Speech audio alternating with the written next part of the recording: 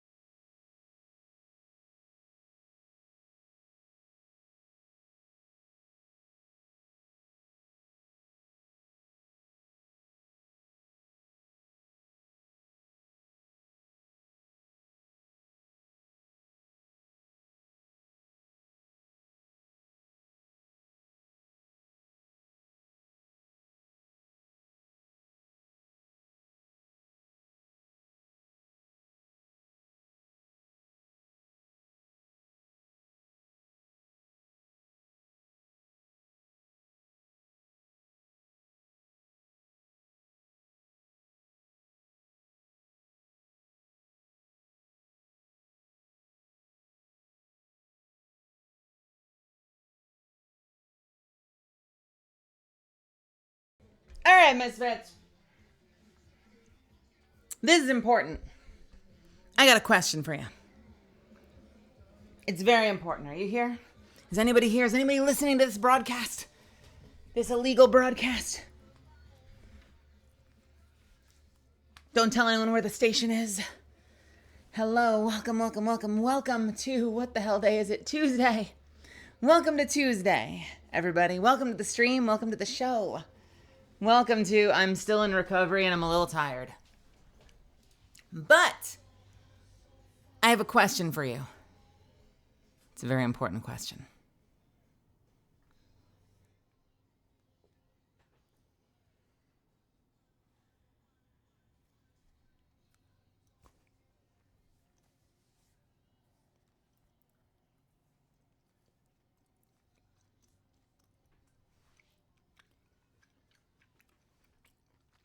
Okay, so my question for you is this.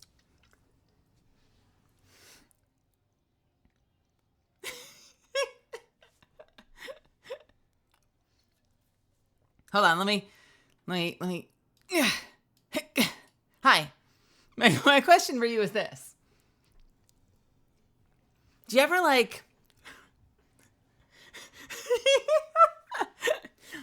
do you ever start thinking about something and then just obsess over it really, really hard for a long time? And it distracts you from getting other things done? I do sometimes.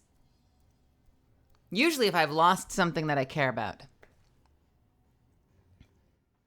Especially if I've lost something that I care about. Sure. At the very last minute. Very nice to meet you. Nice to meet you too, Astro. Thank you for the bits. At the very last minute, as I went live, it dawned on me, this is going to sound concerning. I apologize in advance. I realized I wasn't sure if I knew where all the forks were.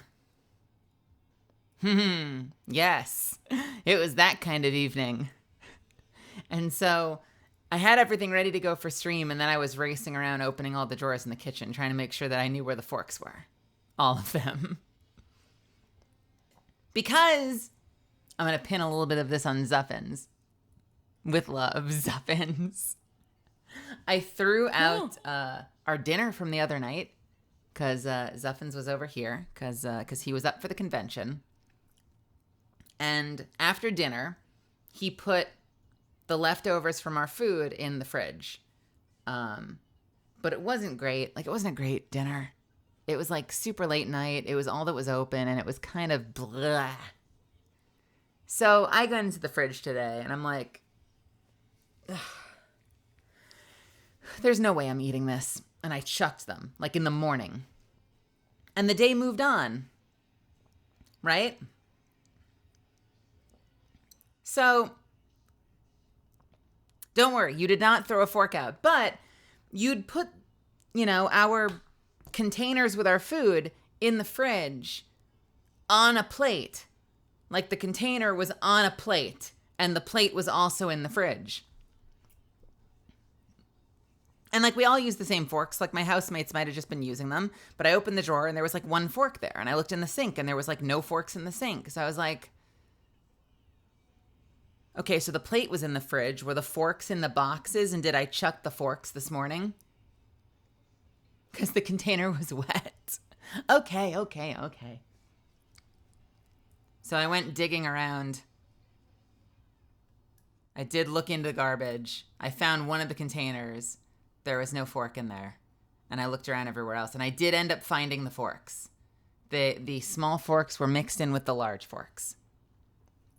So it's fine. False alarm. But for a second, I was like, brace. I need to know where all the forks are right now. I don't care if I have a stream coming. We gotta find these forks. Boys, gentlemen, you've got a task in front of you. And if we don't find those forks right now, we can't stream. Go forth. So I'm a strawberry. My food is almost here. I did order food for tonight, so I'll have food in front of me for the stream this evening, and we'll be playing some Destiny with Rail. I don't know if Nilky's going to be here or not, but Rail will be here, and we'll be locking in some bounties and just vibing. Hello, everybody. By the way, welcome. Hello, Project B15. Welcome to my chat. I know it was I swear this was a longer getting started, a longer stream starting soon than usual. So I'm sorry that you had to wait so long. I'm glad you're here. Adderall Jesus, welcome. What? Jesus, thank you for the 15 months. I appreciate you. I do. Swanky Manatee, welcome. Bloodhound, welcome. And Bloodhound, I hope you have a wonderful rest of your day. Rare Terror, welcome. I can't see chat from this window. Let me move my...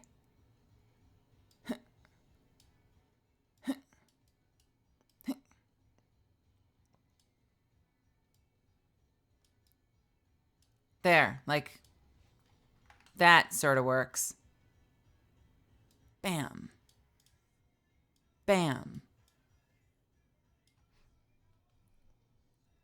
Yeah, now I can see chat easily. Hello, it is me, the Straub. Rare Terror, welcome. Faye the Raven, welcome. Astro, welcome. And Astro, thank you so much for the Prime Gaming sub. I really appreciate it. Thank you so much for the sub. The subs go a very long way and mean a whole lot to me.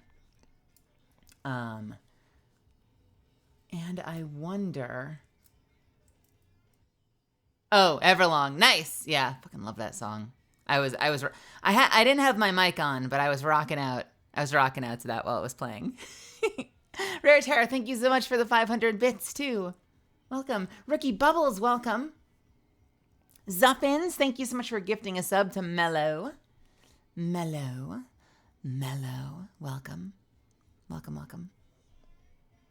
I need to get Mel's playlist for the start of the stream.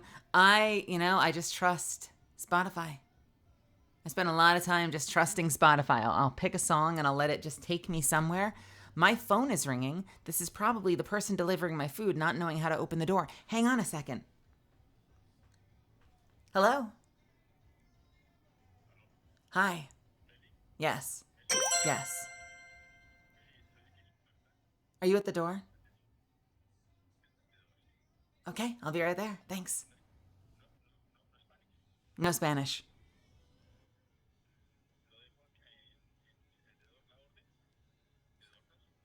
Oh, un poquito. Lo siento. 1 second. I'll be right there.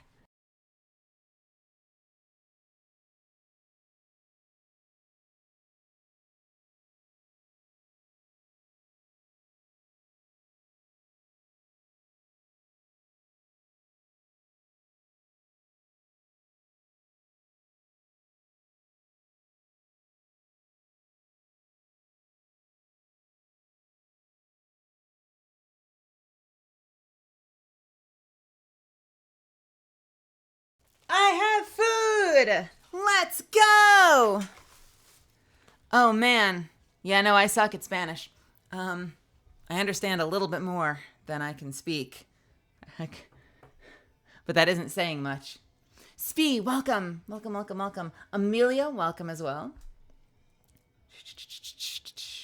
I was gonna ask if this was Tool. We did have a Tool song play. You know, it's funny. We've had so many people just leave the food at the door. I've gotten so used to just waiting for the order to go away.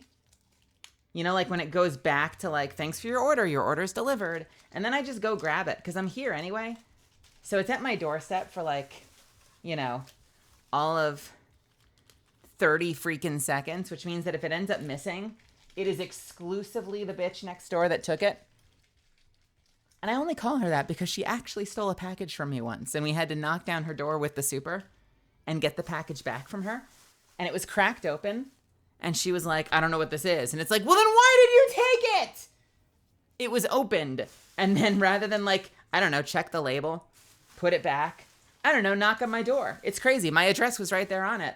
Rather than just knock on my door and say, I'm really sorry. I thought it was mine, but it's yours. I'm sorry I opened it, and hand it to me. And I would say, no problem. I really appreciate it. Thank you so much. You opened it? And she'd be like, yeah, I didn't look. And I'd be like, oh, all right, don't worry about it. Instead, she kept it until we knocked down her freaking door and confronted her about it. Yeah, seriously. And I checked. My name was on it. So, other than that, if it were missing, it's her. But it's always there. It's always there. It's no big deal.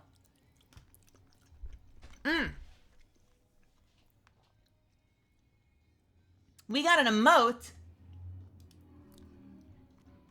I'm sorry, is that Michi Mochibi? Who is this?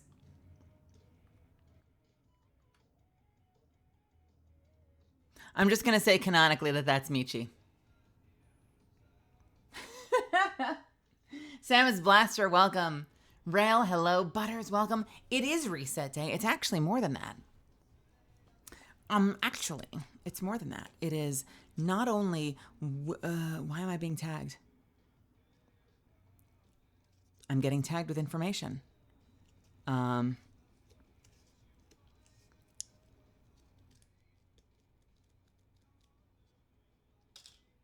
Sorry, one second.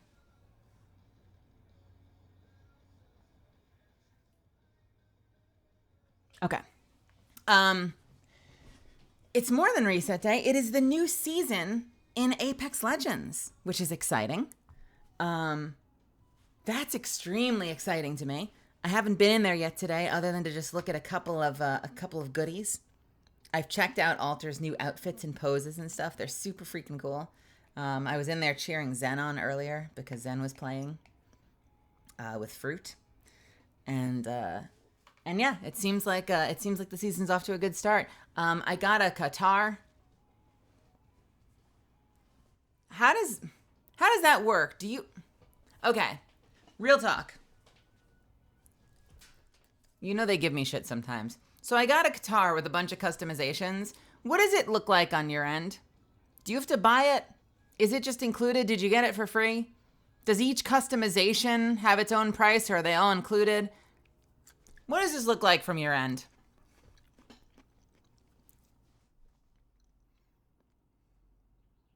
Yeah, they gave us a little punching dagger.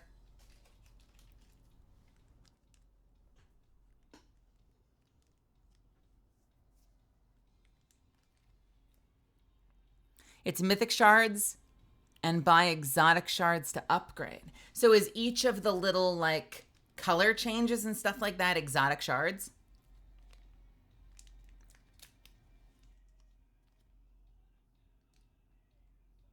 Interesting. Okay. It's an interesting concept. I would be a little taken aback. What is it like outside my gilded castle? Do you have to fight in the mud? God damn it, Nilky, shut up. I would be, my biggest concern when I saw it was that I I feel like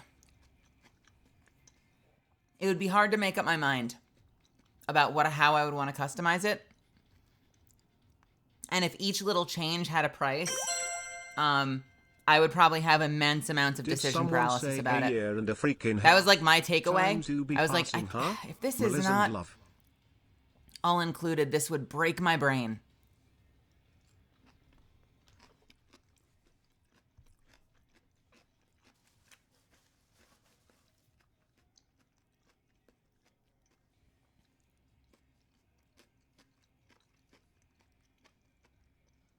Is exotic shards the new thing? So you've got crafting metals and Apex coins. What is the purpose of exotic shards? Just to like limit what you can buy with it? That like you just buy different things with different currencies?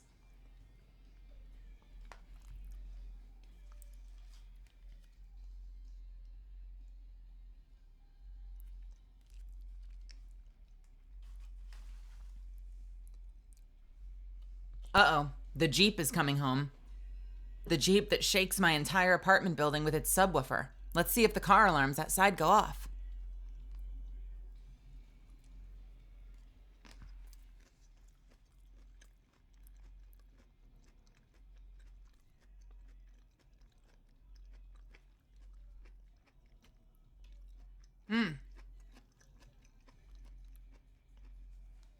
Beans are cool. Welcome, by the way.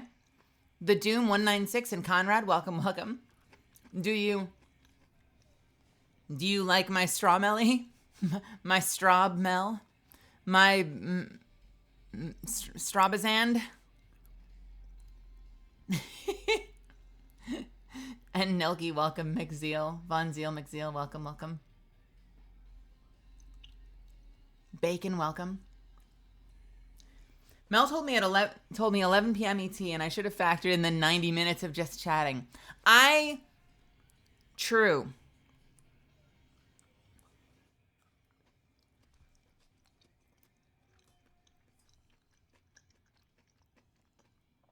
It did occur to me that this is my first stream since ALGS, which means we should probably talk about ALGS a little bit, shouldn't we?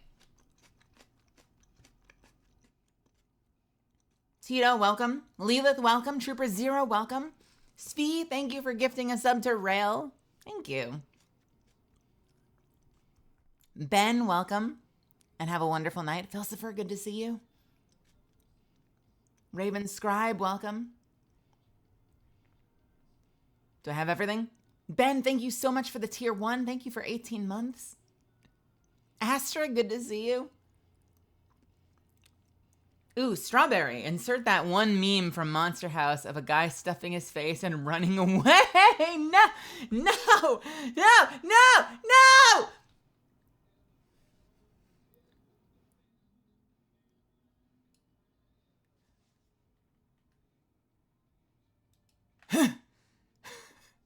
Wait, no, I can do that better. Hang on. It doesn't work as well when you see my mouth open. It needs to have like a, when I pop back into existence from another reality.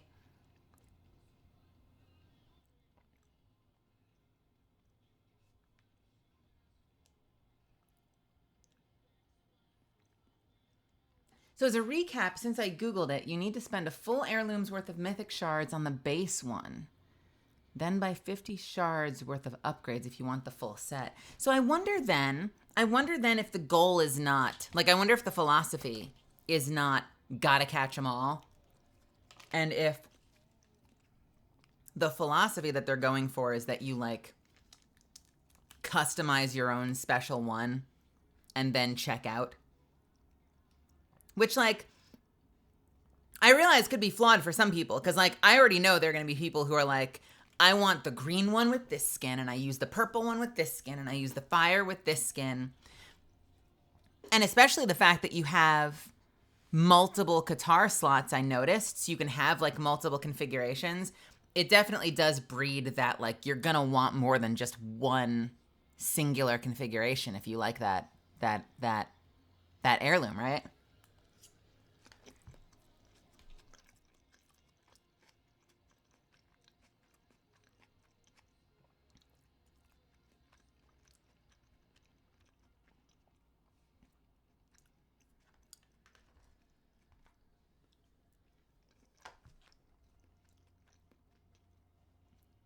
No, wait a minute. I have a question. So hang on. Wait, so help me understand this. So, can you choose to get the Qatar, or do you have to get it with heirloom shards first? Like, you have to unlock it in-game first, and then you unlock the ability to pay to customize it? Interesting.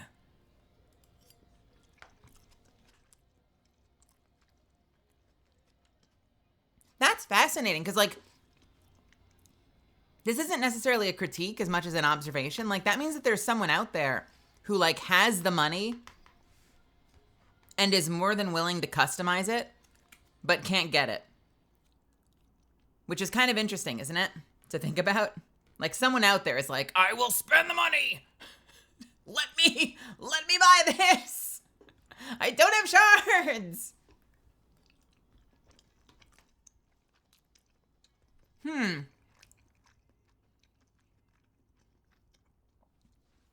I mean, I guess at the end of the day, it's not that different than what Destiny does sometimes, where Destiny will have exotic weapons that you can get through quest lines that then unlock the ability to purchase a reskin for them in the store.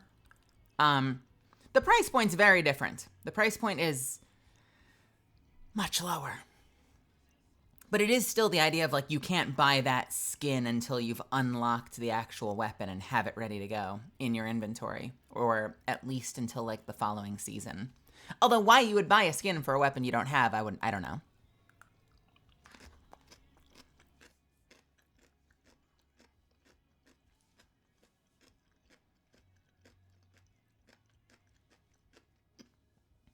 Well, you can technically just play the game for mythics. The odds are just very, very, very, very, very, very, very, very, very, very, very, very, very low, right?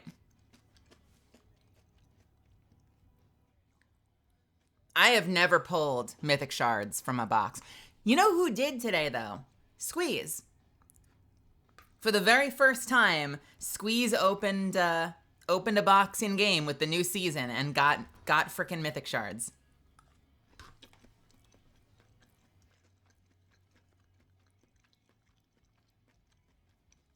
So let's go Squeeze.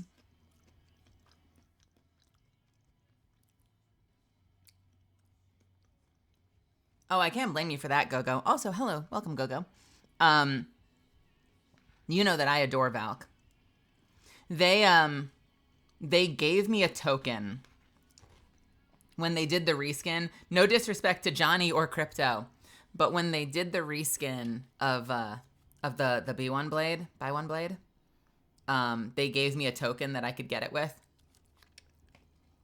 because they tend to give us everything as cast members.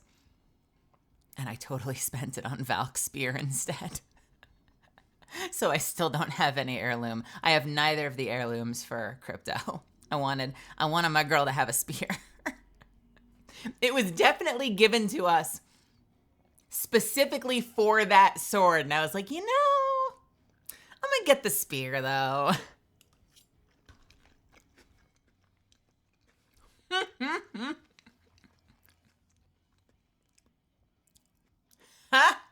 You're right.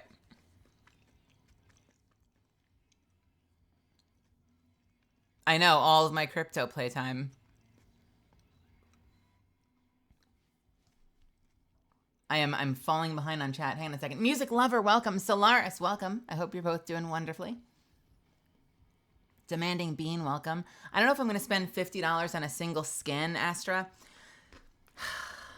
Yeah, I mean, obviously I'm in a weird situation with this game, but I've been in this situation with a ton of other games, from Destiny to my worst one, which was Black Desert. I think I've given like hundreds and hundreds and hundreds and hundreds and hundreds of dollars to. It's bad. I think I've spent like $30, $35 on a skin, but it was a full skin with weapon skins. And that's still a lot of money. But you did get like a complete makeover top to bottom for it.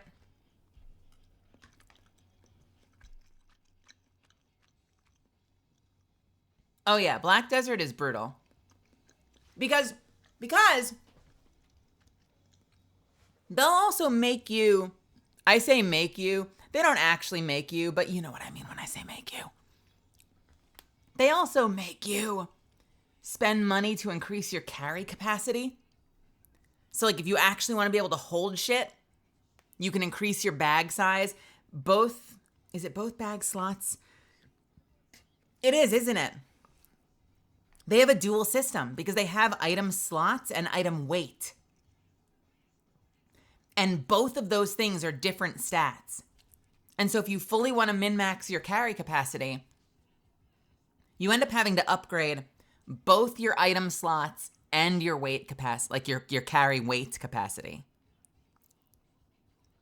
And all that is, that's their way of getting around that some items stack. That there'll be some items that stack up to 500. Oh, cool, I can carry 1,000,000 of them. No, you can't. You can carry a stack and a half of them. And then you'll be like, I've got all the carry weight capacity. And they're like, yeah, but these little gold tokens you need, take up 1 slot a piece. So actually, you can only carry 23 of them. Hey, Remedy, welcome. And thank you so much for raiding with a party of 5. Hello. Yeah, it is sneaky, and I have given them way too much money because you know what? I fell for that shit, and I've given them on multiple characters because it's per character.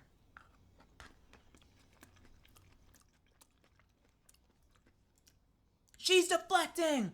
This is about Apex. I'm just sharing this, obviously, because, like, I'm in a very unique position in Apex. And, like, honestly, a very unique position just as a video game voice actor, because I know for a fact that my friends that are in Genshin don't get pulls for free. So Respawn is honestly just, like, incredible for taking such good care of, like, the crew and, like, helping them play the game like that. It's a lot of money, though. I'm right with you. It's a lot of money. I think my saving grace right now is, like, I'm not super passionate about the Qatar. I like punching daggers. I used to play Diablo 2. And the assassin character in Diablo 2 was all punching daggers, and I thought that was super cool. I think it's a really neat weapon. I want a catalyst heirloom. So, you know, I hope we get that someday. You know, obviously we're now also up against like the universal heirloom thing. But I do hope we see a catalyst heirloom at some point.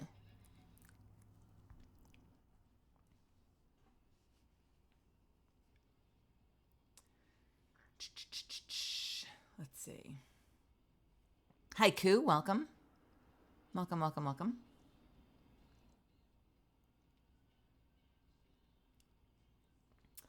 Also, I've been catching up on chat while reading the latest chat, so I haven't skipped everybody. Exquisite Blonde, welcome. Finally remembered my login to Twitch so I can come say. Wait, don't leave me hanging like that. So you can come say what? Orshab Exquisite Blonde, finally remembered my login to Twitch so I can come say. Ah! Say what? What are you here to say? I want to hear it. Talk to me. Look me in these eyes. Wait, hang on. Look at me in the eyes and tell me what you were going to tell me. I'm here. I'm all ears. Or as much as I can be. I've got one ear sticking out of the straw and one ear is trapped in the straw. Yeah.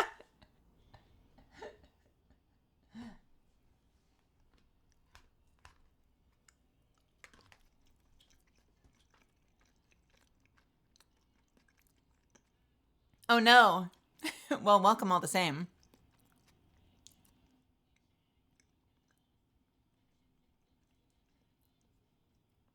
Apparently I've just had heirloom shards lying around in my inventory from either a month ago or yesterday. Oh, hell yeah. That shouldn't stop you, Jesus, from getting more, though. I know people are worried about that sometimes, but it seems like, by all accounts, you can double up. It'll still say like 150 of 150. But I'm pretty sure you can still get more, that it doesn't actually cap you.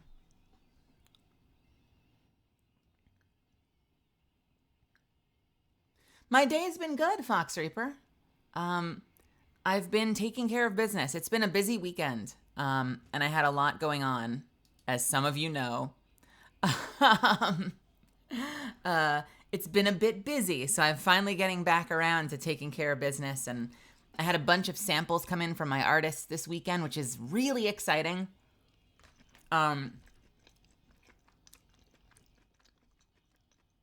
model mama and I are now working, officially working, as in like,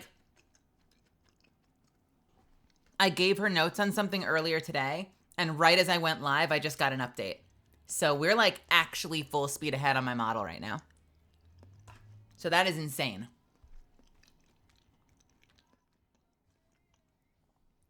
Sam G. Sun, welcome. Kayumi, welcome.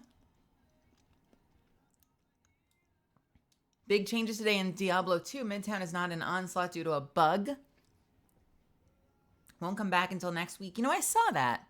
I did an onslaught earlier today, and I noticed that everyone was doing Vostok. For those that don't play Destiny, the latest activity that we've all been doing has multiple maps you can do it on. And so the community has sort of decided, like, you know, the meta is like, you do this one. And that one was mysteriously missing today. So I guess they pulled it out because they had to fix something. Did I say Diablo?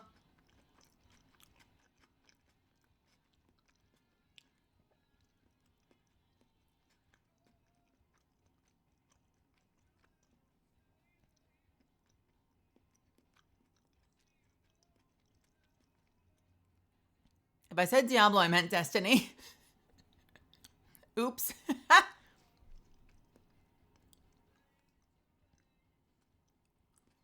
How did you do all the things at the bottom of the screen? On Twitch, not stream. Oh, big question. If you have your own Twitch channel, you have a little button that lets you customize it. So if I go to my Twitch page, lets me mute it so it doesn't loop into itself, and I scroll down, I have a little slider on the left side that says Edit Panels. And it's mostly just pasting stuff in. Like pasting in text, dropping in images. So like I got some of my own images to put in there. There's a couple tools you can put in, but it all starts by editing panels, which is a little slider that you have there. If you have your own, Fang.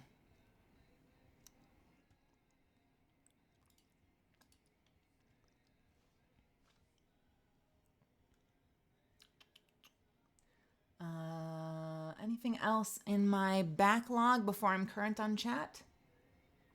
I don't know.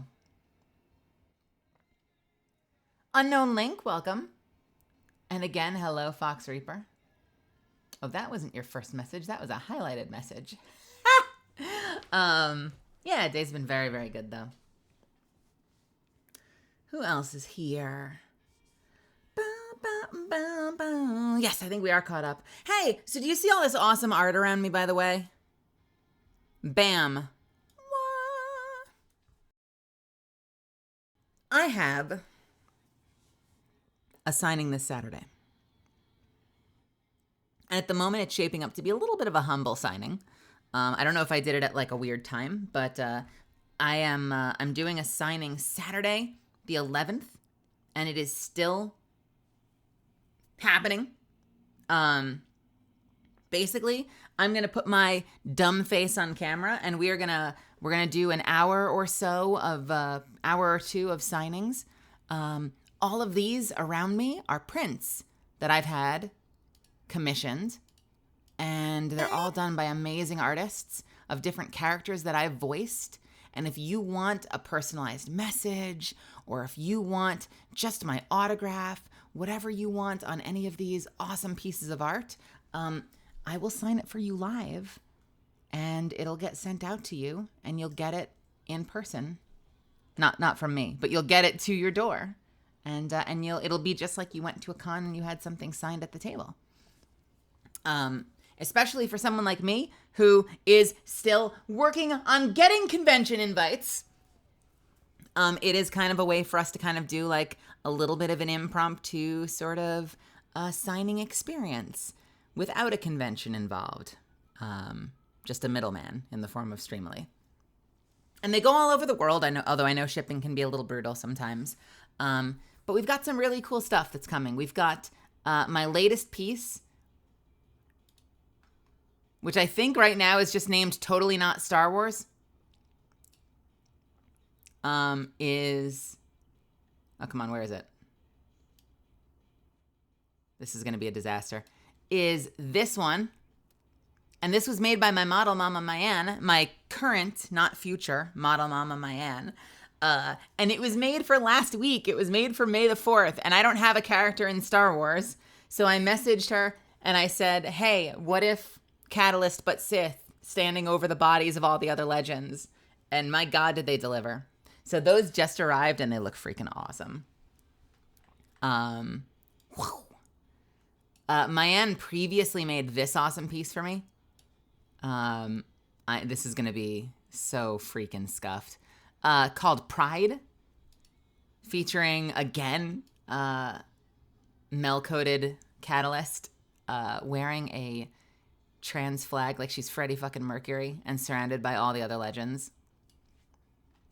And there are a whole lot of other ones. My other most recent popular one was this one by Ringekko, which is, I'm just going to say it, the hottest piece of Catalyst art I've ever seen.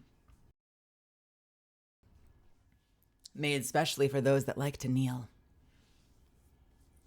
It came out really nice. I love this one. Can you tell that it's a Blood Moon skin? I call this one Blood Moon.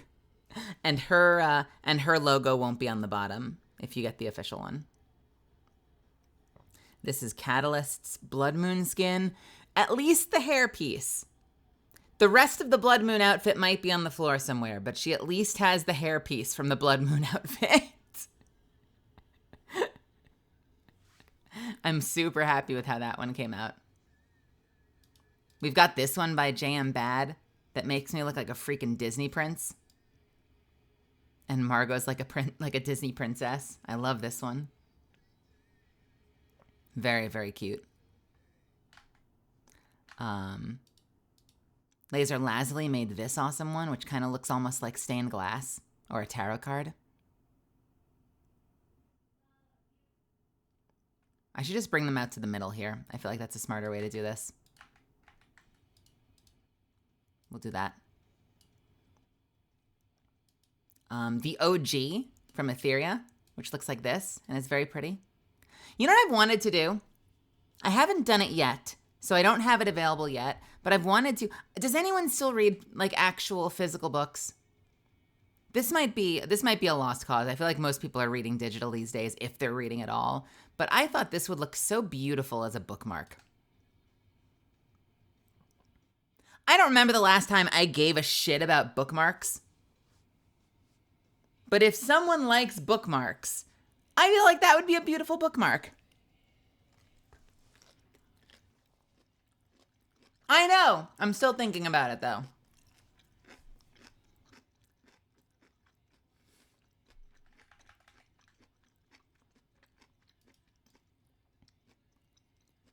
I've got Peng, if you're a fan of Monkey Kid.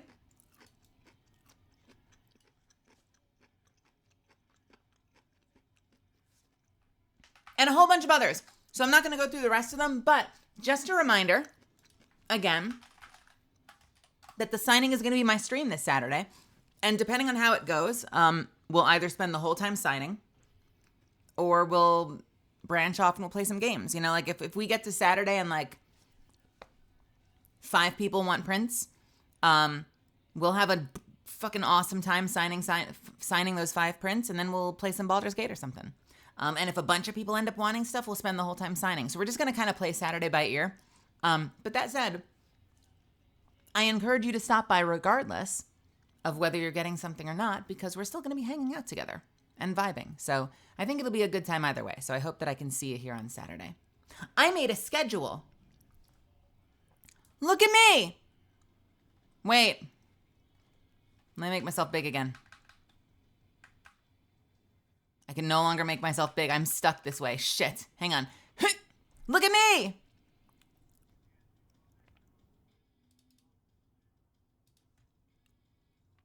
Where is my schedule? Where did I place this thing? Did I already throw out the schedule? Did I make it, post it to Twitter, and then throw it in the garbage?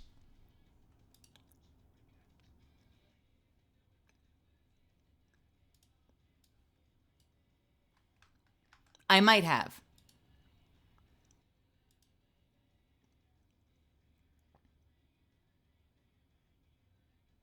There it is. Hope. It's a schedule. So obviously we took off yesterday. We're going to be playing some Destiny today. I don't know what I'm doing tomorrow. I'm also off Thursday, and here's actually kind of a mini update. It's not going to really impact stream that much because I still tend to stream like 5 to 6 days a week. Who is that on the left? That's not our strawberry queen. Sarah GMs, welcome. Welcome. And yeah, Zuffin's got the hookup for the signing. Follow that link that Zuffin's just posted. Welcome, Sir Walrus. And Rando Rave, welcome. So I'm in a class now for the next 4 weeks, and it happens on Thursday. So there is a high likelihood that Thursday is going to be a no stream day. Which means that our stream days for the next like 4 weeks are going to be Monday, Tuesday, Wednesday, Friday, Saturday. I know I feel like I tend to do 6-day weeks instead of 5-day weeks more often than not. So I feel like some weeks this could result in like getting 1 day less than I might normally do. And there's always a chance that I'll do like a super late night stream at like 9:30. But the class runs until 9:30, which means that like by the time I'm actually out, you know people are going to be talking afterwards. It's going to be like 10 p.m., which is already like 3 hours, 2.5 to 3 hours later than I like to go live. I tend to go live a little late anyway, sometimes at 8 o'clock. 10 o'clock feels ridiculous. So that might be a day off for the next 4 weeks. But otherwise, it'll just be business as usual. And we'll still be doing Ace Attorney on Fridays, which kind of just means that I get to rest my voice a little bit more so that Friday can be extra cool. And on that note, notice we are doing Ace Attorney this Friday. And I'm very excited about that too because, no spoilers, we are going to be jumping into possibly one of the craziest cases in the game. I know we've already done Rise from the Ashes, which I said was my favorite. We are doing Farewell My Turnabout on Friday. And no spoilers, it's nuts. It's crazy. It's the end of the second title, so it's another one of like the major capstone, like landmark, like finale cases, and it's going to be amazing. It's going to be nuts. So be there on Friday. If you've never been to a Friday stream before, I voice act every character. It's silly, it's campy, it's anime as fuck, but it's super fun. I take it very seriously, and it is like the most fun I have all week. So that's going to be Friday. We're jumping back in. We're starting up again, and I cannot wait. Friday cannot come soon enough. Exquisite Blunt, thank you so much for the tier 1. Holy shit, thank you. That's very kind. Do I have anything else for you? ALGS was this weekend. I feel like I'm doing a news show. Does it feel like I'm doing a news show? I feel like I'm changing topics, like, in enough of a declarative way that it feels like I'm running a news show. Big news from New York. Hey, Crystal. My God, this weekend was crazy. Did you guys follow Did any of you follow ALGS? Did you see me on stage being a dork? Back to you, Bob. Thanks, Crystal.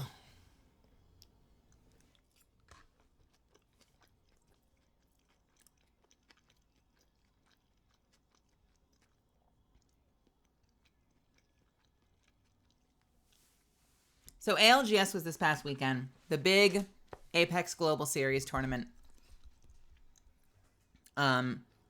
Everyone came in.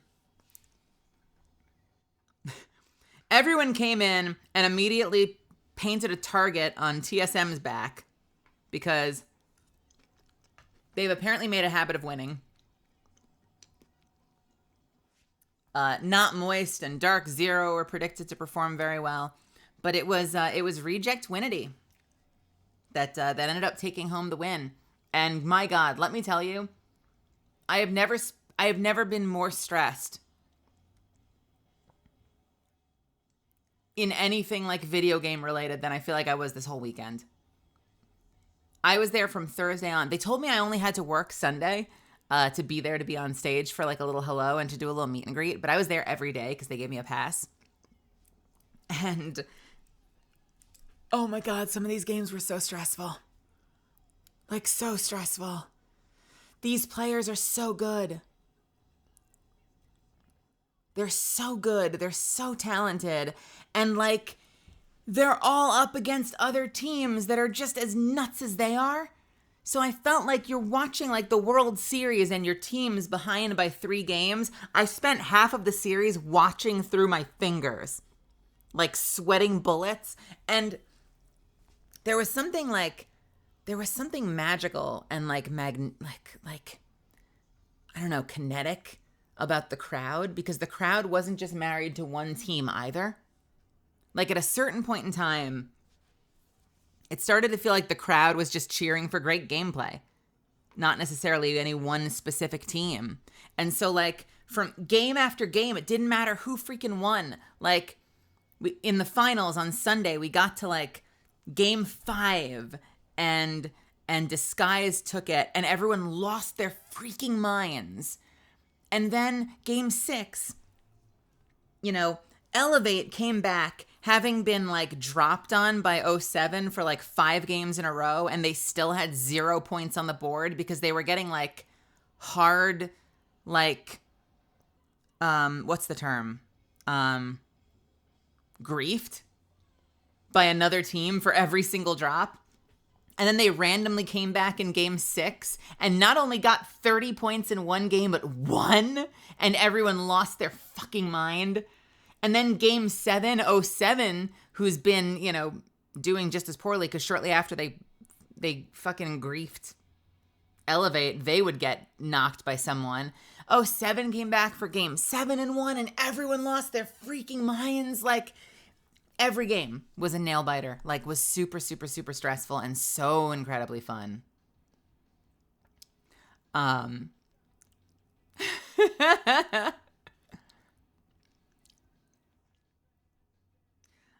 OXG, my poor lad's missing out on the finals twice by 1 point. And your boy, especially the way that they, weren't both of those. I feel like in the winners and the losers bracket, wasn't there a team that clinched the number 10 spot like at the last possible minute in both sets? So that must have been really rough watching it get snatched away at the last fucking second. And I think in one case, the number 10 spot and the number 11 spot had the same point totals. And I don't know the mechanics or the math behind that, but that must feel extra salty.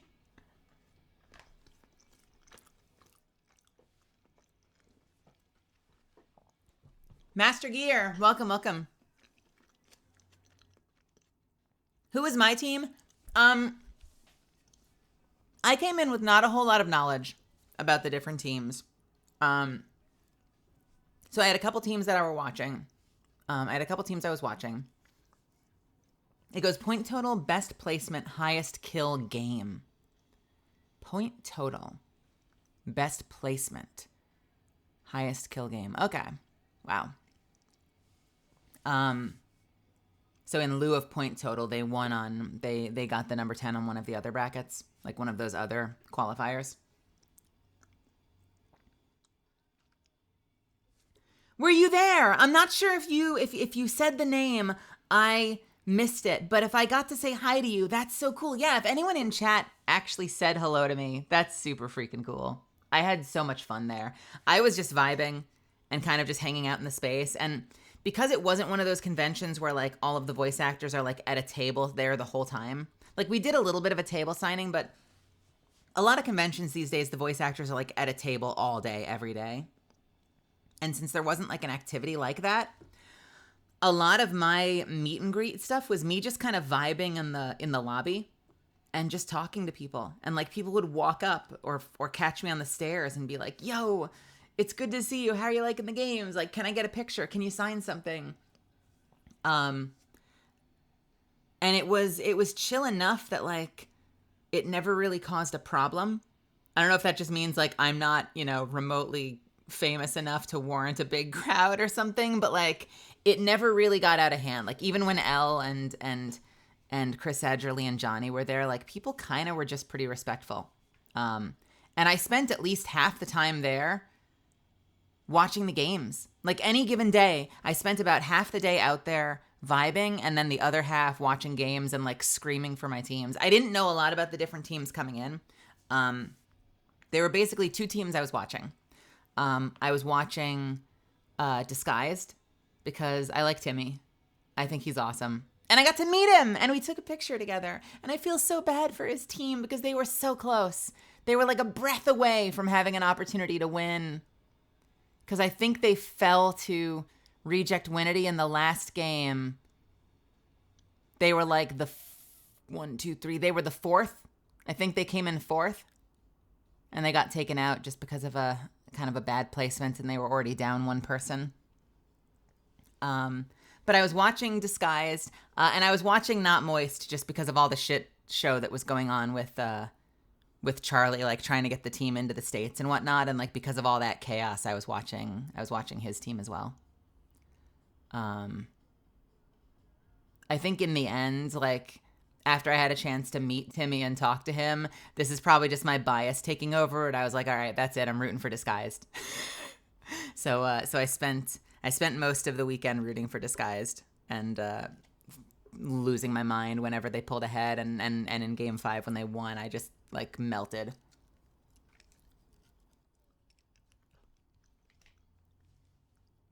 Hello, Sama, welcome. Jono, Sunny420, welcome. Liz, welcome. Jack, welcome. Punkster, welcome. They were so cool, and Timmy was so nice. I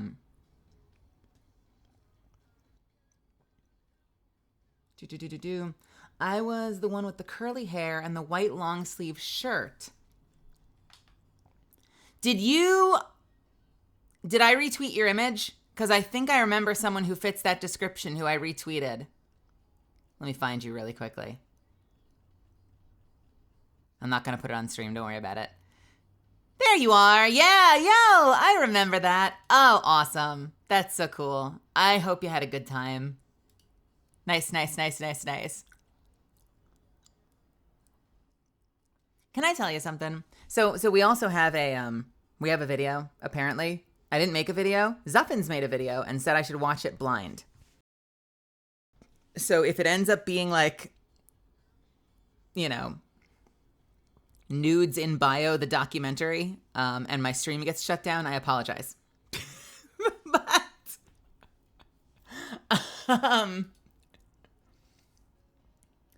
But can I tell you one of the coolest things this weekend?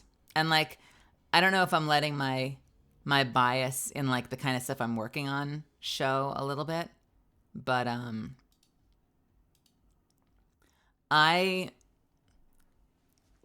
there as an actor in the game, and Apex Legends is like the biggest role I've ever booked. And hopefully the first of many, right? Like hopefully the first of many awesome things that I get to share with all the people that decide to stick around and follow me. But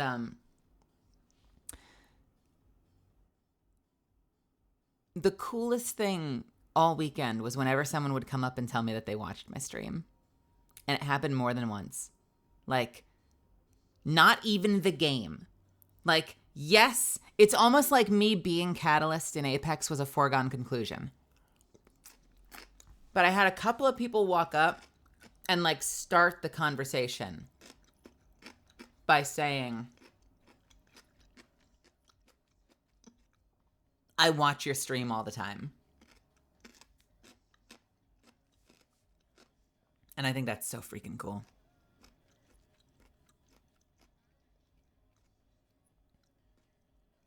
It made me so happy.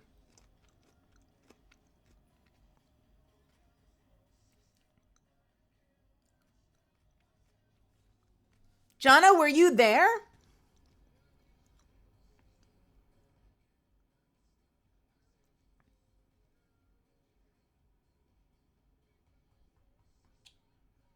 Oh no! I was there all weekend. How did we miss each other so many times? Ugh. Agony. I'm so sorry. You know who did show up? Goliarb showed up. And I got to say hi to Goliarb for a second. And then they had to run. So that was kind of exciting.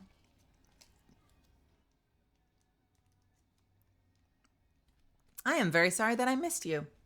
I, to be fair, didn't really do a whole lot of advertising that I was there. But I was there. I think like on Sunday after I was on stage, it suddenly felt like people recognized me a lot more. I guess because I didn't make like some official video or something, or I wasn't like announced as a guest at the start, like on Thursday. Like from Thursday to Saturday, people would be like, they'd like half point at me and squint and be like, you're Mel, right? And then come Sunday, like after I did the stage thing, like people were catching me on the stairs and suddenly it was a much bigger deal. So it's like I was outed. They caught me officially.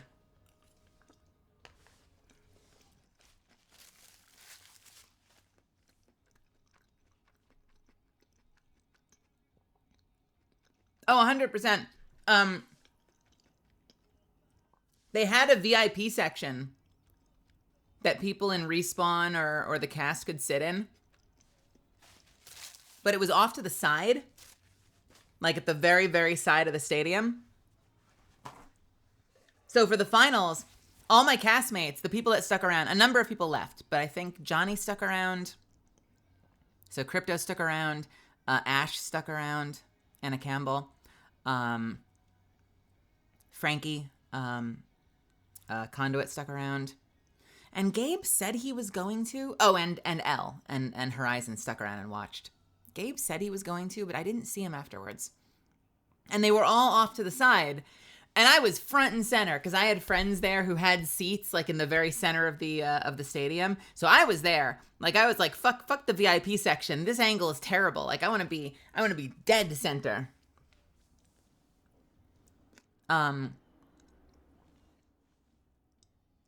Who was there in total? Well, we have a video. Hey, Zuffins, I have a question. I know you said to watch it blind, but was the stage part of the video? Will we have that in the video if I play the video?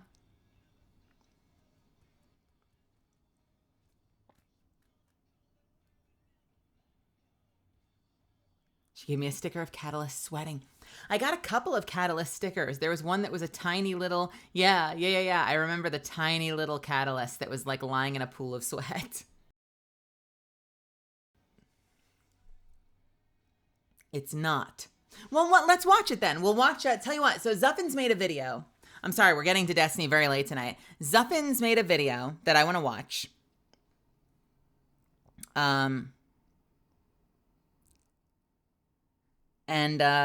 But what we'll start with is tell you what, let me find the stream. Let me see if I can find the stream.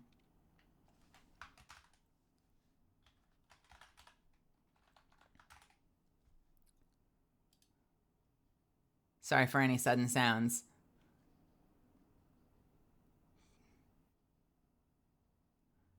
All right, so they did this thing and it was really cute. And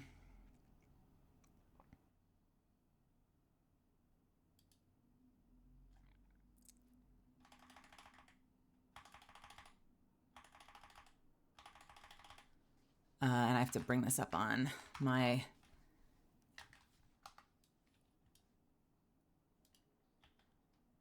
other browser. 1 second. What fucking timestamp is this? 40. There we go.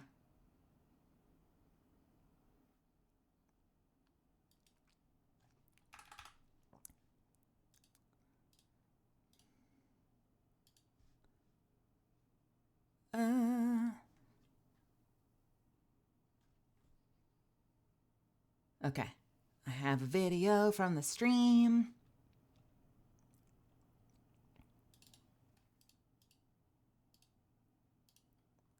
Bam. We can do better than this. Hang on a second. Okay, there's got to be a way to put chat away. How do I put chat away? Chat?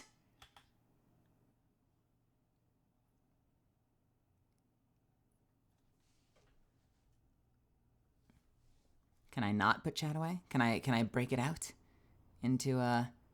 Ooh, we'll do it in a picture-in-picture. Hey, Sunglass Kid, what's happening? Okay.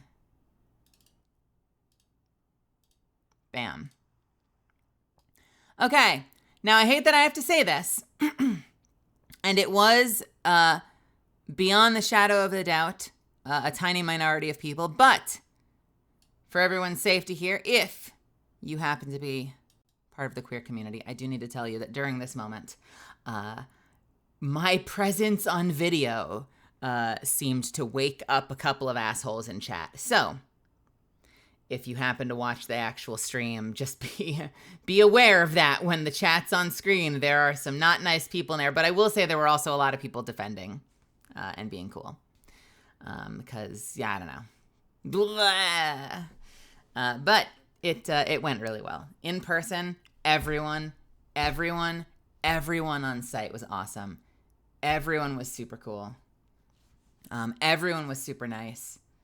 Yeah, nothing's going to be on screen. I fixed that. If you happen to go watch the finals, some losers found their way into chat. But you know what? We don't sweat those too much, right? We don't sweat those too much. So let me find the start of this.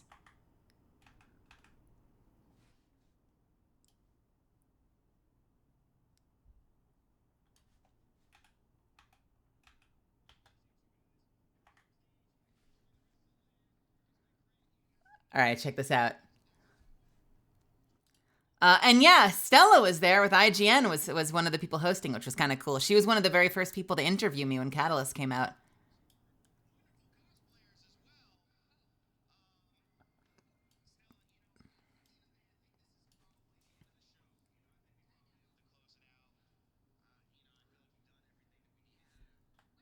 Do you not? I can fix that.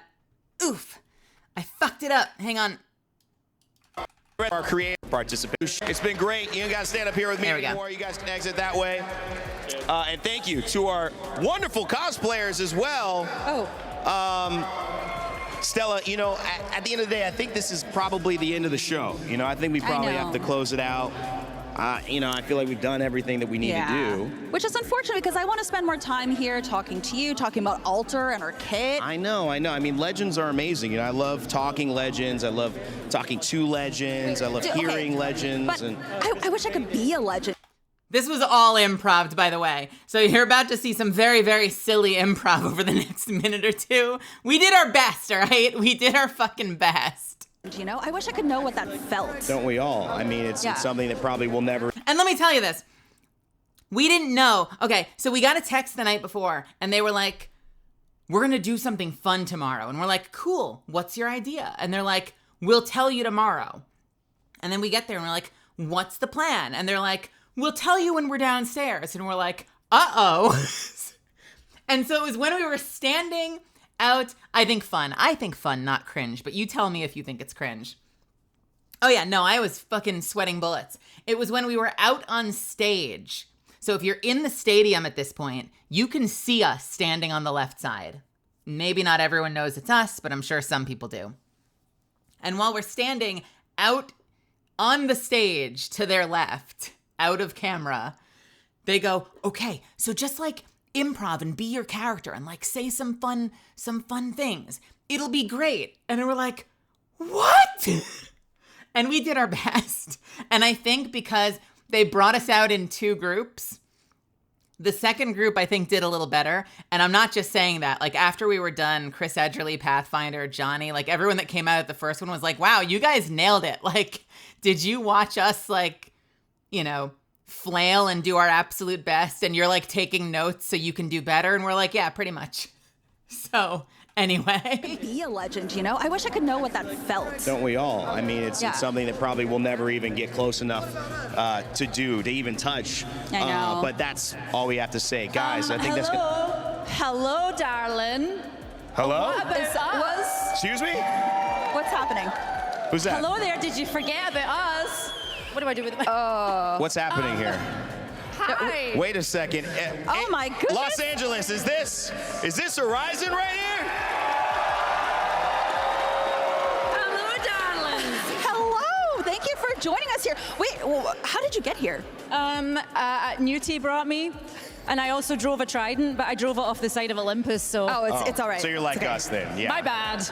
My bad. Elle, what a great thing. We saw you at Champs. Yes. We're so happy to have you here. It's your home. Also, can I just say this?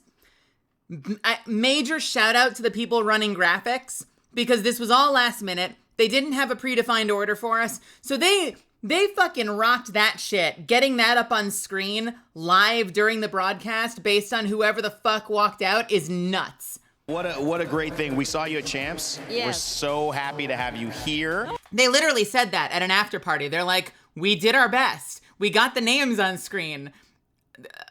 It was great. And we're like, thank you so much. It's your hometown too, right? You live here, right? In LA. Yeah, I'm totally a California girl. Totally. Hey, wait a second. I haven't heard that voice line.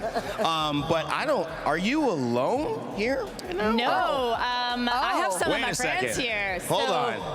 Johnny. Ladies and gentlemen, we've got your Apex Legends voice actors here. I would introduce them, but I think you guys want to hear them introduce themselves, huh? Welcome to the ALGS. And I'll just say this, the monitoring was weird. So if you were there, I probably asked you if you could hear me. I asked like everybody, could you hear anything I was saying? The monitoring was super weird. So that's definitely Johnny being like, is this microphone on? Welcome to the ALGS.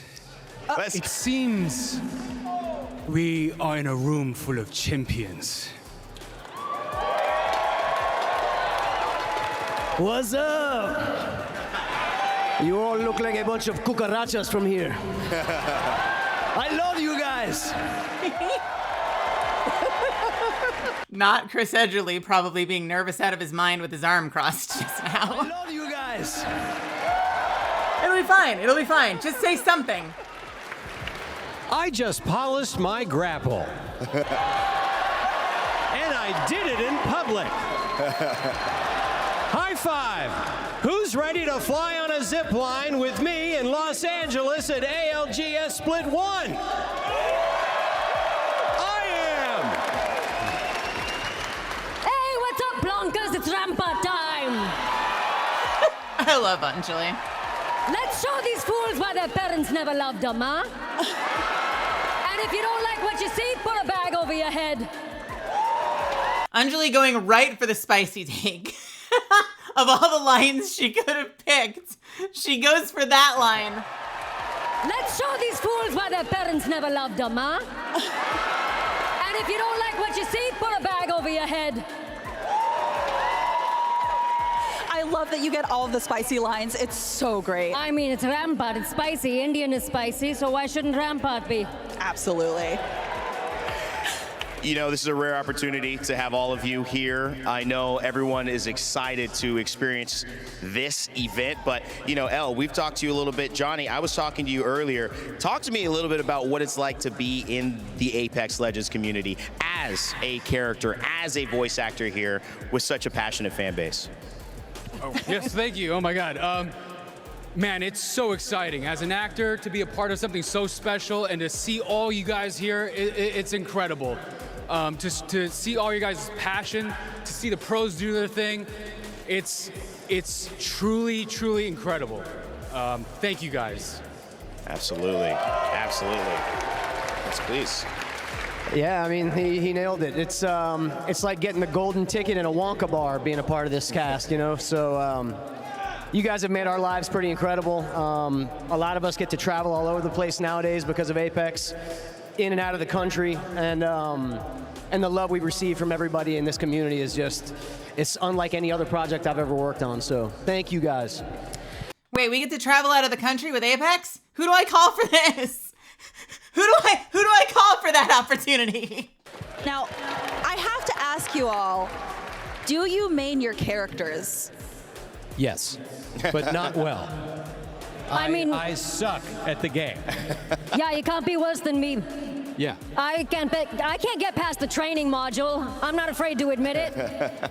If you've seen my stream where I play, it's mainly me rage quitting. And He's it's usually fine. because you guys kill me in pubs. So That's also true, though. thank you, I guess. Thank you, I guess. Is it like, honestly, yes, though. Honestly, yes. Because, like, everything we're doing right now, I owe to Apex, you know? And maybe that's my own, like, lack of confidence or cowardice speaking, that, like, I never found the courage or the endurance to start streaming. But after a Catalyst announced and people started showing up and, like, wanting to talk and spend time here, I found what it took to start doing this. And I get to go in every 3 months, which means, like, every couple of months I can pay rent because of, like, this title. So, like, yeah, it very much does feel like getting the golden ticket, Astro. It really does. For all the shit that I give, like, conventions not wanting to bring me out, and the motherfuckers in chat right now typing, like, you know, trans L or whatever, this is one of the coolest, I mean, this is the coolest opportunity I've ever had, for real. And I'm so grateful that they decided to go with me. I didn't think it would happen. I assumed, like, the one you want, you never get. So I just naturally assumed, like, of course I wasn't going to book Catalyst. And then I did, somehow. It's crazy. Ladies and gentlemen, one more time. LA, Galen Center, make some noise for the voices we hear for 6 to 8 hours a day while we're grinding ranks, hopefully gaining RP. Your voice actors, thank you so much, guys. Enjoy the rest of the event. We'll see you around. Say hi to them. They'll be here enjoying Match Point Finals. And in the best piece of improv, literally improv game won by Zara Fazal, the voice of the announcer. Best fucking improv of this whole fucking thing. Stella, wow, okay. Yeah. So I tried to close the show. Guys, I know. This time we're really gonna close the show, okay? Because that was amazing. We have Match Point Finals. I gotta get dressed. I'm wearing a suit. Oh, you are? Yeah, I mean, you Do know. you want to give us a little sneak peek of what colors you're wearing? Yeah, it's a big day. So final thoughts, closing thoughts on today? Oh, it was amazing. The energy was electric. I can only imagine what Match Point Finals is going to be like. So Attention. It's gonna be. More voice actors incoming. Excuse me? Wait a second. I love that she did that. Is that the announcer of Apex Legends? You are the Apex champion. Oh my God! Oh my God! I've been waiting my whole life to hear that. I just got goosebumps.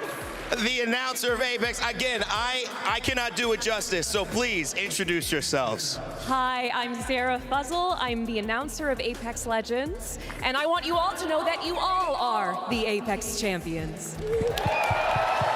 Gabe, with the smoothest voice on planet Earth. This is Gabe Kuna, the voice of Newcastle. Yeah. I can clean and defend my teammates. Recharge my Evo Shield, not the one on my back. Ooh. I love his voice so much. He has such an incredible voice. Do you fear me, pilot? I'm Anna Campbell. I'm the voice of Ash. Yeah. Every time. Oh my goodness. Time to rise and shine, ALGS. Frankie! I am Frankie. Who's doing a low-key Conduit cosplay. Can you tell? I love this. I love that she did this. She even had Conduit-themed eyeliner. It was fucking adorable. Shine, ALGS.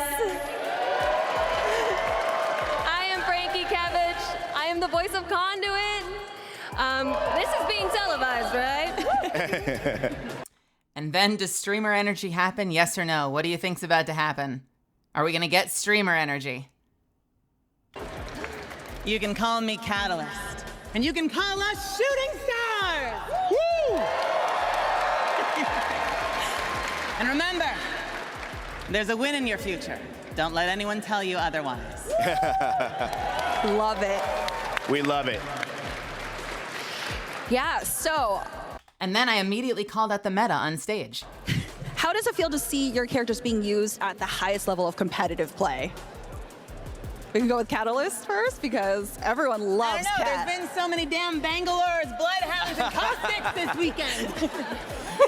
It's incredible. I remember a couple of tournaments ago, like you'd get to that final ring and there'd be like 8 Catalyst walls go up, and it was incredible to watch. I mean, this is the biggest gig I've ever bagged. I feel so lucky to be a part of this insane cast. And you know, lucky doesn't come very often in this industry, and I've felt so welcome to be a part of this. This weekend's been magical. There's what, like 20 teams vying for that title? Yep. So I'm gonna be right in there with you, screaming my butt off for whoever the heck manages to take this thing home. So I hope you have a great weekend. Or a great Sunday. It has been so insane getting to see all of these professionals, especially ones that play Conduit. I mean, you've had, what, 6 months to perfect getting to play with her? And That's right. The fact that she's able to actually help you guys get some wins out, it's been so crazy. I have loved being part of this. It's very intimidating to join such a legendary cast and such a huge game. But I've received nothing but love from the community, and I'm so, so grateful for all of you. And I'm cheering for every single one of you guys up here. You work so hard. And there was a couple of Conduits in there. How lucky are we? How lucky are we to be in this community? As actors, we get up here and we go, hey, we'd like to express something that you might not get to feel all day, every day. And you get to play with a character that we get to bring to life. And each one of us gets to give a little piece of ourselves to a little piece of you. And I think whether you're playing me in the finals or not, we're all in this together. And I think that's amazing. I don't think I saw an Ash, at least not in the finals, but I was so here for the teams that changed it up a little bit. Like one team was running a Watson. Disguised was like the only team in the whole fucking finals running a Wraith. And they used her really well. It's cool to see like that tiny little like, fuck the meta, we're doing this because we're really good at it. All right, y'all. I need y'all to pick me more. I just got above. Newcastle just got above, baby, so we're in there. Please pick me. What can I say? I've been so lucky to be part of this world since Titanfall 2. Wow. And just to see, Titanfall 2. He really does. Yeah. To see how this community has grown, this community of artists and this community of all of you with your creativity and passion and warmth, it's just, I can't describe how amazing it feels. Thank you for having us. Thank you all so much. In many ways, you have been the soundtrack to our lives for the past 5 years. So we hope to continue seeing you in this family to grow. One more time for your Apex Legends voice actors. They will be walking around throughout the venue today as we prepare and engage with our match point finals. Thank you so much for being here. We're going to send you get some rest, and we will see you throughout the convention. Thank you so much. Thank you all. Hell yeah. And then I'm pretty sure as I walk away, you will hear me scream, get those wins, and nobody in the audience will care. But I cared. Welcome, Red Song. Welcome, Kaiser. What's happening? Hello, hello. Let's see if you can hear me scream, get those wins. I think you also heard me scream, hell yeah. See you throughout the convention. Thank you so much. Thank you all. Hell yeah. And with this, we actually are going to close the show. I promise. Revenant is not going to come on outside after this. Yes, But Stella, okay, we're good. truly to end, that was such a fun surprise. Didn't hear me. Oh well. The crew. So yeah, so that was the thing. We were all on stage being goofballs. I'm pretty sure that the entire stream, everyone in chat was basically like, what the fuck? Get them out of here. Gosh, get to the games. Get to the games. What the fuck is this shit? No one cares about the voice actors. But it was so much fun. To answer a few questions that people might have, I've been on stage a lot when I was younger, so like I wasn't really nervous at all. It was very fun. The thing that made me the most nervous was the way that they handled the voice line thing, was them being like, say something, make it up, it'll be fun. That freaked me out. Being there, being in front of everybody, didn't. But the what's about to come out of my mouth when I was just given like the weirdest improv pitch in the world, that momentarily freaked me out. It'll be fun. Kaisa, I hope you had an awesome stream. I hope you're liking the new season. I want to play games with you soon. I hope you're doing all right. I miss you. I love you. We're just kind of recapping ALGS a little bit. So, I am Melazand. I'm a professional voice actor and pre-debut VTuber. And I just got the latest doodle from my model mama. And let me tell you, you guys are going to wet yourselves. This is coming out so good. Holy shit, she's doing a great job. We are recapping ALGS because I am the voice of Catalyst in Apex Legends, and I was there all weekend at ALGS, and it was amazing. I know, this is it. You missed the official debut. Official VTuber debut. I'm a fucking strawberry. There's something about this model that when I drag it around, it's hilarious. Just like, hey, listen to me. No, hang on. Hang on a second. All right, you look me in the eyes, motherfucker. It's making me want to have a gremlin model now. I need to have a gremlin model someday. Honestly, like, major props to Chris Edgerly. When he did his thing, like when he did his whole, like, where is it?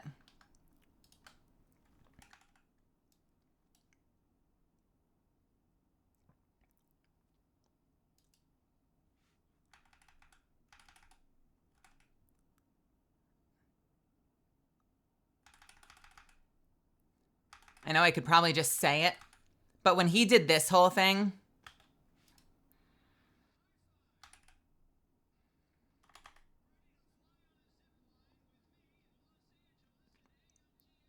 and he like made it relevant. Oh fuck, did I turn the sound off? Why do I always do that? And I did it in public. Line with me in Los Angeles at ALGS Split 1. When he like did that and like made it relevant, that was when I got my idea. That was when I was like, okay, cool. And I'm in my head going like, I want to yell, because I told everyone I would yell. Like from the start, I was like, if they give me the mic, I'm going to bring streamer energy. Like, let's fucking go. I'm like, I care about the game. I can talk about the game. So I'm going to say something about the tournament, which I think I did, about the 20 teams vying for the championship. I'm like, I'm going to do a yell. So I'm like, call us shooting stars. And so I'm like, maybe I'll say, I'm Catalyst, there's a win in your future, and also, and then I'm like, wait, no, reverse it, because then I can go, call me Catalyst, and call us Shooting Star. I'm like writing it in my head as it's coming down the line. I'm sure if you then cut to when we came out, you can probably see my brain moving a mile a minute while Frankie's talking. I'm like calculating what I'm gonna say at the last possible second. Let me see if we can see my brain working. Time to rise and shine, ALGS. Do we get any rapid eye movement? Frankie Kevich. I am the voice of Conduit. This has been being televised, right? Not quite. I can promise you, I was like lucid dreaming. I went into like Matrix mode. My eyes were flickering. The past, present, and future were all merging together and coexisting simultaneously as I desperately tried to think of what was gonna come out of my mouth in 3 seconds. I was blinking a lot. Yes, I was. Let's count. 1, 2, 3, 4, 5, 6, 7, 8, 9. This is being televised, right? I also love like it's almost like a code switch. The switch from Ash to Anna is wild. Not the one on my back. Ooh. What a big personality jump. I know I do that too, because Catalyst's very serious and I'm a big gremlin. Damien, what's happening? Do you fear me, pilot?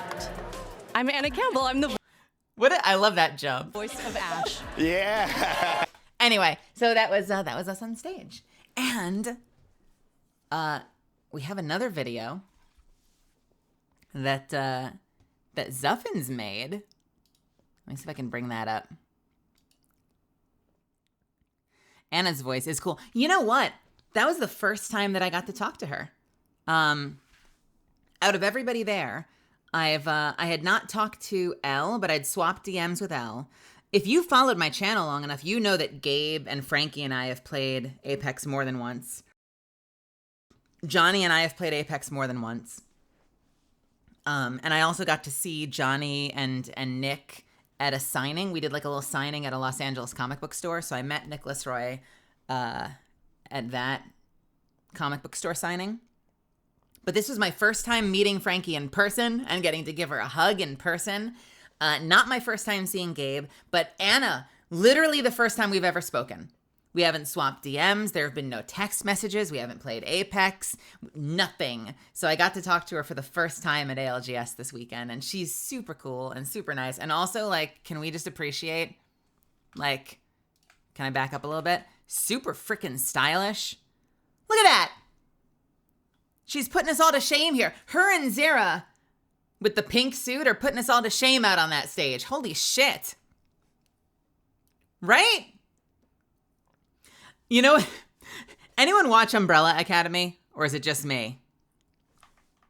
I leaned over before we went out on stage, and I'm like, I know I'm wearing a hoodie, and like, it was a pretty stylish hoodie, but next to everyone else, I felt like the Vanya of the Umbrella Academy. Like, everyone was like colorful and vibrant and stylish, and I was just wearing black from head to toe with my hair down. I swear to God. That's what it felt like. I will say this. You can't really get a good view of it because I was wearing an Apex t-shirt. I got the Catalyst. They gave me the Catalyst t-shirt. The one that they're raffling off. There's 10 available. Not raffling, but they're doing a giveaway. 10 available. I tweeted about it. I put it in the Discord. They gave me one. It looks so beautiful. It's Mel-coated. She has red highlights.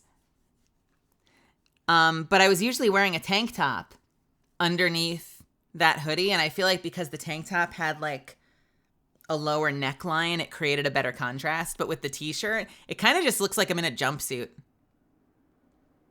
Doesn't it look like I'm just wearing like a sweatsuit from head to toe? Time to rise. I'm trying to have a sense of humor about myself lately because I don't like the way I look in photos, and I had to take like dozens of photos this weekend. So I think it was a good desensitizing for me. Like, it helped me kind of get over it. And I also like have just tried to have a sense of humor about it, which is why I tweeted that image. Gabe took a selfie with me and it came out fucking terrible. And I was just like, fuck it. I retweeted it and I'm like, I look like an elf, LOL. Like, I don't know. Maybe if I can laugh at myself enough, I'll kind of get over it.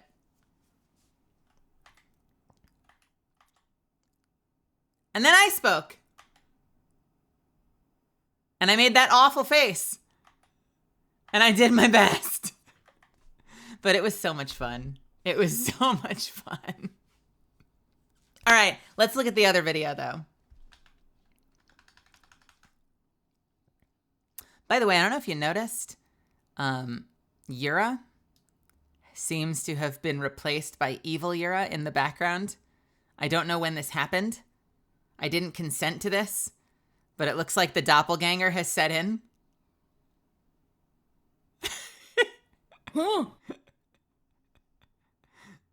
I showed Yura and she promptly sent me back a what the fuck. But yeah, it seems like evil Yura has decided to make an appearance again. Well, all that says to me, Exquisite Blonde, is that all of us have self-image issues that we need to work through. And I am no exception. But you know what? Part of my cope is becoming a VTuber.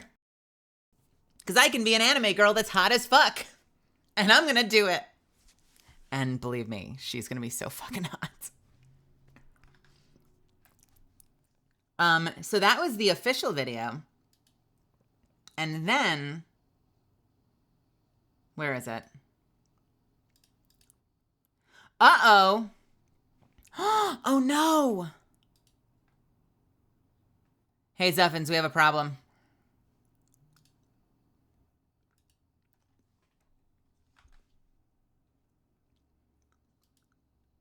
We might have to do the video in a little bit because it's not finished downloading. I started it like 3 hours ago, and I think it may have interrupted.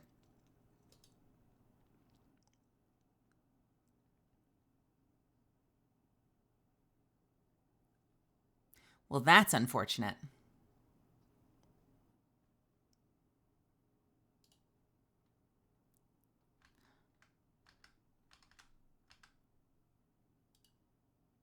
Yeah, that's what I said.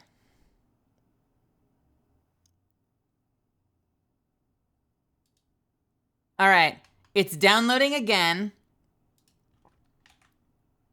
It's downloading again. We'll see when it's done. Will it finish? That was the Midland corporate video. Next up is the Gat Rizzler Zuffins edit. Fuck.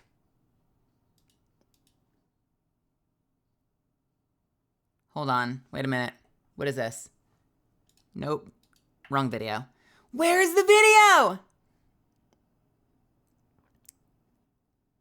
Okay. It's downloading again. We'll get there. It's going to take a couple of minutes, though, so I'm going to leave it open on the side. And when it's done, we'll watch the other video. But that's okay. We can do a little bit of a back and forth. We're going to play some Destiny tonight.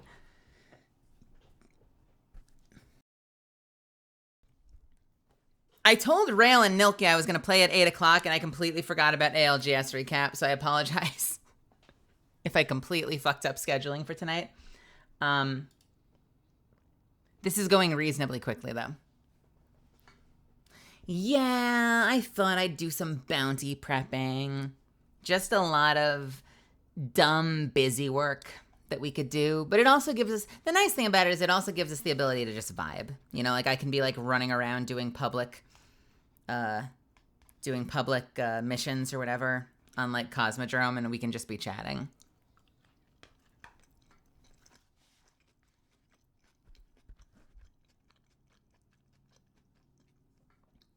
QQTs, welcome. Also, because I don't think I said welcome before, but hello. Also, gotta go to dinner. It was lovely meeting you at LAN and giving you the little cat in a puddle sticker. QQTs, I love that sticker. I have it in front of me right now. It is adorable. She gave me a little Catalyst and a little Valk because she came by later, and they're both lying on their back looking like they're questioning everything. Just like in complete existential crisis, and it's hilarious. You know who else was there, by the way? Kittlecat, who I know, you know, I've met before, but Kittlecat was there. Not only had art up on the wall in the gallery. Solar Stay, welcome, and also, good golly gosh, that's really kind of you to say. Blah, thank you. Arin Nova, welcome. Kittle Cat also had a signing. They did a straight up like meet and greet signing that we got to stop by and say hey. And they looked like a badass sitting there at the table. It was very cool. They were invited to a lot of the creator stuff, which means like even at the after parties, Kittle was there. So we got to like hang out and like grab a slice of pizza and a drink and chat for a little bit. Kittle is working themselves into the scene and is doing a good job of it too. Also, if I can tease them a little bit from afar. Oh shit, thank you so much for the bits. When I've run into Kittle in the past, they're always just a little bit shy. So they'll sort of listen for the most part. They don't have a whole lot to say. Although if I message, like if I DM them, they'll usually have more to say. In person, they haven't had much to say to me. And then at the after party, I saw them run into someone who was like one of the lead artists or animators at Respawn.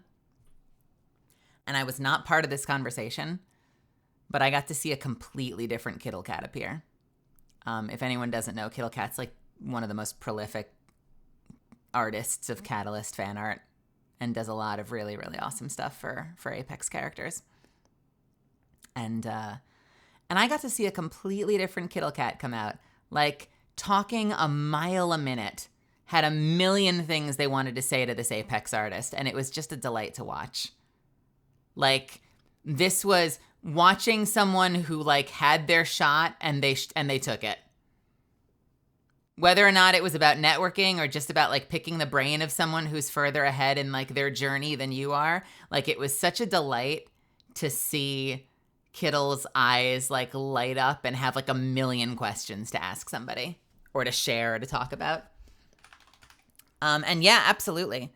They're in my Discord server, but if you want to check out their art, it's this on Twitter, and they do some of the coolest Catalyst art. One of my favorite things about their Catalyst art is they actually they managed to strike a good age with her. I don't think there's a wrong way to draw Catalyst, but a lot of people just kind of go for like generically hot, which is awesome. And Kittle makes her look a little older. She puts a little age on her, and it's really flattering. Like she just makes her face a little angular. It's an interpretation of Catalyst I'm really fond of. So I'm very fortunate that they draw her all the time.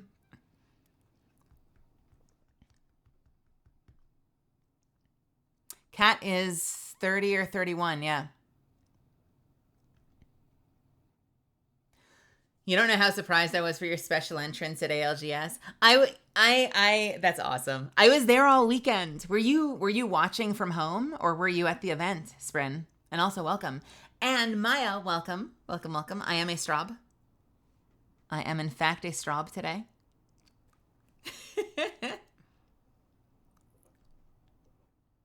Hey, I think it's done. Oh, where did my voice go? Hey, there it is. I think it's done. Let's load it up.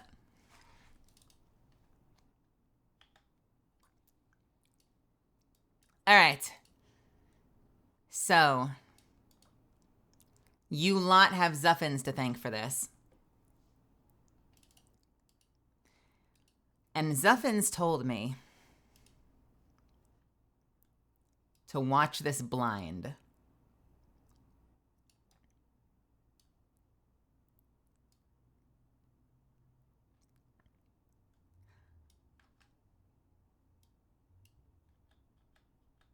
Oh, it is. Is it gonna? Interesting. Okay. I think I could probably cut off most of it. Like this. Would probably work. So yeah, Zuffins told me I need to watch this blind. I have no idea what's on this. I have no idea if I'm gonna have to like jump for the space bar to like pause it again. But I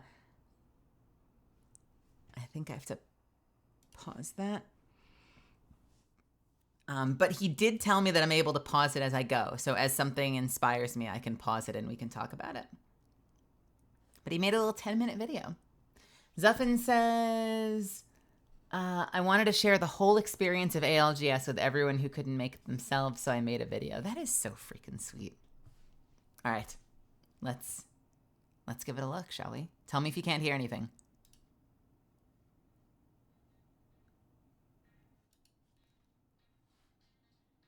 Okay. I'm just going to adjust the sound a little bit. I'm going to look at the frame. Is the frame okay? Is the frame okay? Okay, stop it. Yes, the frame is okay. Sort of. Can we bring it in even more? There we go. Bam. Even better.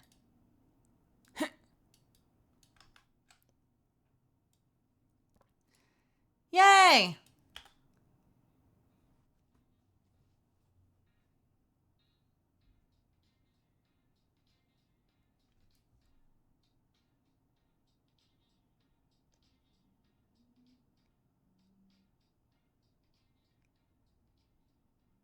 Yo, this music is awesome.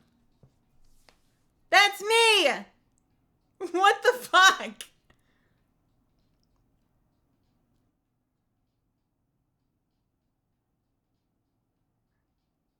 He did film a lot of our feet.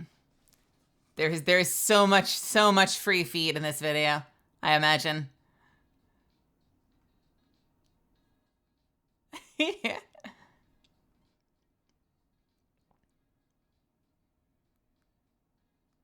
That was one filthy looking Nessie.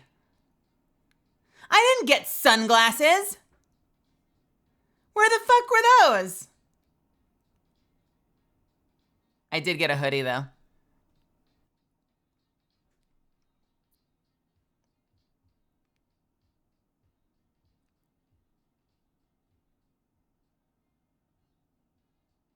Wait, Astro. Is my brain failing me right now? Did you say hi to me? Did we speak? Because I know I spoke to a lot of people. I don't remember if you specifically called yourself out. Did we? Inquiring Mel's have to know. We didn't? Oh, man. Next time. We'll do it next time.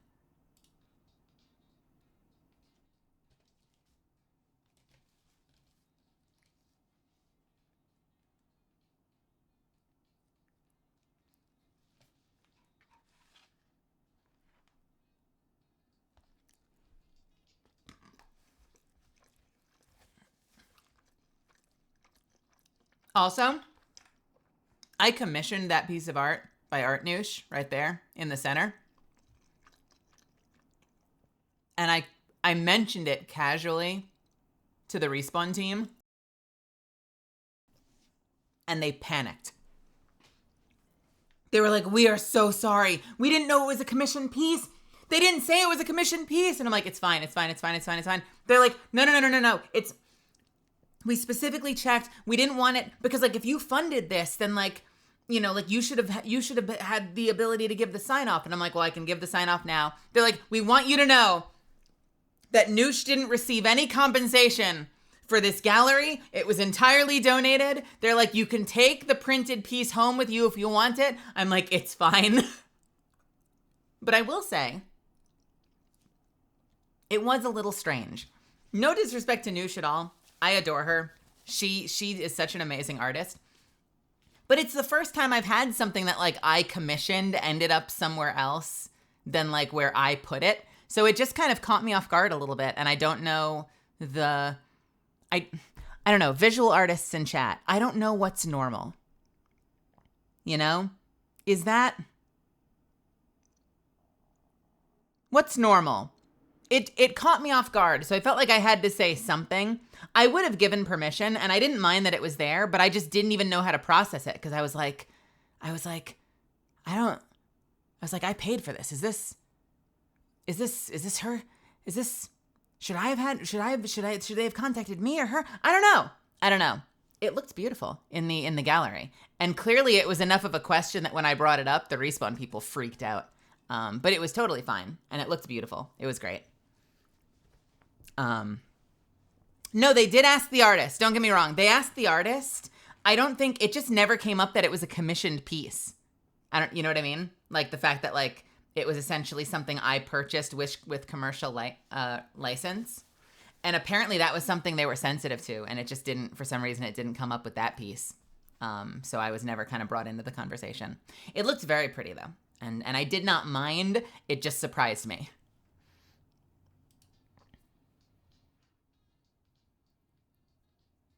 Well, the thing is, when you do a lot of these art commissions, a lot of it is verbal contract, and maybe that's not how we should do things. Like maybe more people should actually sign physical contracts, but usually it's all, verbal contracts, which means like you're sort of counting on both of you having an understanding of what the limitations are. Yeah. It came out great though. It came out super, super great. And you know what? I forgot to get it. They said they would give it to me so I could have like a fully like on canvas version of the art, and I forgot to get it before I went home. I completely forgot to pick it up from them.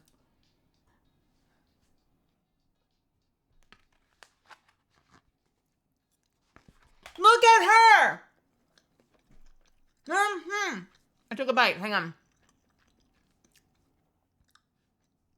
They had giant catalysts. I begged them to give me one. They said that they reuse one. I asked if I could steal it and we could pretend that it went missing, and they said no.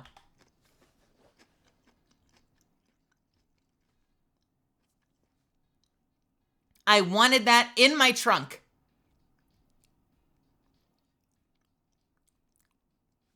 Like you guys have seen, if you've seen pictures of my room, I have this giant booth behind me. And it's just a giant solid white wall of bricks. I would have draped that catalyst from the side of my booth. You would see it on camera every time I turned my camera on.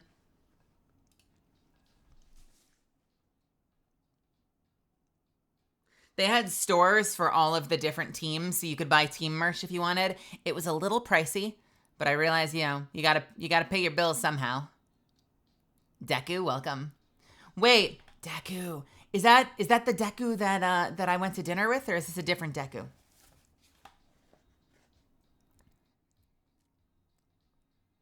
Yo, it's good to see you. Welcome to my stream. We're recapping that event we were just at.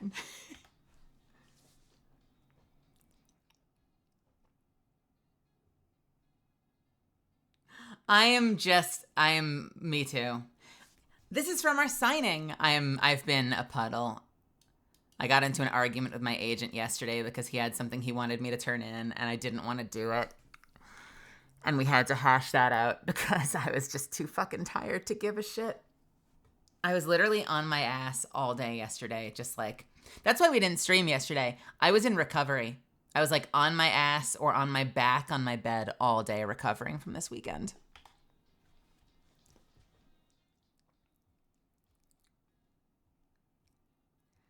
So, of course, I made sure that I was sitting right next to Frankie because I fucking adore her.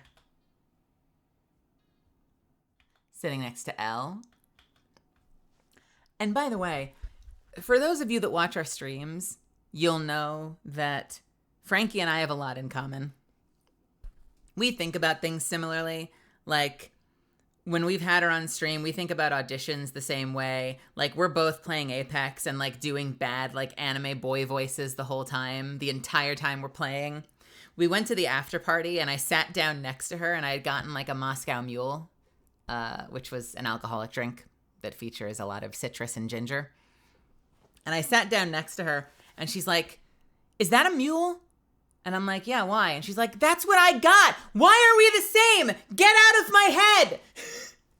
Like, every possible way we intersect, we're the freaking same. I swear to God, long lost sisters. I know, half Filipino, half Italian, but somehow I think if you put us together, you wouldn't notice the difference.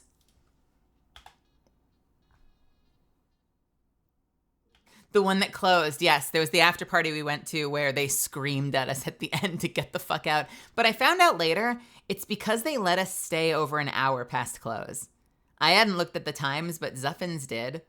And we were actually there like an hour later than the place closes. So they were really lenient. I don't know if they were like tapping people on the shoulder and being like, "Could you please get people out? Could you please get people out?" Like maybe they were super polite about it and we just caught it once they were screaming. I had to drive home. Yeah, a bunch of people went out for like multiple parties. I would usually go to like one after party and I would, you know, get like a drink and then hang out for a few hours and then like just drink Sprite or water or something. But I had to drive home, so I couldn't have more than one. I got to hang out with Wig. Also, and I gave Nice Wig my card, and he immediately went back and sat down and showed it on stream. How cool is this?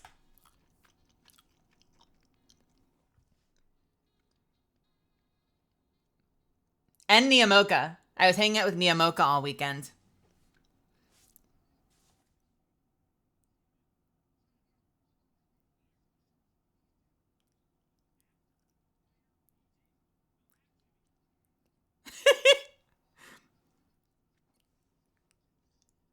How cool is that?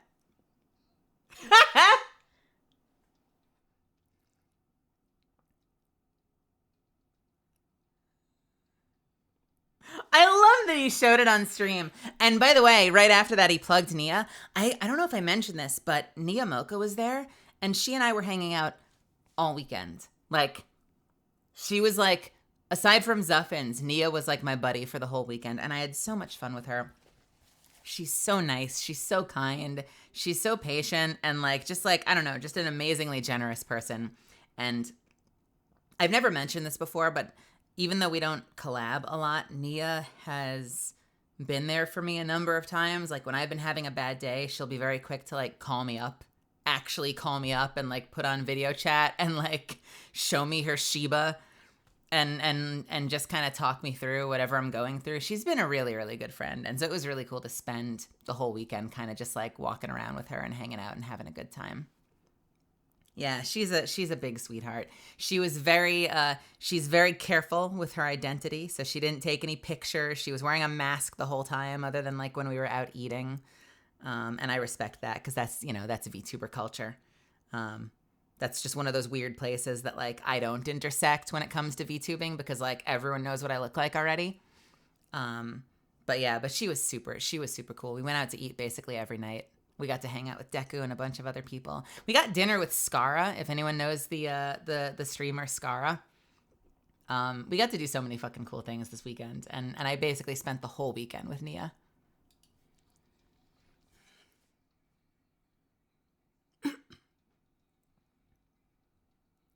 Look at this space, by the way.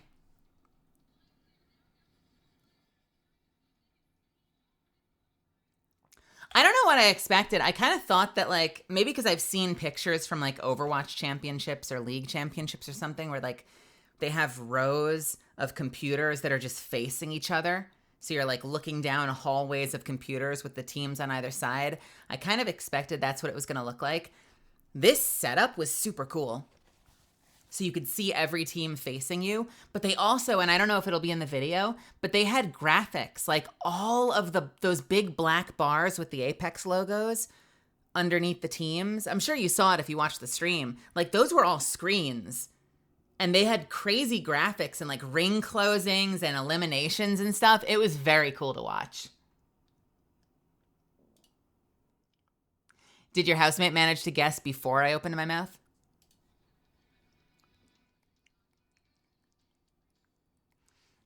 Also, I don't know if you can see it from here, but if you were standing in the house when it panned over.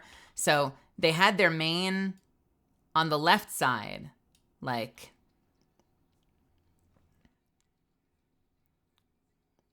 up here somewhere. They had, if you ever saw like where they had almost like the newsroom, like that big table setup where the announcers were, was like up there at the back. And on the left side, it's coming. Okay, good. On the left side, they had a whole separate area for independent streamers like Nice Wig. And so if you were standing here in the house and you looked over, you could see Wig because of his hair and the glow of his screen. You would see his hair from like across the stadium.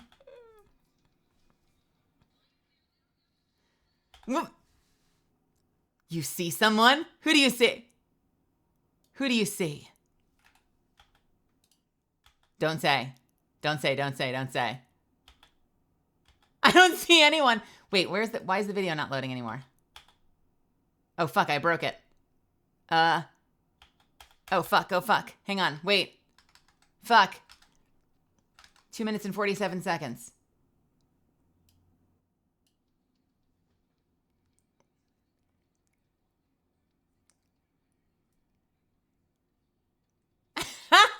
Okay. Yes. Shush, Deku.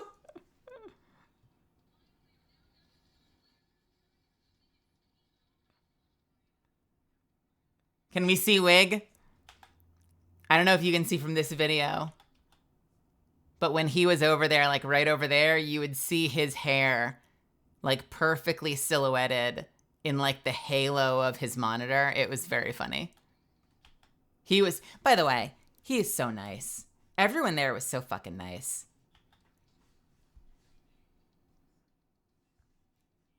Oh yeah, and that's the table. That's where the announcers were, up there. Looking all professional and shit. Look at this. They've even got graphics for the freaking map change.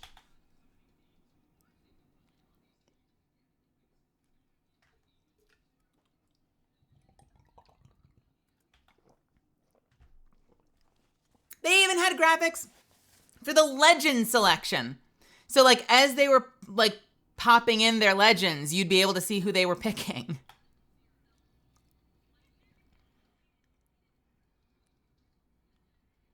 And you could tell Disguise because they were like the only team running Wraith and they used her really well.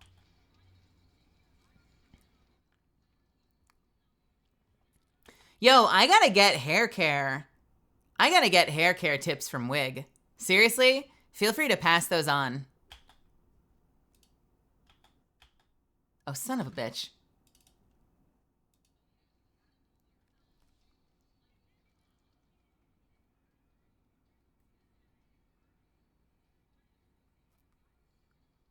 Also, the sound system in the space was insane.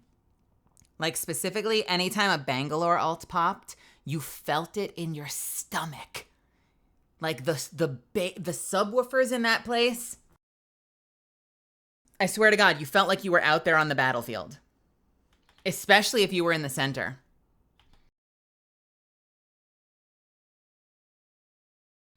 I felt it a bit lower. Oh yeah. Oh yeah, you definitely felt those vibrations.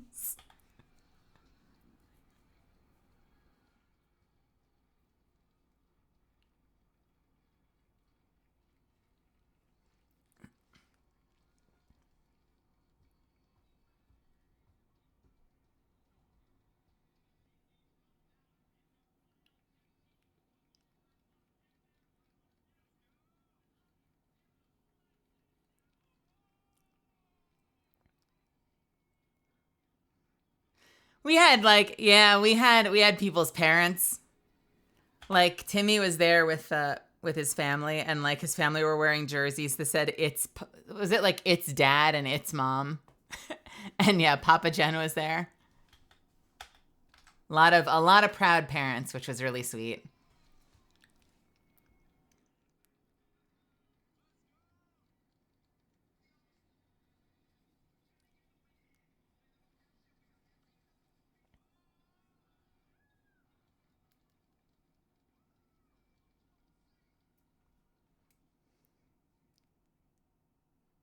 Hell yeah. Oh, this was us.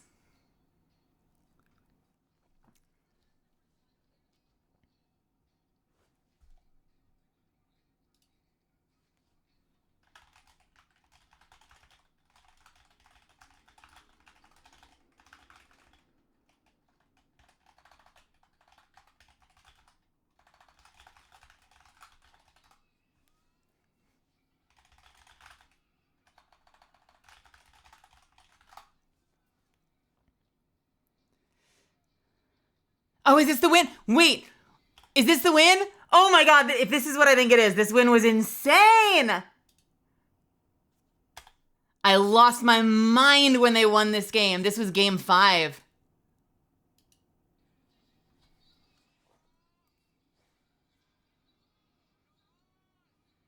Listen to this audience.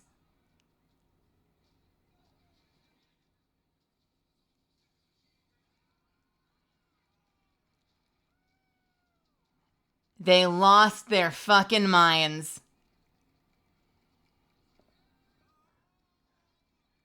Ugh.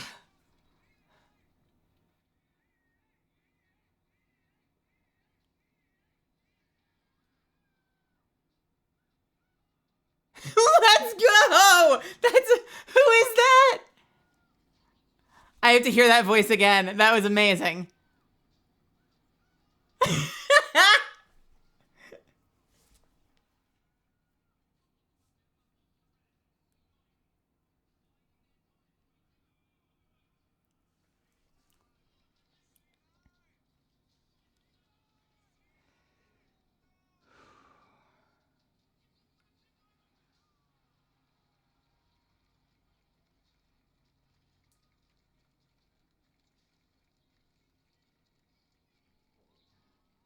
Look at this power stance. He just stood there. He's like ready to fight anybody in this stadium.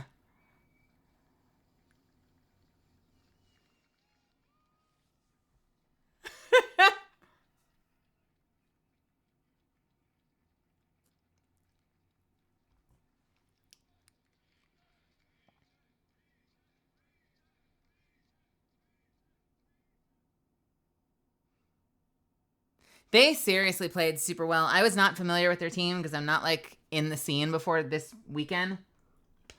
And like having no prior exposure to Reject Winity, it became very apparent very quickly that they were fucking wrecking house. Like every game. And even during the games where like everyone's eyes were on TSM and they just didn't pull it together this weekend. They were with peace and love to that team, because I know they've performed really well in past years. They just kind of never were a threat. And Dark Zero was. They were scary. The whole weekend, Dark Zero was chewing up and spitting out everybody, but every time I feel like they ended up facing off with Winity, it was intense. Like it was always like they gave them a run for their money. So like from the start, Reject Winity was like, okay, no, they're serious. They're fucking people up out there. So by the time they won, it was like, yeah, no, that makes sense, because every time I remember them focusing on a Reject Winity fight, they were kicking in serious ass.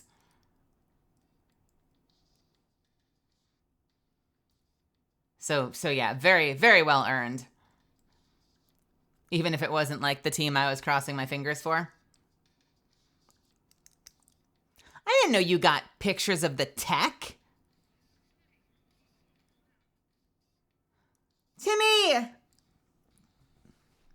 Timmy, by the way, was super nice. I felt bad. I grabbed his photo at the end, and I kind of felt a little guilty because it was post-win, or post, their loss. And he was a little bummed. Like, you could tell that he was bummed. Can I share a little quick story about Timmy, though? So, I was walking with Nia, and, like, I'd watched him on stream a couple of times. I've watched his videos. I think we've rated him once. And, like, he just seems really cool all around. And so we were in the Creators Lounge, and we were walking out to just, like, go upstairs and watch some games on, like, Friday, I want to say. And Timmy was there. By the way, in the background, you can see Johnny Young, Crypto, and Anna Campbell, Ash's voice actress, just hanging out. And we were walking by, and Timmy was there, like, with his whole posse. And I think I must have rolled, like, a nat 20 on my charisma check, because as we're walking by, I lean over to Nia, and I'm like, "Is that Timmy?" And she's like, "Yes." And I'm like, "Okay. Timmy!" And she's like, he wasn't that far away. He was like maybe like a car length away. And I was like, "Timmy!" And he turns around, and I'm like, "It's really, really, really nice to meet you." I wasn't really telling people who I was all weekend. I was kind of just vibing and having fun. And like some people would recognize me, and they would sort of like half point at me and be like, "Melly Grant?" And other people, like, I'd have whole conversations with them, and I would never talk about what I did. And, like, many times across the weekend, someone would come back and be like, you didn't tell me you were the voice of in the game. And I'm like, yeah, I voiced Catalyst in the game. And they're like, you didn't say anything. I just thought you were like a chill person at the tournament. And I'm like, I hope I'm still a chill person at the tournament. But I did say who I was with Timmy, because I realized, like, Timmy has a massive following, much bigger platform than I do. So, like, I realized, like, I didn't want to be like some rando that, like, shouted his name and then interjected, like, inserted myself into his conversation, because, like, I didn't want to make him feel uncomfortable. So this was the only case where I was like, it's really nice to meet you. I'm Melly Grant. I'm the voice of Catalyst. And in, like, the ultimate, like, unexpected clout, two of his friends who were with him immediately were like, oh my God, and immediately wanted to talk to me too. So I had, like, an unexpected, like advantage charisma check. But I still tried to be respectful, and, like, I kind of just put my fist out for, like, a fist bump, and he extended his hand to shake my hand, and so we shook hands. And I'll put some music on in the background in the meantime. And so I thought that was really nice. Like, I didn't need to, like, shake his hand. I was happy to, like, fucking elbow bump, but he reached out to do, like, a handshake. And that was really nice. And then, like, the joke of the weekend was every single time, like, if they had a bad game, I'd be like, I shook his mouse hand too hard. It's my fault. But then at the end of the event, I found him again, and I was talking to Johnny, and Johnny really wanted to introduce himself to him. So I'm like, let's go over. And he's like, no, I don't want to bother him. I'm like, it'll be fine. We walk over. And I walked around the side. He was, like, signing his last thing. And I was like, Timmy, I was rooting for you so hard every single game. I lost my mind when you took game 5. Like, you guys did so well tonight. And apropos of nothing, he immediately recognizes me. So he says hi, and I said I said my piece. And he walks up to me and puts his arms up and hugs me. Just apropos of nothing. It was so sweet. I did not expect that as a greeting. It was so fucking sweet. And I told him I was rooting for him the whole time, and that I lost my mind when they won. I said, you know, I don't want to send you back there immediately, but, like, we all panicked in that last fight with Reject Winity when you were, like, 4th in that last game. I want you to know, like, my hair was falling out of my head watching you guys play, but, like, you guys had such an incredible weekend, and it was so amazing watching you play. And he gave me a very, like, you could tell that this was, like, his, like, media answer, but, like, I do that too with people. You sort of have an answer that makes sense in your brain, so you're like, I'm gonna go with that. So he processed it really nice. You know, he's like, yeah, it was, he's like, we did our best. You know, there are a lot of surprises, and things catch you off guard, and there haven't been that many of these. So, like, you know, there are still things that we're learning. So it, you know, it's a shame we didn't get it, but we'll just have to go back and practice like crazy and come back even stronger next time and get it next time. And I said, you know, respect. So yeah, it was really nice. It was really, really nice seeing him.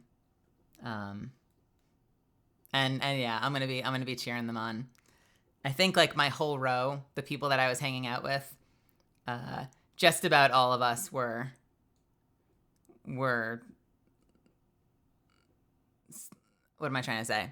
I think just about everyone I was with was crossing all our fingers and toes for DSG. Hey, Molten Brown. So yeah, let's continue the video. That's my Timmy story. He's a sweetheart. I'm glad we had a chance to talk and meet. He was, like, the one person that I was looking forward to all weekend, like, maybe having a chance to say hi to.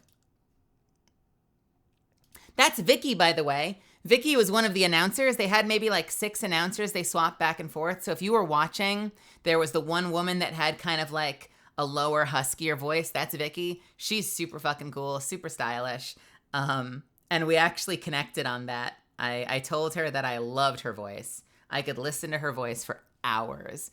And she was like, you know, she's like, it's taken me a long time to kind of become comfortable with the way that I sound.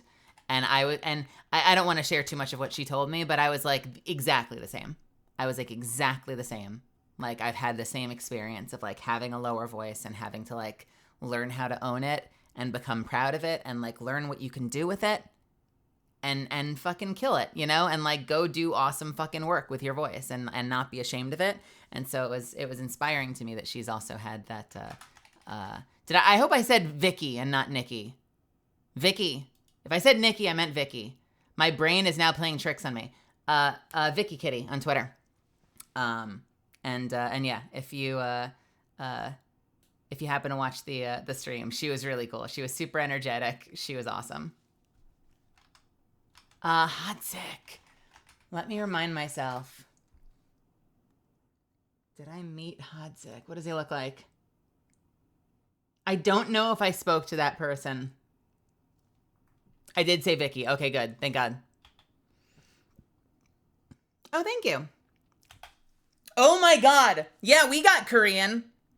Yeah, we got Korean, and we got a shitload of like brisket with cheese. We ate so much food. Oh my God. Deku, is that the one you were at, or were you at a different one? I don't remember who was with me there. This was when we went out with Skara. Skara and Nia, and Jamie was there as well, right? Was it just us?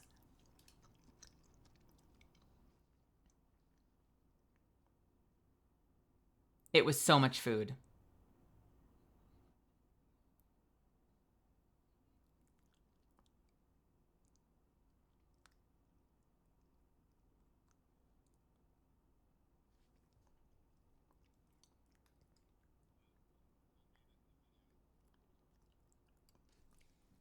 He did not mute it in the video. Let the record show. Oh, this playback fucking sucks. Why do I use fucking media player?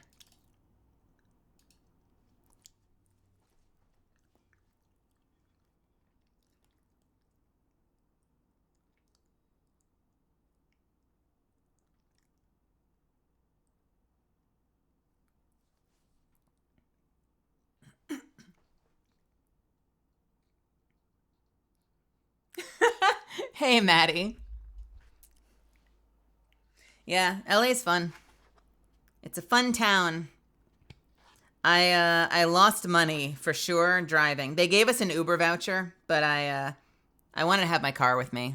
I felt safer having my own like little home base, especially because people were giving me things. Like, I got a hoodie, then I got a t-shirt, then I got another t-shirt, then I got a Nessie, then I got another Nessie, then I got another Nessie, then I got another Nessie. So I kept having to go back to my car to put things in the car. And I think if I were to do this in the future, maybe I'll come with like an empty duffel bag and then store that duffel bag somewhere. But like for a first time, having my car felt nice, but it definitely cost me to have it there. Like I definitely lost some money this weekend. The garage prices were gougy as fuck, dude.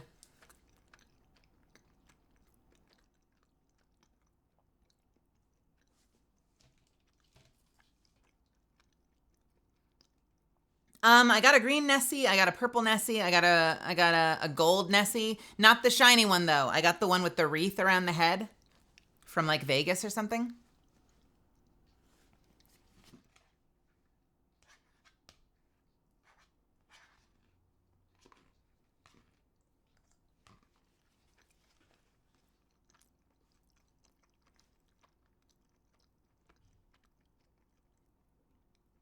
Yeah. Wait, what the hell footage is this? Is this from your train ride? Or is this just stock footage?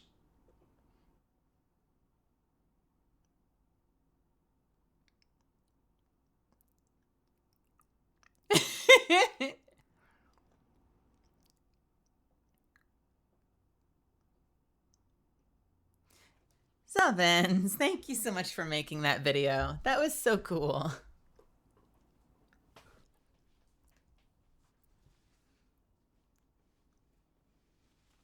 Okay, I had no idea that the Amtrak ride through Los Angeles was so pretty. I didn't know that it went waterside like that. That's gorgeous. That's the video. Credit to bensound.com for the music in this video. Well, holy shit. Nope, we're not starting it over though.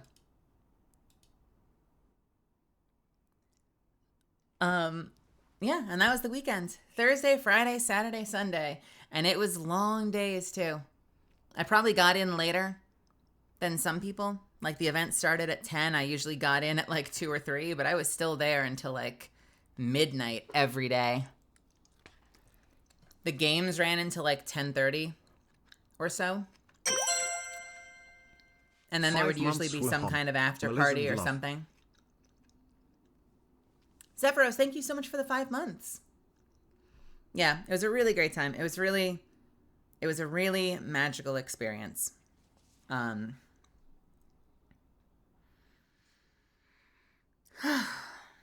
hope I get to do more stuff like this. Especially as someone who hasn't, who doesn't travel and hasn't gone to a lot of conventions. This was like the first thing I've done that's approached like being at a proper convention. Certainly more people. Like I've spoken to more people this past weekend and signed more things than I ever have before. Short of maybe, my Streamily signing. And everyone was super nice. Everyone was super, super, super, super cool. And like the couple of jerks in YouTube chat notwithstanding, everyone in person was amazing. And also, by the end of the weekend, I think they said something like a third of their studio was there. Like I met social media people and artists and animators and character designers and lore people and writers and people who do systems and security and people who've been under attack on Twitter because the internet is dumb, and whenever there's like some breach of something, they pick someone and they fire at them, and that person was there. You know who even was there?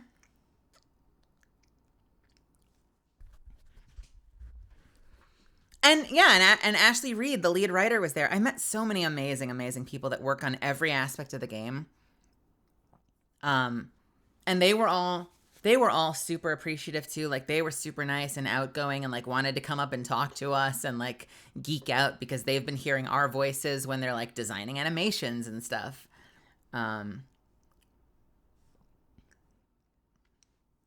It sure is, Damien. You know who else was there? The lead weapon designer.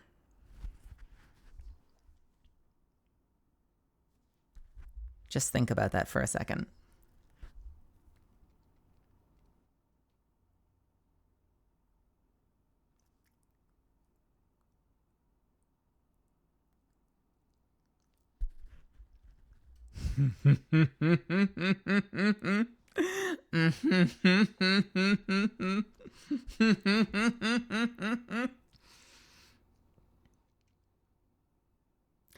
And I totally got to talk to him about the bow check. Hey, Avi. So for those that don't know, let me see if I can find it. For those that don't know,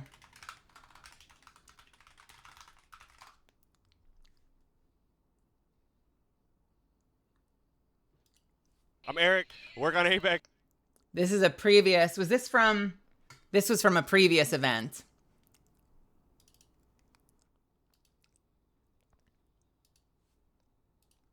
This guy in the middle, I got to meet Eric. I'm Eric. Work on ADVgg. I do weapons and loot, all the balance, all the meta, all that stuff comes through my team.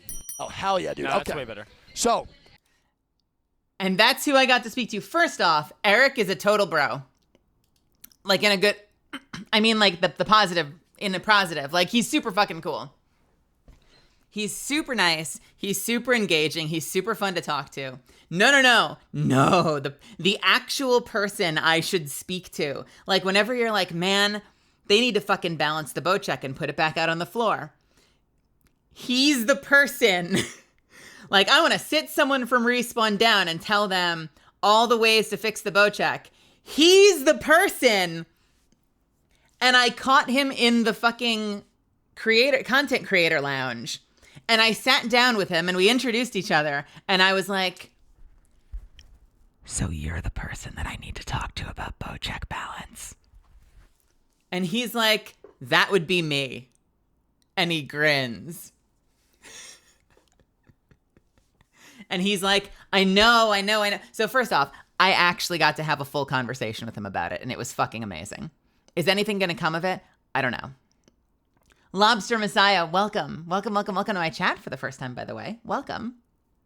Did you see the ferrofluid in the new Reactive 3030? I didn't. I would love to see that animation. I think it's in-game, right? Can you preview it? So I introduced myself. I'm like, are you the person I talked to about boat check balance? And he goes, I'm just going to take you through it. He goes, I know. He's like, I want you to know. This is what he said to me. I said, I'm so desperate for this bow to be back on the ground. And he goes, I know. I'm working on it. He's like, I think we can do it. It's been hard, but I think we can do it. He's like, I want it out on the floor. We're just trying to figure it out. He's like, I've got some ideas. He's like, we're going to figure it out. It's not yet, but I'm working on it. And I'm like, it makes me so happy to hear you say that, first of all, because, and I said, like, if I can break it down to a mechanical thing, like, one, I love bows.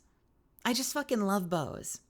Any game where there's a bow, I want to shoot the bow. So I just like bows. But second, I think I also mechanically just like the combat style. And the combat style is like the up click, you know? So, you know, a lot of games, you know, you click down to fire. And what separates stuff like the bow or like the that charge rifle in Darktide, I forget what it's called. The laser las something. There's one in Darktide. It's a rifle, but it's the same thing. The Hell Gun. Is that essentially you're holding down to fire. You're lining up your crosshair and you fire on the release, right? On like the up click. And that tends to work a lot better for me. So I just want something that has that kind of play style. And like, it doesn't have to be a bow. It could be another type of gun. But I also love bows. And I watched a video once and there was someone from like the weapons team talking about like all the different problems with balancing the bow check and like the things they'd need to solve in order to get the bow check back on the floor. And he goes, that was probably me. I'm like, for sure? He's like, yeah, no, it was almost definitely me. Those were my words. And I'm like, okay, Eric, can I give you my elevator pitch? He's like, go ahead. I'm like, I want you to, is this okay? Like, I don't want to make your weekend horrible. So if I'm like ruining your life right now, just tell me and I'll disappear. He's like, no, this is cool. This is fun. I like this. And I'm like, okay, I want to give you my elevator pitch because almost nobody has the ability to do this. And I'm in the room with the guy responsible for it right now. I've been passionate about this for like a year and a half. I have all these thoughts in my head and I'm actually looking at the person, not the forum that maybe will trickle up, not adding at Play Apex and hoping it'll trickle up. I'm actually looking in the eyes, the actual human that could make this change happen. So can I please walk you through my ideas? And he's like, hit me. And I'm like, all right, here we go. And a lot of you have heard this before, but I'm just going to run down them again. I'm like, all right, here's how it works. Hang on a second. We're gonna do this. we're going to do this dynamically. I'm like, so I frequently will talk to chat, and chat will be like, you know, you just want the Bocek back on the floor because it's really, really good. And I'm like, you don't understand. You don't understand how much I'm willing to compromise. How much I'm willing to concede just to get that play style back in the game and regularly accessible. So, 1, I say, they say the weapon does too much damage. Easy. Forehead. Nerf the damage. Done. He's like, done. Got it. I'm like, 2, people say because it's a silent weapon, it makes no noise when you shoot it. It's only the noise of the arrow hitting something sometimes. That gives it an advantage. Easy. Make it go thwip. Make it go. Or give it like a tracer round. Like make it create a line in the sky so you see the trail. And he goes, yeah, I think that could be possible. Like I think making some sort of he said like a whistle or like an air sound is something you could possibly do. And I say, yes. I say 3.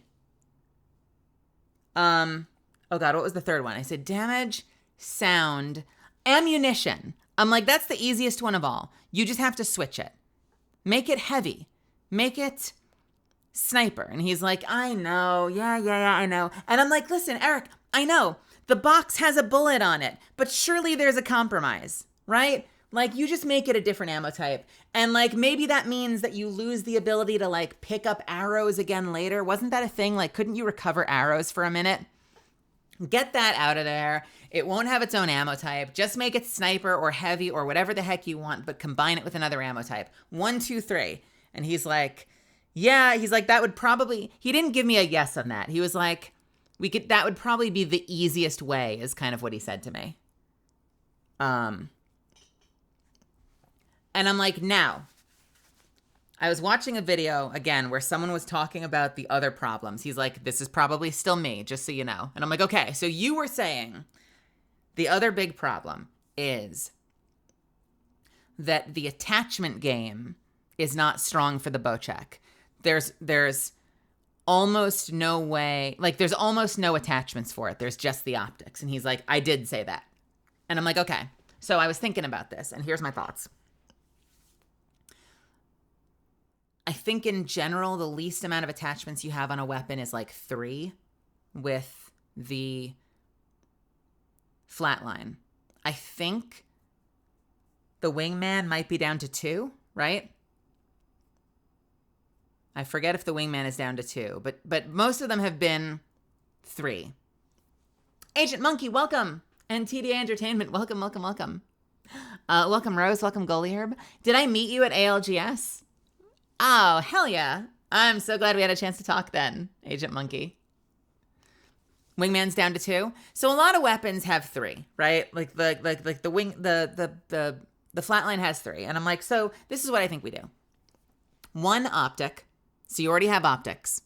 Maybe you add a few more. I think right now the Bocek can take the 2 open optics. So it can take the 3X, which it comes with, and it can technically, I think you can apply the 2X. The open 2X. I don't think anyone does usually because it just comes with one, but I think you can. Yeah. So optics, and if we have to, like adjust a couple of the other optics. I said I'm going in order of least painful to most painful. Stability. I would give it a stability attachment. A lot of bows already have a counterweight. You can see a lot of what are they called? Not recurve, the other one. Compound bows will have like a bar that sticks forward that's meant to be like a counterweight on the bow. So use that as a concept and make it the stability thing. Maybe it has more kickback. Maybe it knocks into the air a little bit more when you fire it, and you can tame that with stability mods. He says, you know, we were thinking of giving it like a stock, maybe, like mechanically giving it a stock, because that would kind of, you know, the things that stock affects would probably have more of an impact. And I'm like, I pantomime holding a bow with a stock against your shoulder and then trying to draw the string back into your shoulder, and he laughs. He's like, I know, all right. He's like, it may not make a lot of sense when you think about it like that, but he's like, but something like that. I had to pantomime it to demonstrate the idea of, I said, the only reason I went with stability, and maybe you change it to something else, but like, and obviously anything that comes out of my mouth, you're welcome to throw in the garbage. You're the designer, not me. But, Minami, welcome. Why am I a strawberry? Why not? But I just thought of stability because a lot of bows already have that counterweight. And I said in the third one, and this is possibly the most painful, is magazine mod. I'm like, I don't want to do this. I don't want to do this. I love that you can infinitely shoot the bow, especially with the tempo thing. You know, the fact that you get the tempo. But the bow already has a magazine built into it. Like, you pop the magazine open and you pull out one of the arrowheads. So I don't want to have to reload my bow, but I'd be willing to. I'd be willing to make that compromise and have a magazine attachment. So you have a set number of arrows per arrow box, and then you pop a new box on the side.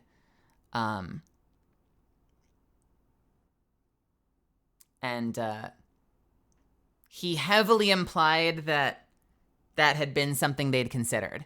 And not like as a balance, but that like in design, that's something they'd considered. Like he kind of gave me a bit of a coy, like that's kind of why the box was there, was something we were playing with originally, of it being like a reloadable weapon. So make the bow have to reload. So now you've got optics, stability, and you've got magazine. You've got 3 attachments. He mentions, you know, and then this was the coolest part. I realize my story is going like all over the place right now, but like at that point we just started riffing. And the fact that he was willing to like design, because like this is how changes get made. So after I pitched him, we then spent the next 5 minutes, literally once in a lifetime opportunity. We spent the next 5 minutes just bouncing ideas back and forth. In a void, without playtesting, but like the main weapons designer and balancer was bouncing balance ideas around the bow check back and forth with me in the fucking break room. And so he goes, well, maybe you could give it like a laser sight. He's like, you go ahead and take away shatter caps and put a laser sight on it. So then you have an attachment that helps tighten the cone of your hip fire. And I'm like, I like that. No, that makes sense. I said, but you know what's interesting? If you take it out of the care package, Catalyst, thank you so much for the 3 months. If you take it out of the care package, it's probably losing shatter caps anyway, right? Because like, when has any of those weapons kept their hop up when it leaves the care package? He's like, you're right. You probably would lose shatter caps to start, but that doesn't mean you couldn't use the laser sight to have it like have a tighter cone if you attach it. I said, okay, here's a weird idea. And again, if this breaks something, I don't know, but like the bow check has a tempo thing, right? Oh, did it have shatter caps before the care pack? Oh, so he was legit then. He said maybe take away shatter caps, but add like laser sight as an attachment.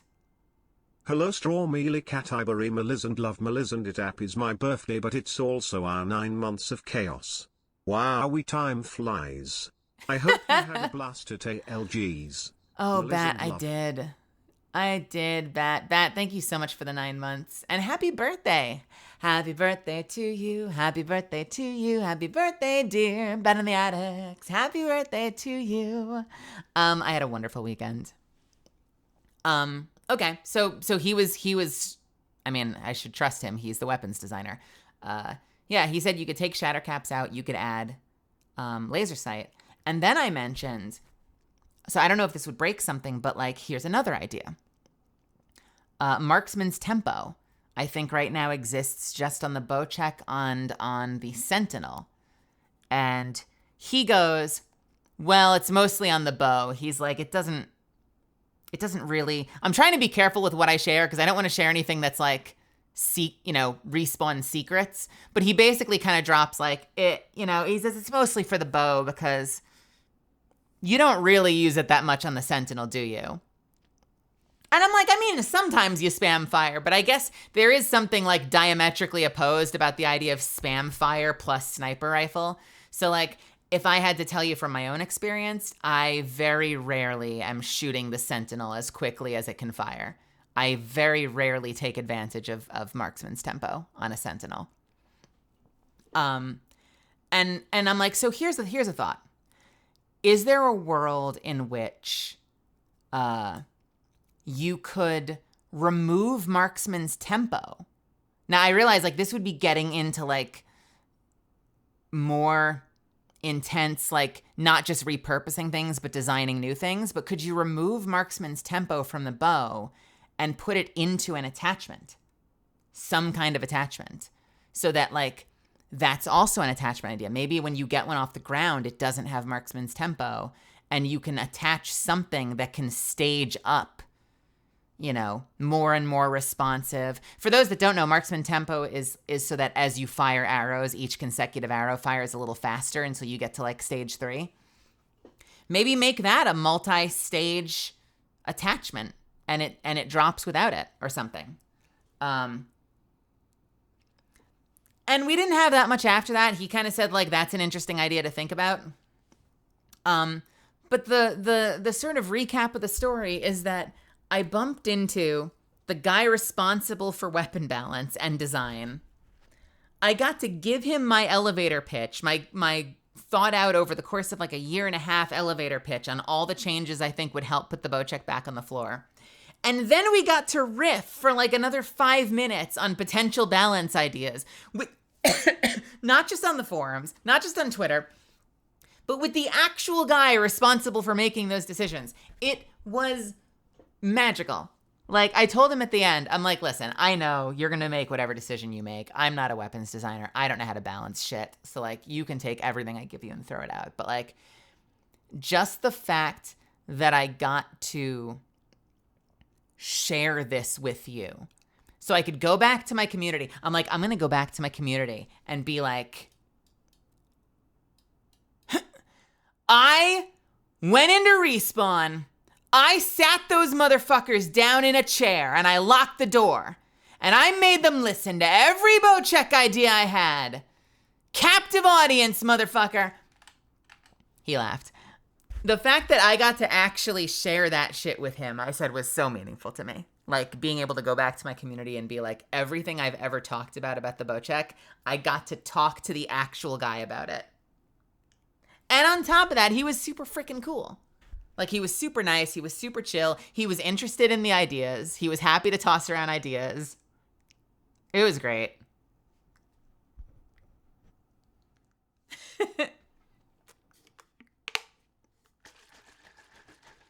I did. Did I meet Dia? Let me remind myself. I met a couple of people that I might know more by face than by name. Yes, we spoke. Do you pronounce it Dia? We actually spoke right at the very end at the after party. We got to talk for a little bit. We met outside the place as we were walking out and we talked for about 5 minutes. He was also super nice.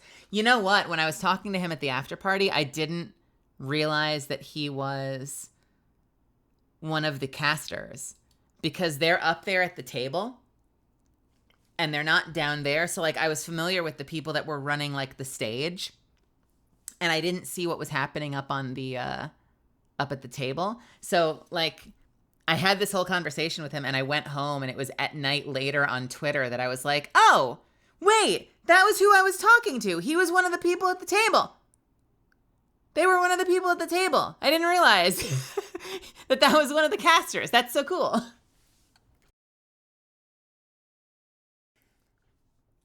Yeah, he was super nice. He's a colleague. He's my goat. He said he was talking about me. Yeah, he was super nice. There were a lot of really cool people I got to talk to at that party. And I feel bad that I'm sure that there were also probably a lot of people that I talked to that like I didn't realize who I was talking to at the time because we'd all had like a drink. And, you know, and again, like you don't actually see everybody at the event.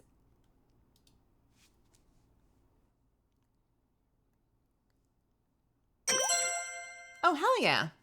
You looked so happy among the Apex community, and it's so cool being able to hear Catalyst and being like, I know her a bit. It was great seeing you happy, and I hope to see it more. Oh, thank you. It was really fun. It was really an incredible experience. And I hope, you know, I hope that maybe it'll lead to other experiences, you know, maybe it'll create opportunities for me to get out to other places just as like, I don't know, a proof of concept.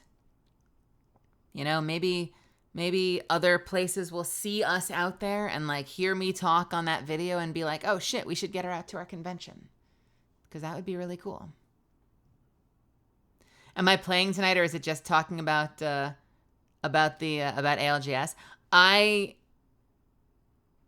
We've been going for like 3 hours. I had planned on playing Destiny tonight, and I might still. It's so funny how you sort of realize you have so much more to say than you think you did. Because when I started, I was like, I don't know what to recap. I'm like, I don't have that much to say. I've kind of tweeted it all already. Like, surely I've gotten it out of my system. I'll probably talk for like 10 or 20 minutes, and then we'll play some we'll play some Destiny. And then sure enough, there was a whole lot to say.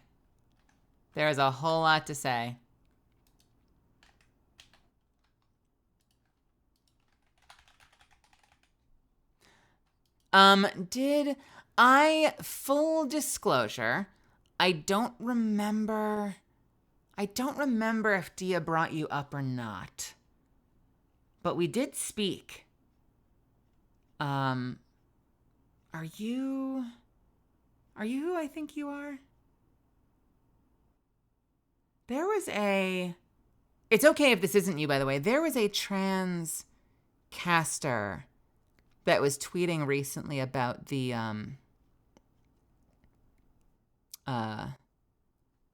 about the other tournament announcement. I don't remember if was that you or was that somebody else? Was that you?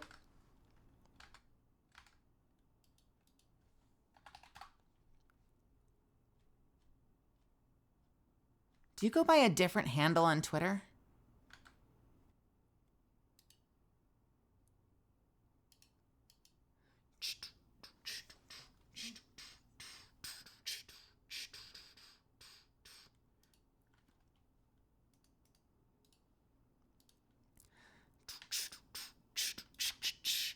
Yes, that is you. Yes, I saw that tweet. I don't remember if you came up or not, but I did follow that tweet in that situation. So you are exactly who I was looking at. Let me follow you back if I don't already. Yeah. Oh man, it would be so cool to get you in there. That would be awesome. And honestly, like, they have a lot of casters. And it's probably good that they do. Like to me, that's magic. Like the amount of knowledge that you have to have about the game to be able to cast it, first of all, but also the level of wit and quick thinking you need to have to be able to call the plays and not just sit there going, I spent a little bit of time watching them from the side. And I suddenly became really aware of how important it is sometimes that you have two of them, because you could totally see the moments where one of the announcers would sort of hand wave and essentially be like, I'm out of ideas. You start speaking now. And then the other person would be like, yeah, you really got to respect that play. And I'm like, I love that they can like bail each other out. Because I have to imagine it's a lot of pressure to keep your... Nice wide heart. Yo, thanks so much for the sub. Thanks for the 17 months, Gornser. I imagine it can be a lifesaver to be able to like bail each other out, because it's so important that you keep that dialogue going and be able to make those calls. And honestly, they have their shit together. Like, they're not talking over each other. So they must have their own, they seem to have like their own hidden language as well, because they were doing an amazing job of like never speaking over each other, like really cleanly passing off back and forth. It's kind of magical to watch. I'm sure that like I do some things that people think is magic. That's magic to me.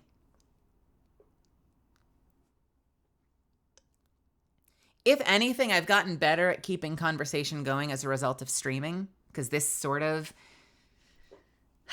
has similarities with radio when you're doing live stream, especially when you're doing like Zatsudan stuff like this, where we're just talking for 3 hours. I sucked at this a couple years ago. I've gotten better at it, but it's still not the same as like being able to like be pinpoint calling what you're watching on the screen. That's a whole other level.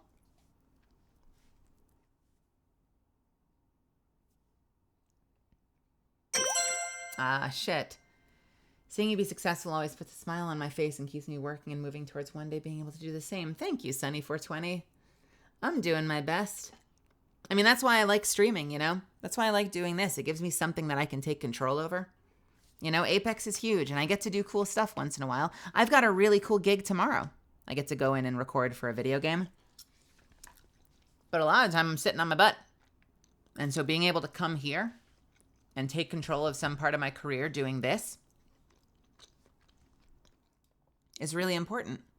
Not me peeking to see how close we are to 15. We are 2 subs away. I have a confession to make. There is no Blood Moon Strawberry. So if we hit Blood Moon, Strawberry Catalyst may go away, but by all means, don't hesitate to still hit that 15.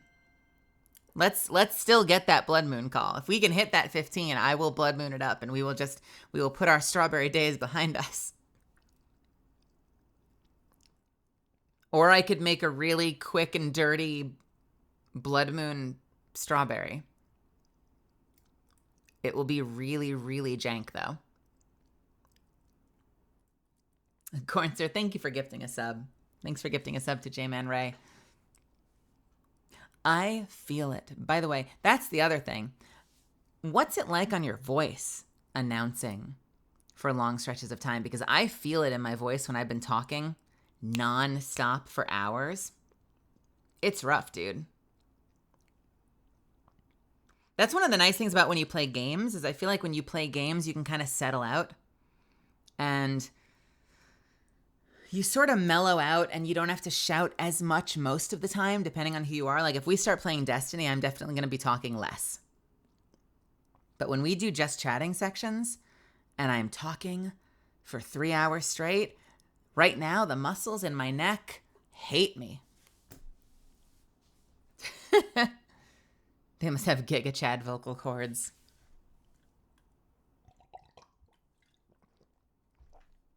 Let me take a sip of water. For me, it's like the muscles. It's like the muscles on the sides of my neck get tired.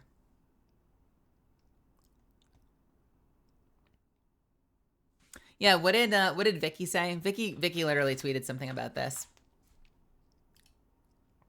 She said, let me see if I can find it.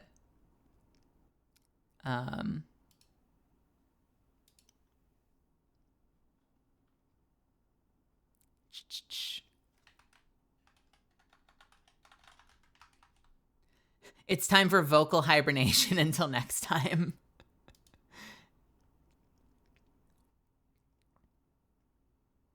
She's like, I swear I don't always sound like this. She's like, I'm close, but you know, when you've been casting for 4 days straight, she's like, it hits you.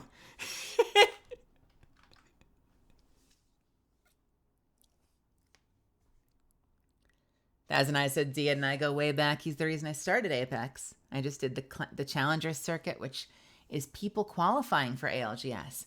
Yo. Oh man, that's so awesome. I can't imagine being that good at this game. I know I was talking to Hambino, and Hambino's like, we're going to be there next time. He's like, we're working our butts off to try and get in there one of these days.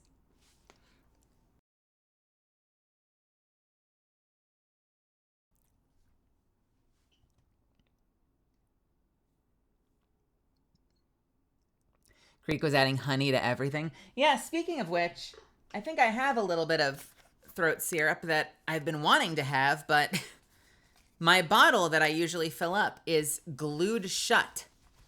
So I've not been able to open it to refill it. And that sucks because I would like some honey. I think I need to actually run it under hot water for a couple of minutes to get it to open.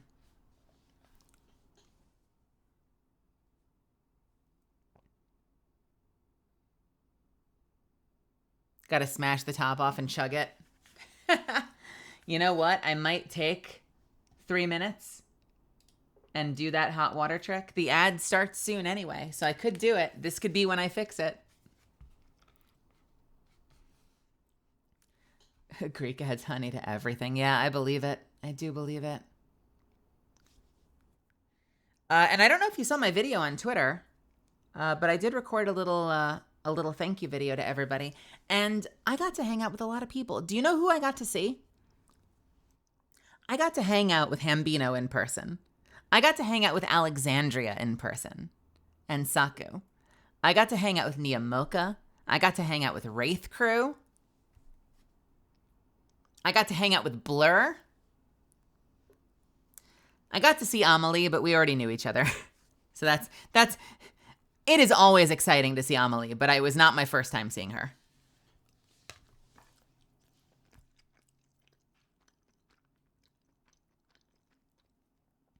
Ilios. I got to see Ilios as well.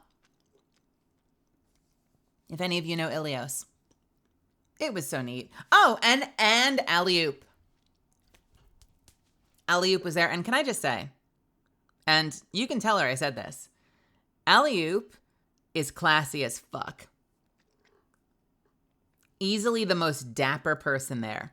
She was in a full suit like the whole time. Just like she was literally doing low-key cosplay of her VTuber and looked incredible. She had her hair down. She had the full suit head to toe. It was very stylish.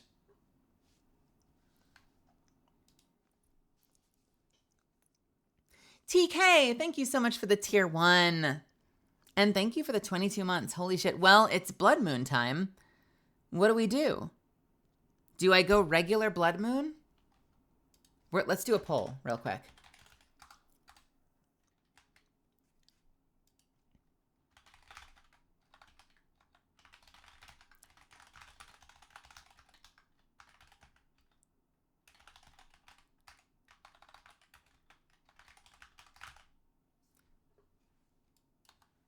I already know what you motherfuckers are going to pick, but I'm going to do it anyway. This is a 3-minute poll because I'm going to take a 3-minute break. I'm going to hit the add button. I'm going to use the restroom. I'm going to get this honey open. I'll be back in just a couple of minutes, all right? I will see you in just a few, and I'll be back. By the way, look what I did make. You ready?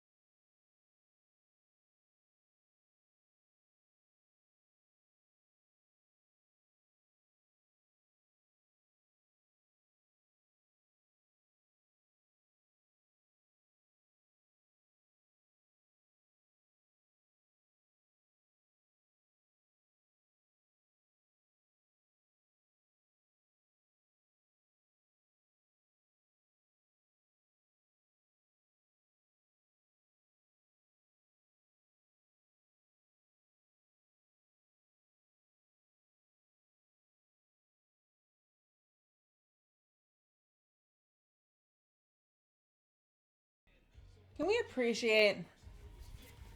Rest in peace, Chester. Can we appreciate that sample?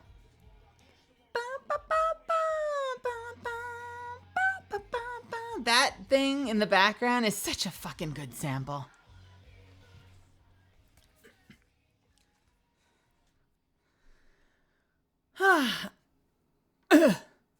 I'm back. It's time. You didn't know this was a Eurostream. But we're here. So which one won? Let's find out.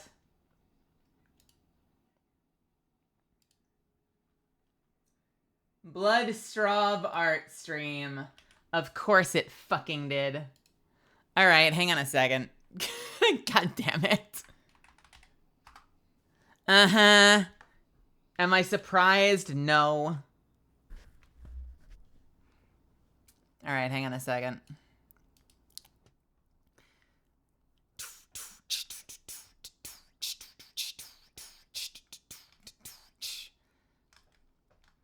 Let me get the program open.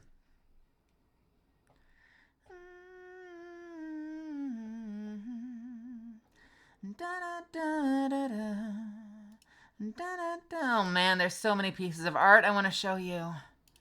There's so many teasers I want to show you.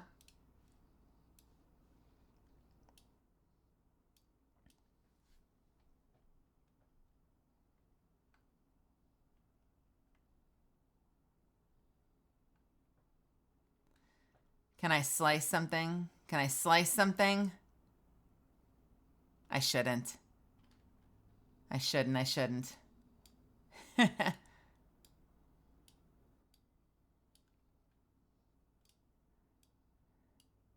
Can I get new eyes, though?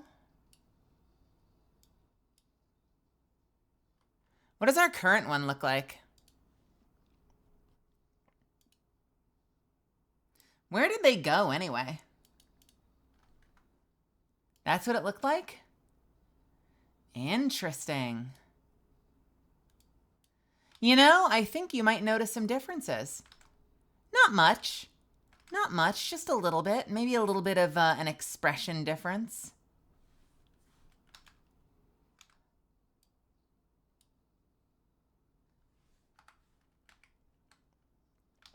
What is this file called? Desktop eyes. Let's export as eyes to the desktop.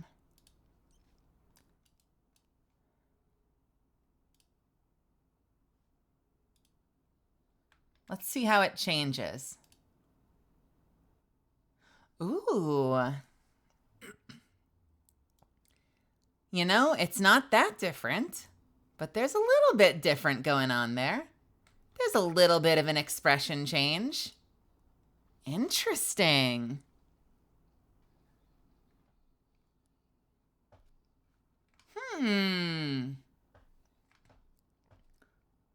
All right, let's load these straubs up.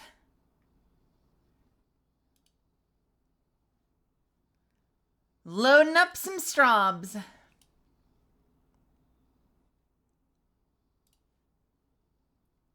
I know it's not on screen yet. Give me a sec.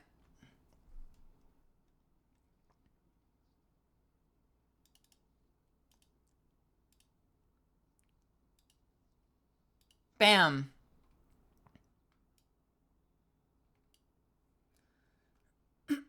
Hey, antagonist, what's happening?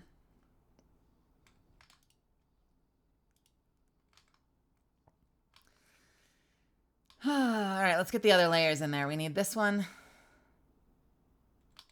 We need this one. We need this one.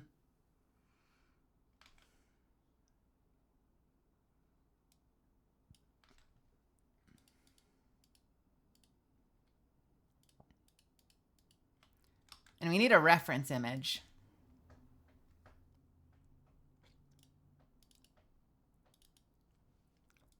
Okay.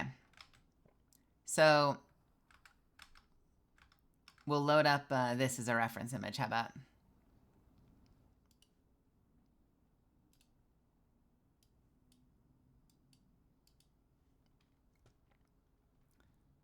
let's get our palette. We'll do that thing artists do.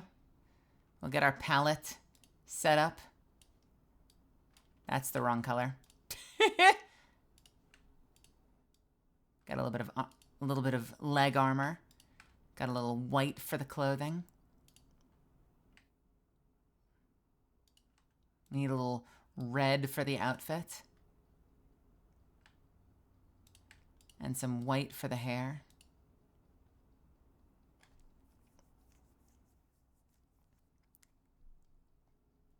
All right.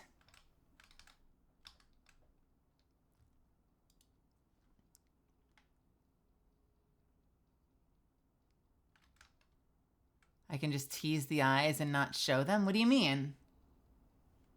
What do you mean you just tease the eyes and not show them? Those are eyes. That's a teaser. Does that not count, Goliarb? What's wrong?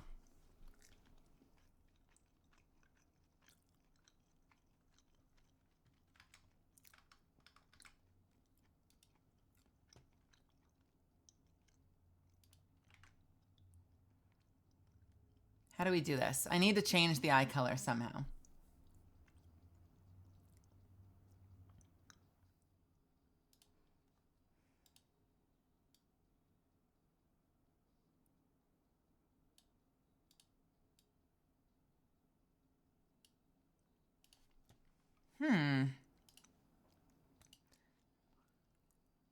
Can I do this in hue saturation?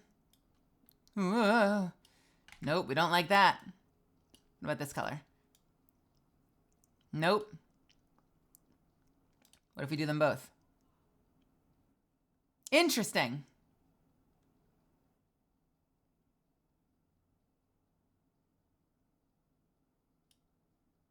Can I do this both with hue? No, I don't think so. All right, we're just gonna do it. It's gonna be totally scuffed. Let's go. So we've got leg plates. Wait, which is the leg plate color? That's the leg plate color.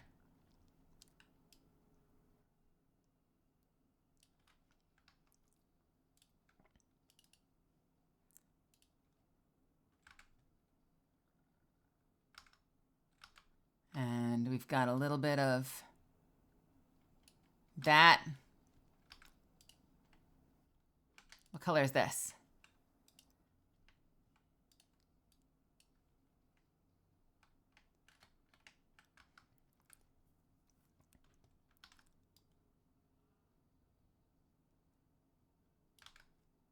Oh yeah, this is gonna be great. This is gonna be great.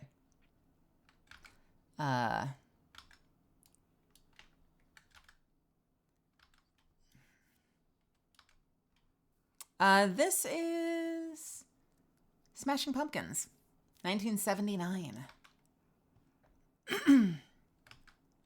1979.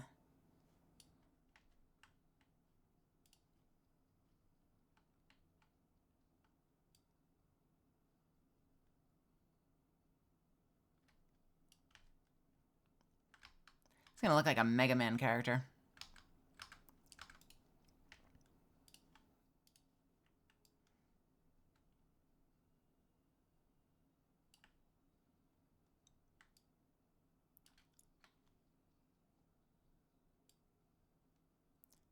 Gotta give her the brown undies.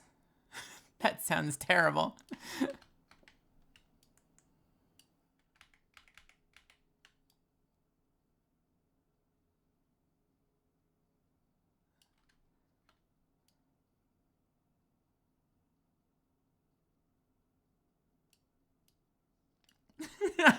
I knew the moment I said it.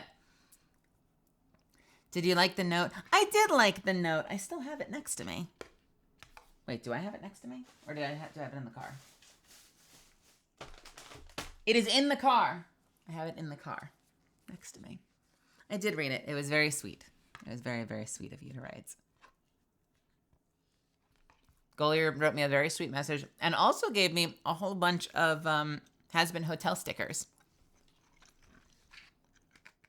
All of which were fun. And gave me more than one Nessie.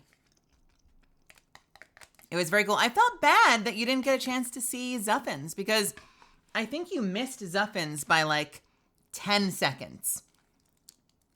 I remember he got in and he had to use the restroom. And while he was in the restroom, I saw you. And then when he got out of the restroom, it was like something out of a movie. I turned around and you were just gone. Like wherever you had been, you vanished and we never saw you again.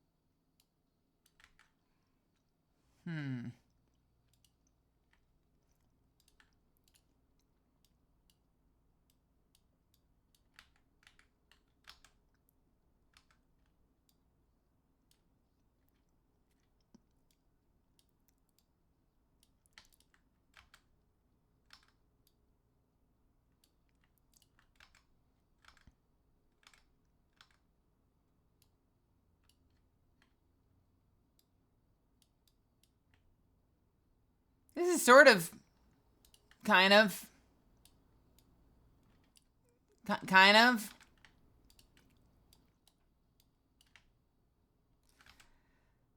Oh, don't look at me. It's terrible.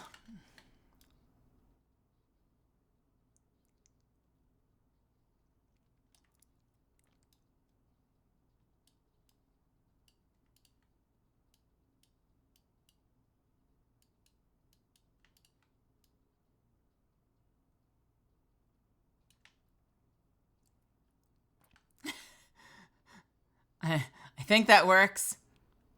All right. Now for the arms, we've got...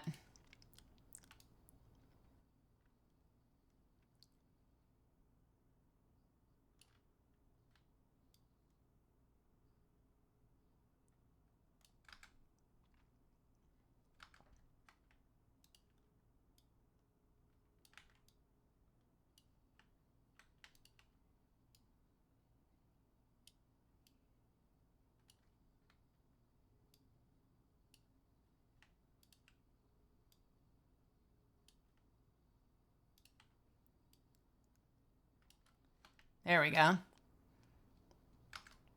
The gloves are largely red fingers.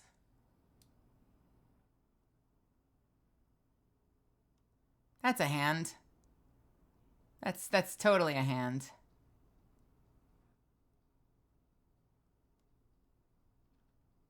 Yeah, that's definitely a hand. Heck yeah.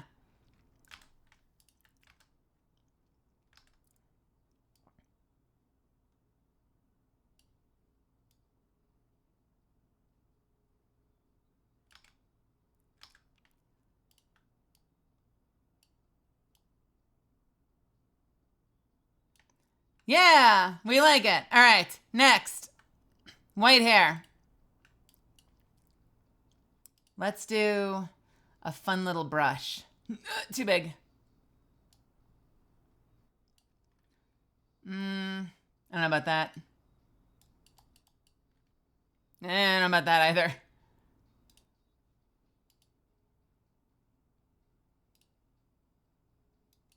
Maybe. Yeah, I can work with that.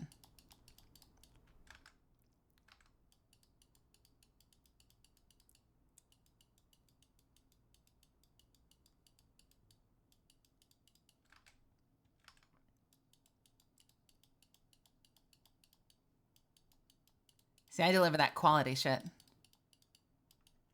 I deliver that quality shit.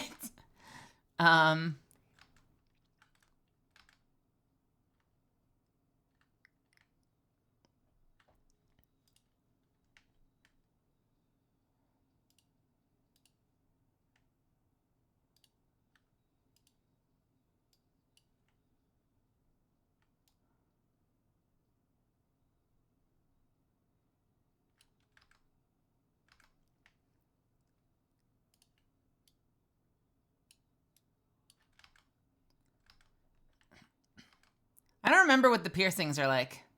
Are they red? I think they're red.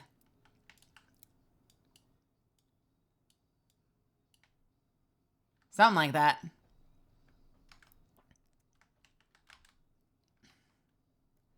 I think.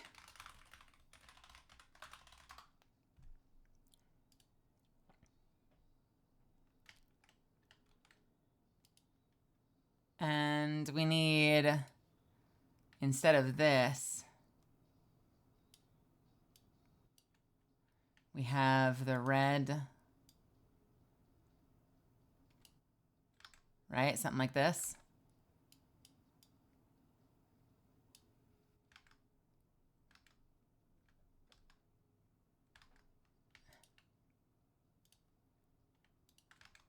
Does that work?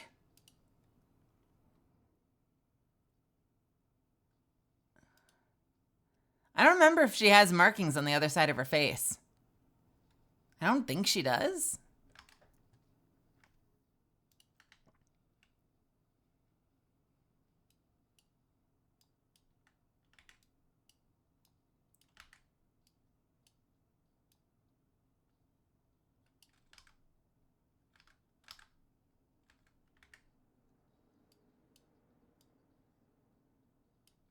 Hmm.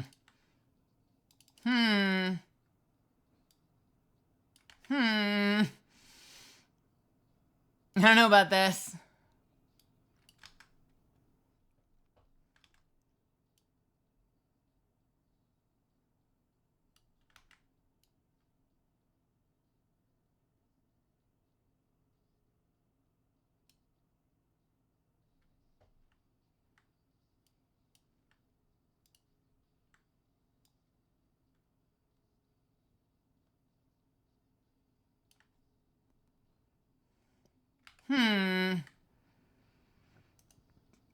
Let's use the airbrush.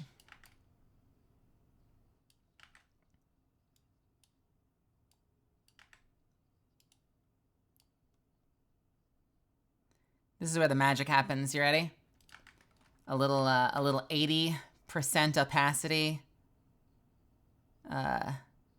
airbrush. This is where the magic happens. That's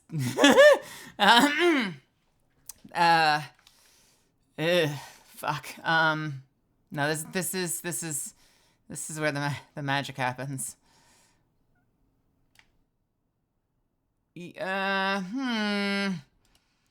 little less on the other side.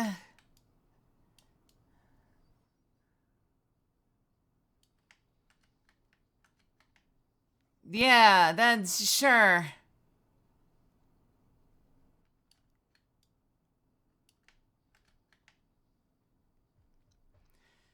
How about I could just...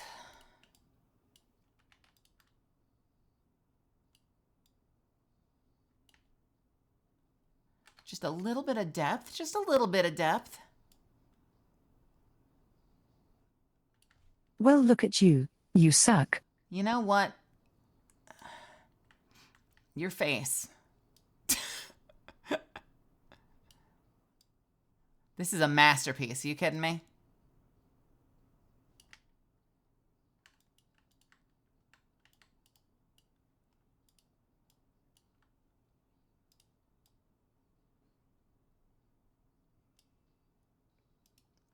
Get back. Dr. Kiwi, hello. Welcome. Are you appreciating my art? We hit 15 and they wanted me to do a blood moon strobe. So I'm making a blood moon strobe. How about I could just flip the fucking script?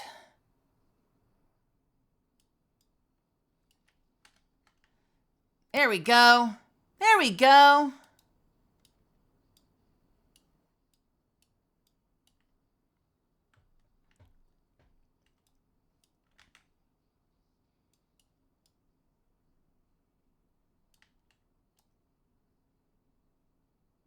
I'm adding this as like the special sauce to everything.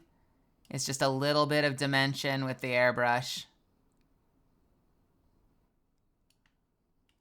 I'm okay with that. I'm kind of okay with that. I don't mind it. The only thing we need to do now, though, is find some way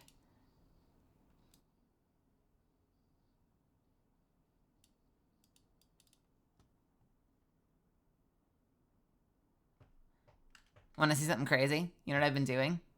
Look at this. Ah! It's an outfit!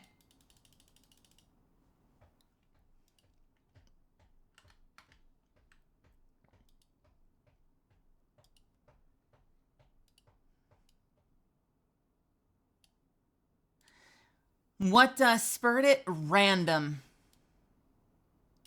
Completely random. It felt like the right thing to do at the time.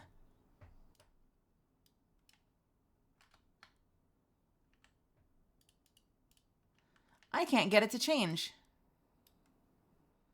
Well, that's obnoxious.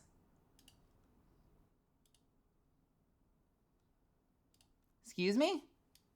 Oh, now it works. Okay, fine, whatever.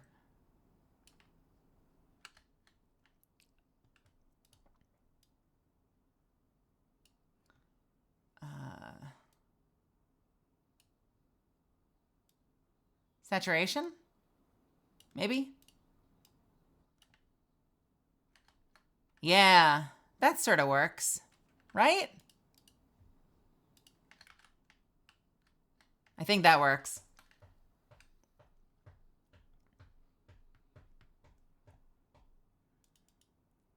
All right. How do we, okay, let's see.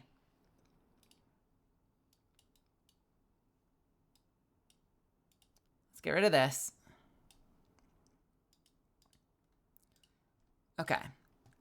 So let's export as, and we're gonna call this new folder. Bloodstraub. And we're gonna call this open.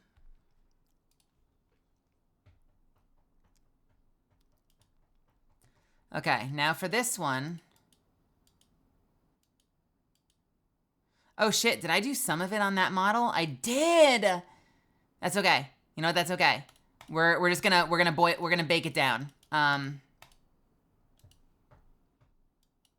Like this. Bam.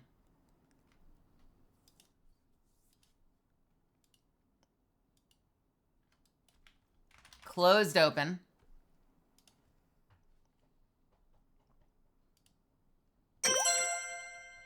Brutus won! Hi! Brutus, thank you so much for the 17 months. And holy shit. Brutus, thank you so much for the tier 3.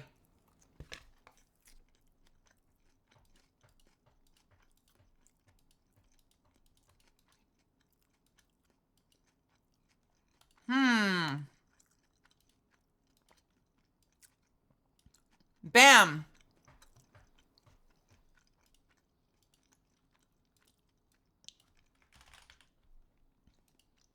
Brutus, how are you doing tonight?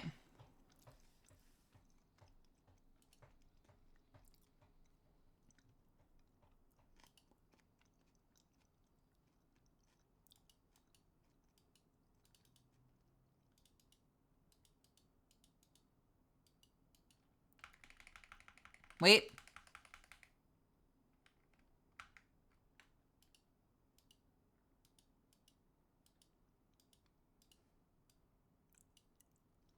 I think that's the last one we need. Open, closed.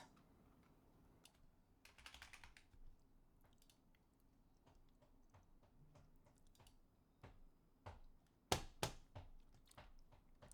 right, let's see if we can make this work.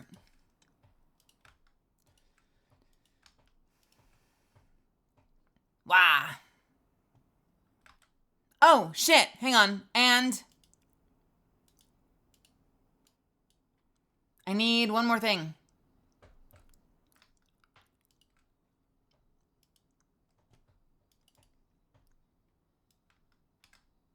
I gotta figure out where this was.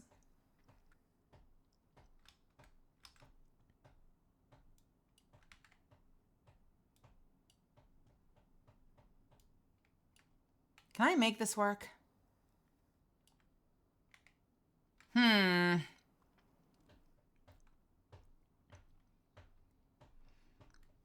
Bad news. I'm sorry, Brutus.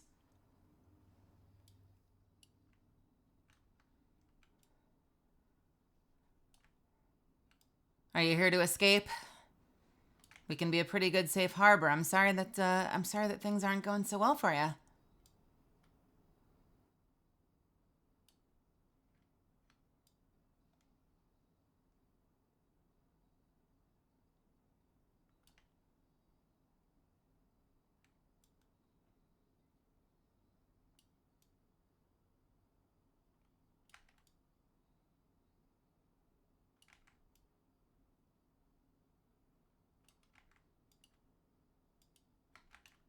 I probably should just make this brand new. I don't know why I'm doing it like this. It seemed like it was maybe something I could do.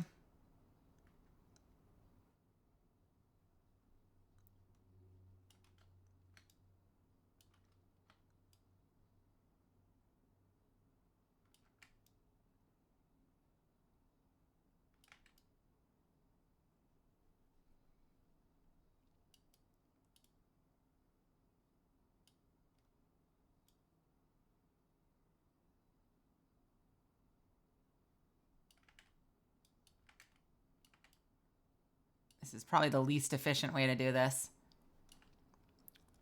Does that work?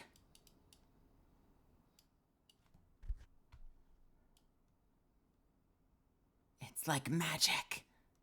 It's like magic.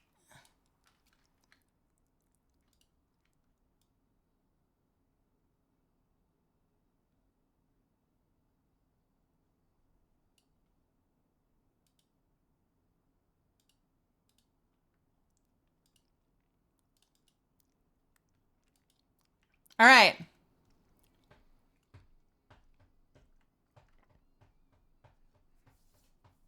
What are you doing in Destiny right now, Kiwi?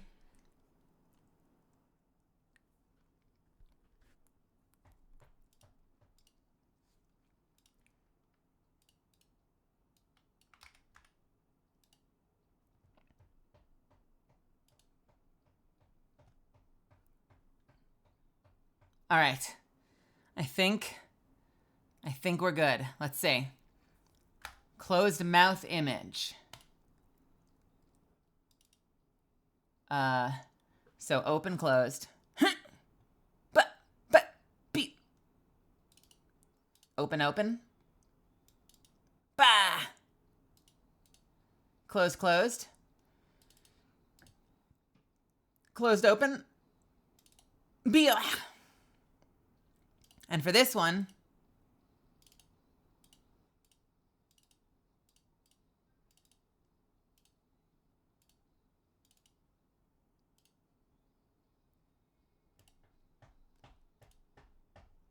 and we'll call this Bloodstraub.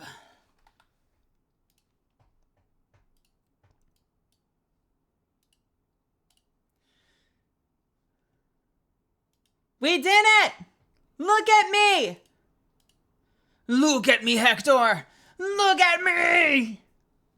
I'm beautiful! It's incredible!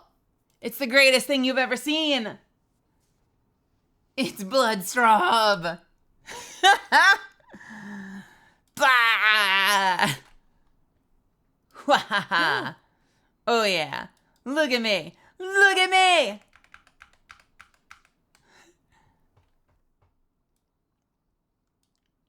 I love it. It came out so good.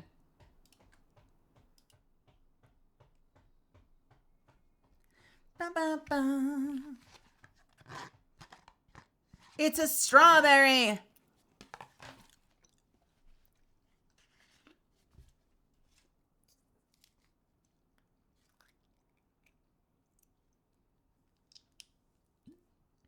Yo, Dragoness, how's it going? I'm 3 hours late, but I was so happy to see you at ALGS. Oh, awesome. Were you there? Did we speak? We must have. It was so fun. Someone posted the nicest thing, by the way, earlier today on Twitter. Like, just to give you an idea of the shit that makes me smile. Someone posted today saying, the way she was just vibing with the crowd, you would have never known she was a voice actor for the game. That is such a cool thing to see someone say. Because that's really how I handled myself all weekend. Like, until they brought me out on stage, I was essentially just completely, like, incognito. And I wasn't worried about people recognizing me. I just wasn't anxious. I wasn't, like, eager to make a scene. I was just kind of there to watch some games, hang out with friends. And also, you know what I noticed? And I think it's literally because of you guys, is I was the only legend there, aside from, like, you know, a lot of the legends have partners, like spouses. But I was, like, the only person there that had another crew I was spending time with. So I kept bouncing between, like, hanging out with the other legends and hanging out with Respawn people and, like, producers and stuff. And then I would, like, run off into the shadows and go hang out with my streamer friends, because I had a whole bunch of streamer friends there, too. And I had this thought, and, like, I realize I'm saying this backwards, but it's almost like everything sort of reversed itself, where, like, the only reason I'm streaming right now, the only reason I'm doing any of this is because I booked Catalyst. Because of Catalyst, I have all of you. Because of Catalyst, I met all of my friends that were streamers. And I've started to, like, establish myself as a baby in the VTuber scene. But being there this weekend, I felt like it was the reverse, you know? Because I kept running back to my streamer friends to hang out and, like, just kind of bullshit and be low-key and not have to worry too much and not have, like, official shit I needed to care about and just be able to hang out together. So in my head, it almost, like, reversed itself, and it was like, it wasn't like, oh, I met all these people because I'm in Apex. It was like, these are my friends, and, like, I got into the game.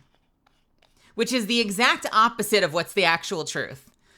But like, I don't know, does that make any sense? That's how it sort of worked itself out in my brain. Like, I kept sitting here feeling like not thinking, obviously, because I know the truth, but, like, feeling like I got into the game and, like, this is my friend group. It's kind of funny how it sort of flipped itself on me. And I guess that kind of says something about feeling like I have a place there and not feeling like I'm, like, a guest or, like, a tourist, you know? Like, I've actually kind of feel like I have a bit of a home in that community, and that, like, I'm making friends with people who are seeing me as Melisande, and not just as Catalyst, you know? Even if Catalyst is the reason I know all of them in the first place. So yeah, that was something that was on my mind that made me smile.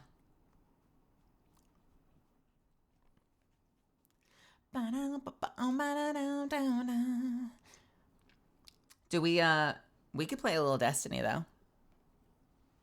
It's been a healthy 3 hours, going on 4 hours. I probably don't have that much time to play because I have a session tomorrow. I should have said up front, this is probably not going to be an insanely long stream. But we could load in and do a little bit in Destiny, right?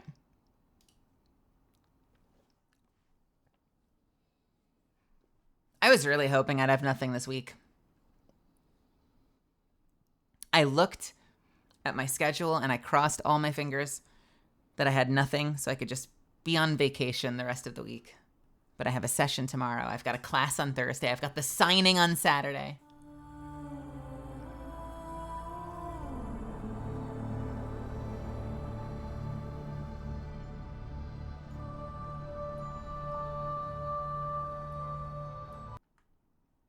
Oh, I quit the game. All right, hang on a second. No offense, but it was so weird watching you at ALGS and hearing your voice. Not seeing a PNG in the real you is kind of wacky at this point. Yeah, I guess there is kind of an immersion break, isn't there? I joke about that a lot. You know, that like when I do a signing, it's like, ooh, immersion break, wee-oo, wee-oo.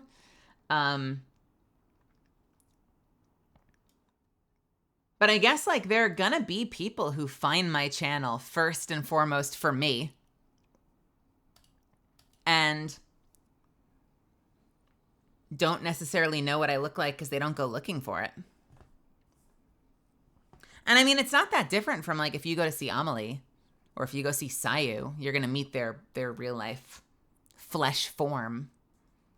And I guess not everyone does that. Maybe it's just because we're actors. We've sort of gotten used to the fact that you're just going to see us, you know, versus like, you know, there are a lot of VTubers you go and it'll be them, but they'll be wearing a mask for most of it or something. You know, like I've seen pictures of Cinder cosplaying as Cinder, but you know, she'll have a mask on from her eyes down. But unless we're covering ourselves like for COVID safety, I feel like if you go to see Amelie or Sayu or Alpha Aniki, like you're just seeing us, aren't you? You're just it's just us. I think that's the actor part of us that that just has kind of come to terms with the fact that it's going to be normal to have things we do where it's flesh tube, our flesh bodies.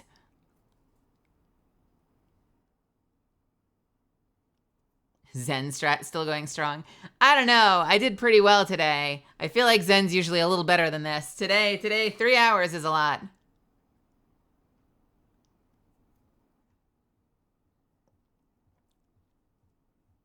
Oh, Brutus, I mean, you know what? Whatever you need right now, honestly, take care of yourself. And if you just want to listen in the background, if you just want to listen in the background, enjoy the music, and listen to me BS, I'm here for that. You know? No one ever has to contribute to chat. And if you need to disappear altogether, I respect that too. Cinder IRL physics went crazy. Yeah, okay. Listen, all right? Not all of us can be fucking Z-cups. Fucking... I'm not bad. I got some boob. I got a little bit of boob. It's not great. I got a little bit. I'm happy. Sheesh. Literal. Good grief. I know, real life physics.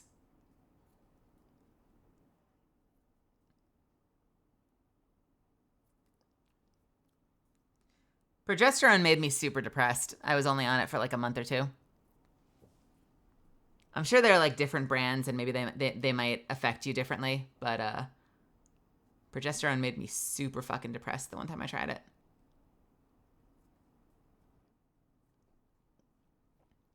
Completely changed my mood. I actually joke that that's why I quit Apple. When I finally quit my job and decided to be an actor, I think it's because I was that miserable. And afterwards, the prescription ran out and I was slow to refill it and my mood changed back and I was suddenly fine and I was like, wait. Because like we only ever know how we feel in the moment. Just like if you hurt yourself, if you have a wound, you like forget what life felt like before you were wounded. And then when you're better, you can't remember what the wound felt like. It was so weird to just have your entire life shift. Because like your mood's being affected by some shit you've taken. All VTubers, when I see them IRL, is so wacky. It almost looks like you dubbed over a different person sometimes. You know what's fun about it though, Kiwi? So like, I've hung out with a bunch of them now, and like I don't hang out with Alley-Oop a lot, but I hang out with Nia a decent amount. And I've hung out with Nia Mocha now, and Hambino, and Alley-Oop, and Blur. I've hung out with Maria before. Maria has visited twice, and we've spent time together in the real world. And one of the most fun things to do is like just look away for a second and close your eyes because you hear their voice. And so even if something throws you off at first, because you're like, this is not the form I'm used to. This is a different body than the body I'm used to. If I like close my eyes for a second, or if I look down at my drink or my food or something, you're like, yeah, that's you though. That is you. Every part of that delivery is you. And you start trying to see if you can like pick out little vocal mannerisms that you're used to while you're like, you know, while you're in person. Looking at their actual face, for instance, or if they're wearing a mask, but like their, you know, their actual form.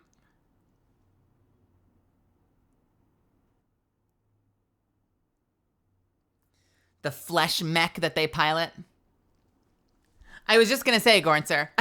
I was just gonna say. Yeah, legit. So I've got red, black, and blue now. I've got my blue warlock, my red titan, and my black hunter. How you liking super black on me? Pretty handsome, right?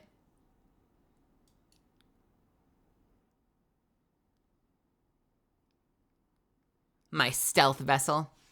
This is, by the way, what I've been using for...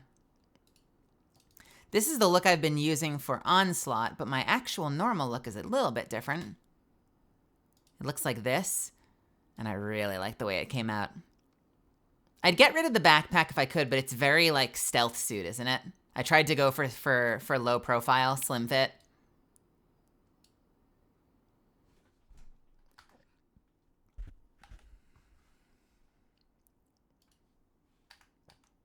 Let me turn the music off so we can vibe to regular music.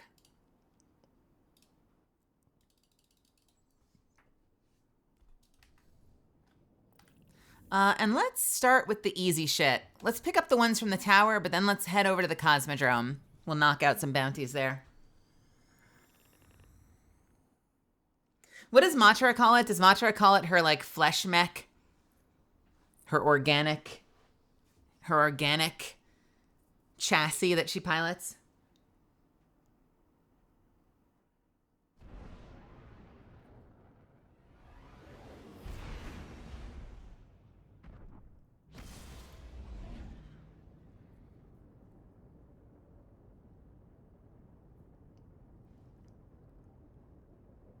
By the way, I learned something. Super black, not quite the same as the memento. Things I've learned. If you take one of the crafted items, check it out. So this uses the lost memento, and it's more matte, so it's less shiny. Okay. Thank you. It's more matte, it's less shiny. Game!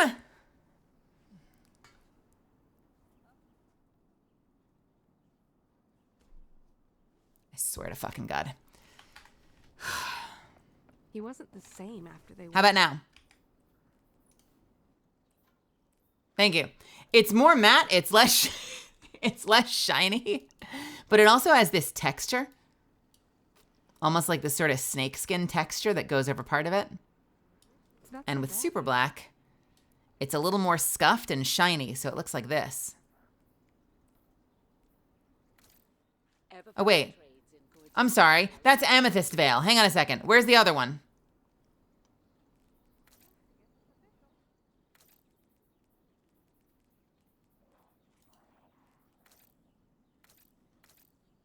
Okay, there it is. I'm sorry. Amethyst Veil, matte, and snakeskin texture. Lost Memento does not have the snakeskin texture. It has like a leather, almost like a wrapped leather texture, but still a matte black. If you look at super black, it's scuffed and shiny. Isn't that interesting? So that's the super black version, and that's the Lost Memento version. So the Lost Memento version is sleeker. Super black is kind of scuffed. New address. New address.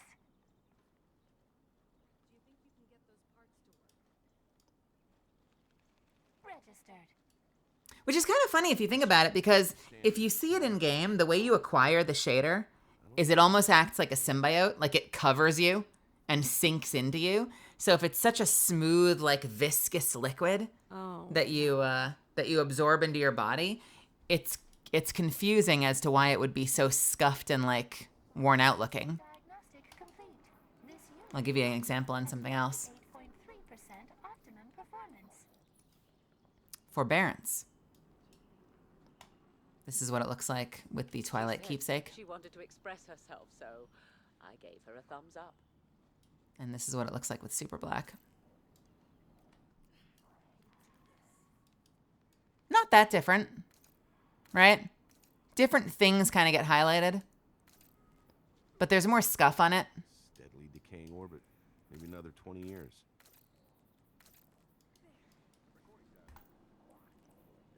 Do I have anything else to show you?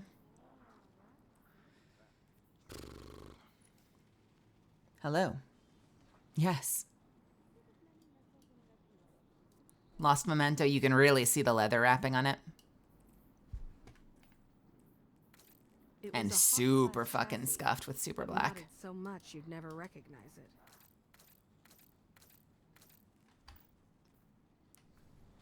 Anyway. A newsfeed? Yes. Let's do a little triple grenade launcher, shall we? Trades in goods Hee we hee hee. feel in Grenade hearts launcher, of grenade our launcher, grenade launcher. Let me check right away. Have I checked Ada today? No. Let's go take a look. Greetings. Do you have a weekly?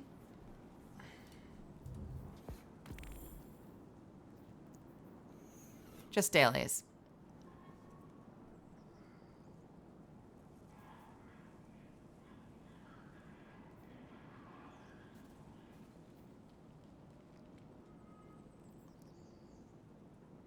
We'll do the easy ones. Make good use of it. Back to the front, Guardian. I'm mostly worried about weeklies.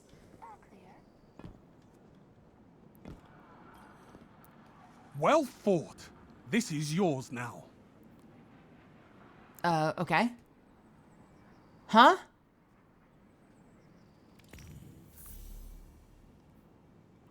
Opponents Don't defeated, waste strand severed, or unraveled final blows. That's not gonna happen. Orbs of power, know sure. you'll use Zone this advantage, sure. All battles are just a lesson, Guardian. Should probably take the bonus ones as well. But we'll go downstairs for now and see what's up. This is no time. What is on Ada, I wonder? I want the kind that the hunters use. Sorry, Guardian. That's awful. These are the big weeklies, but I don't have a clanmate to do them with right now. Hey, Gambit matches, Crucible final blows, raid completed, any raid, and Nightfall activities. be careful out there.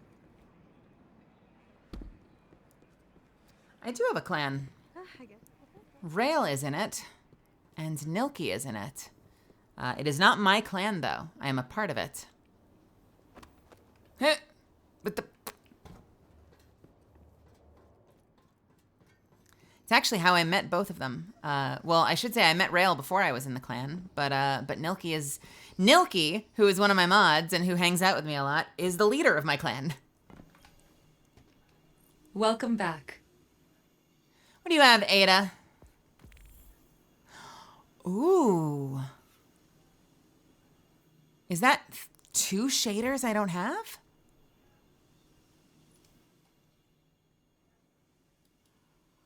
Oh, it's hideous. I'll buy it, though. Oh, my God. That's kind of cool. Very bright.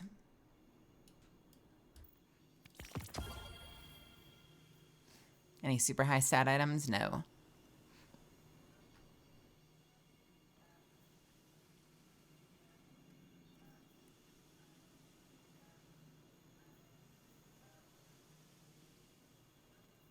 Let's do raid dungeon tier.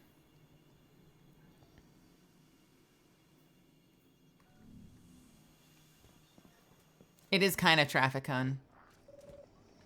Archie is missing? Wait, who's Archie? Who? Remind me which Archie is? Lewis is the bird. Is Archie the dog? Popper? Ha! Investigate paw prints. Why are you missing, pup?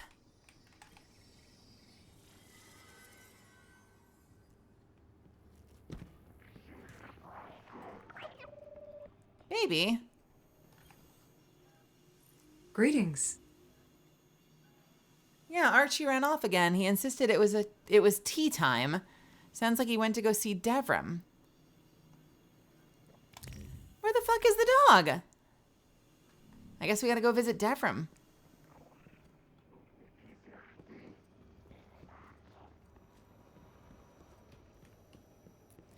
Time to play some Gambit.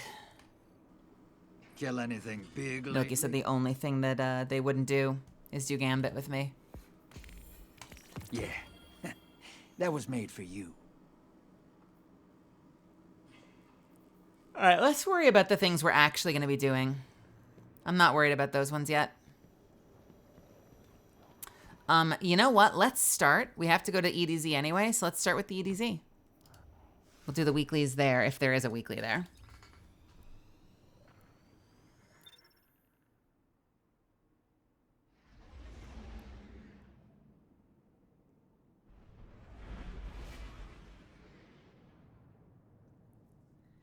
The dog insisted it was tea time.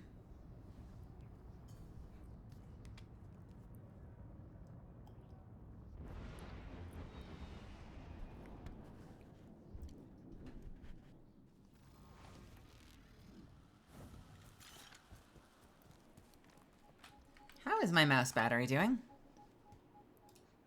Decent. Hey, want to see something cool? Ready?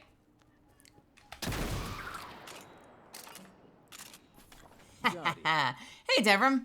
Be careful out there. Where in the ADVgg is Archie? Ah, yes, Archie came through not too long ago. What a good lad. He kept watch while I brewed some tea, then darted away claiming to have seen a bird made of light. I think he took my favorite mug, little scamp.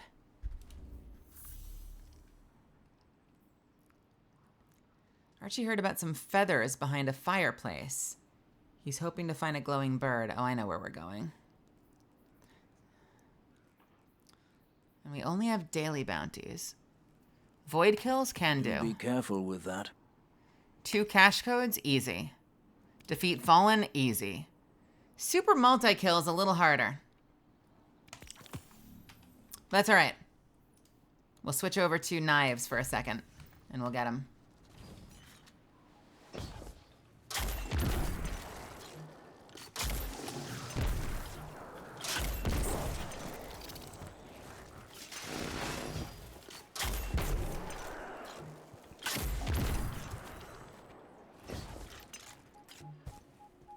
Okay. We're going to follow the bird, but first, let's get a really, really quick and easy 2 caches.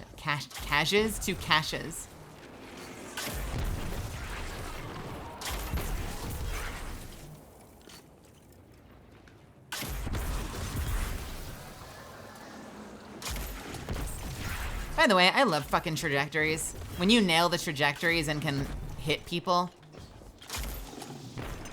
Shit. Not like that. Like that. Ha-ha! It's so much fun.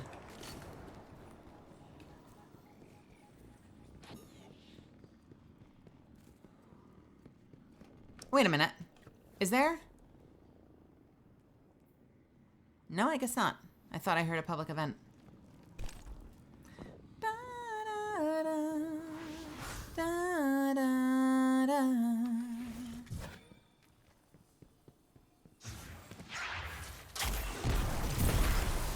Oops.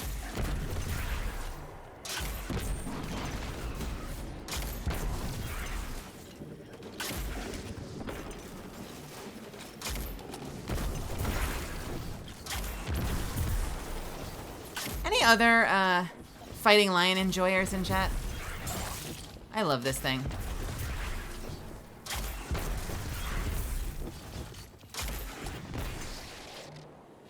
ready.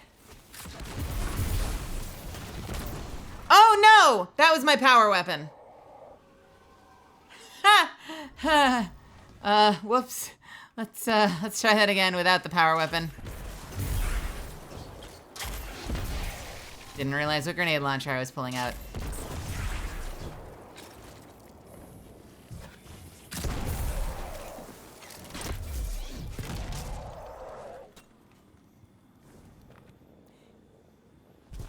You know, my favorite part of the mountaintop grenade launcher that you can get right now in the game is? My favorite part about it is that in order to give you the ability to rocket jump, which is an ability completely unique to this grenade launcher, they had to make sure it didn't kill you, because a lot of grenade launchers will fuck you up if they hit you in close range. So they had to make sure it didn't, right? So it does almost no, very, very little up close damage, which means, check it out, you can use this mini rocket launcher like a fucking shotgun. Hey, fucker! Yeah, that's right. How about you? Yeah, how about to the face? It's absolutely nuts. Hachi! It's the dog! Hello, my love. Thank you so much for shouting out Hachi. If you guys aren't following Hachi, you should. We hung out last night. I hung out in chat watching her stream. She's super fun. Hachi, do you play Destiny? I know you play all Apex all the time. Well, when you're not playing that fucking horrifying golf game. Let's make a golf game, but turn it into a fucking scary game that gives me anxiety.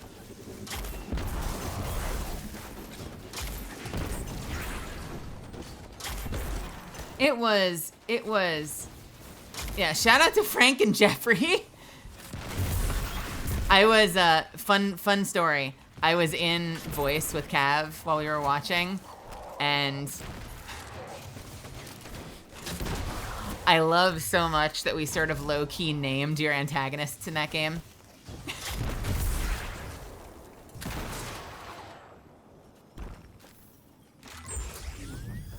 I'm in voice with Cav, and I'm typing in chat, I'm like, God, fuck Frank. Frank's terrible. And then you started calling him Frank, and I was like, oh God, I named him. I named him Frank, and it stuck.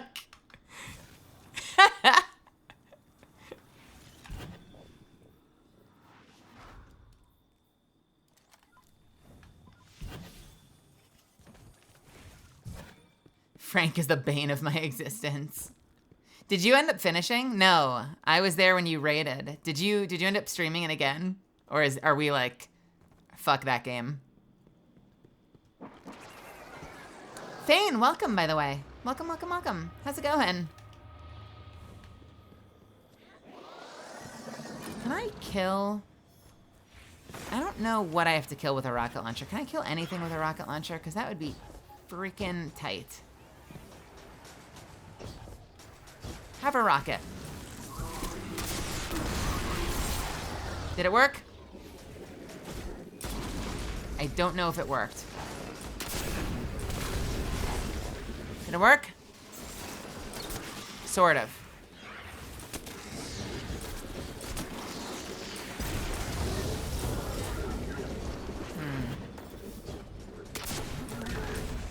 Well, that's it for the missiles. 4. All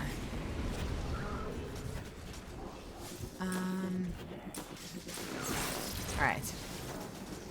Let's go chase after that bird. Investigate paw prints.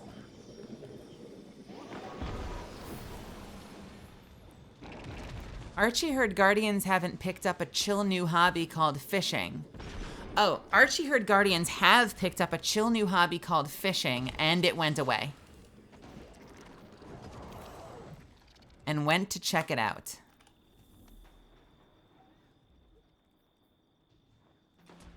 But where? Here?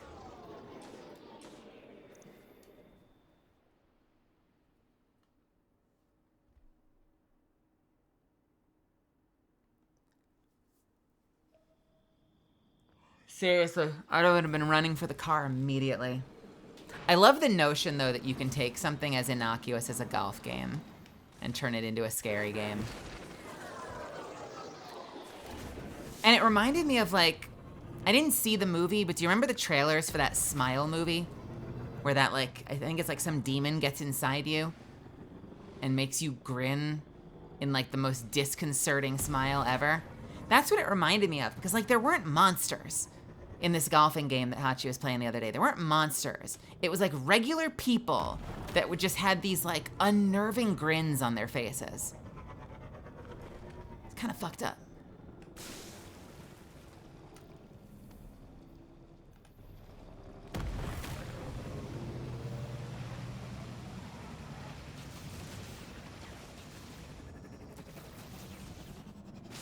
What? Did I see something on the ground? I did. Go away. Yeah. Heard about a ship full of tanks and space rhinos and decided to go take a look. Cool. Ships and space rhinos. That would probably be this. Assuming the Cabal are space rhinos. And this is the big ship that's docked in on the ADVgg. Right? So let's go looking for some ADVgg prints. I was laughing at Kaisa for suggesting a horror golf game until I played it. Yeah, and you're so chill until you take the first swing. And the moment the moment that the ball is out on the course, like, motherfuckers come out of nowhere. It was like over here. It wasn't all the way over to the fishing spot. It was like back here a little bit. Time Winder.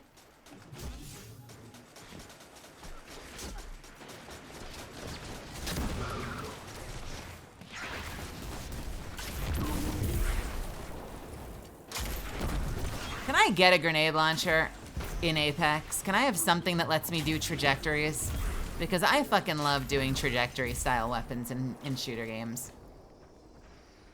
There you are.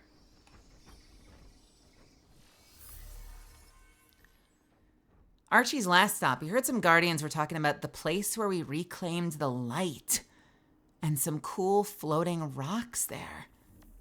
Excuse me? I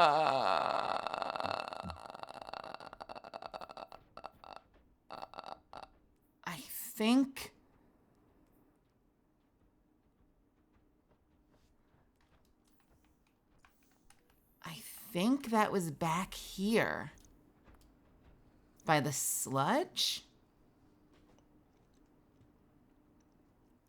God, they're making me remember year one shit.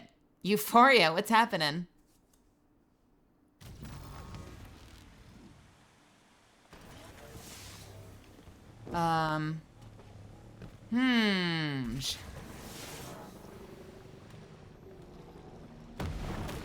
Is it through here?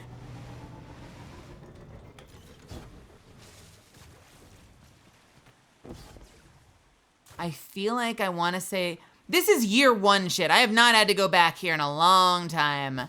I think I want to say it was through here though. Maybe. Or maybe not. What the fuck is this? These are floating rocks. What is this?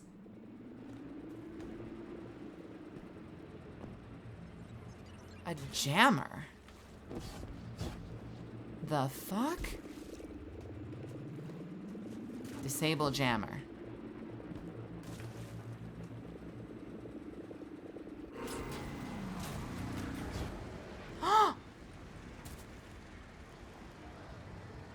Okay, so we have I feel like I should have my music on for this. I don't know what I'm about to go into. Let's have the music on just in case.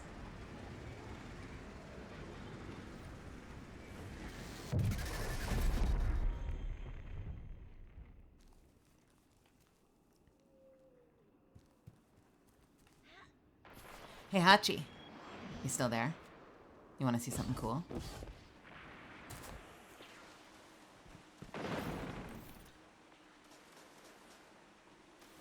The Taken are fighting the Cabal in here. Why are there Cabal in here?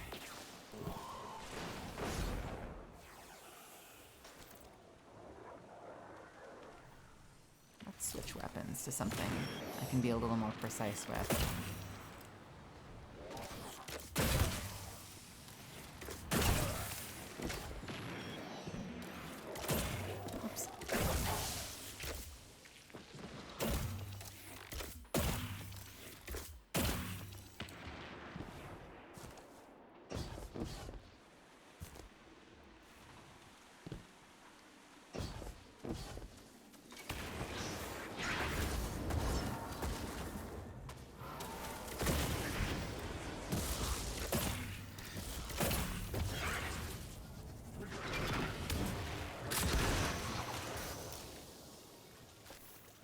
Pride before destruction. Wait a minute. Pride before destruction? Hold, please. Pride before destruction. Okay, okay, that was just complete defeat powerful combatants. Got it. Never mind. I know, it's like the only game that lets me just use a bow. It's the only damn game that just lets me use a goddamn bow. What are we jamming? It do be jammin'.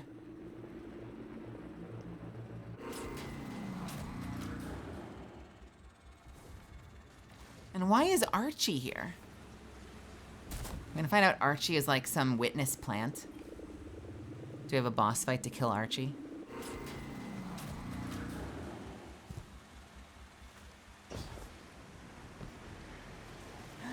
Hey, Doc, what's happening?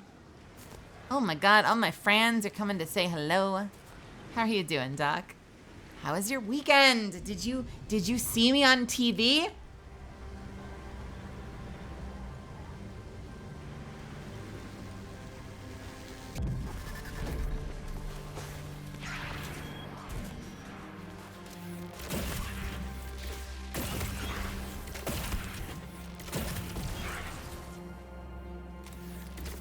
I was a dork. It was so much fun.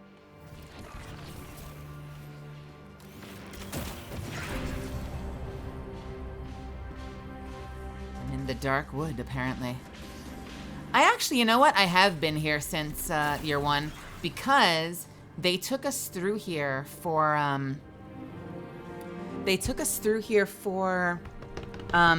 what were those missions where you have to capture one of Savathun's lieutenants? They used this same map for one of those mind missions.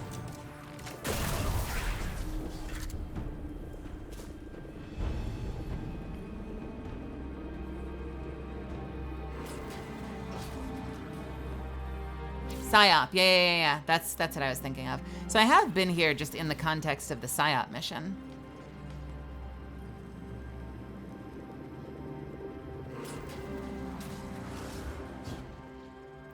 These are all Cabal jammers, aren't they?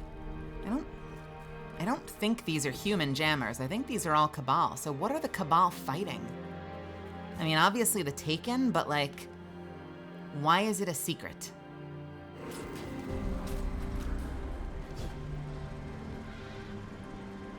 Have there been more Archie quest lines or just the one? Because this is the first time I'm doing anything like this.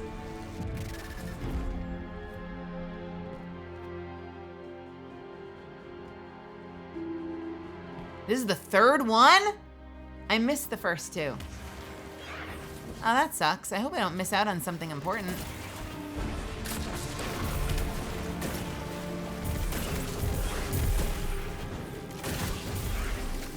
It sucks that I kind of feel like you have to really be immersed in Destiny, like, Destiny coverage to know that stuff like this exists, unless you're really, really thorough. Because I feel like a lot of players kind of get locked, don't you fucking dare. A lot of players get locked into their, you know, their playlist activities and stuff, so it's fairly easy to miss stuff like this. Like, I never got all of the, I found out about the Savathun, like, 2 truths and a lie thing that she did. She had this thing where, like, you'd go to visit her pools and she'd tell you 2 truths and a lie, or 2 lies and a truth. I found out about those so late because, like, it just wasn't something I was looking for.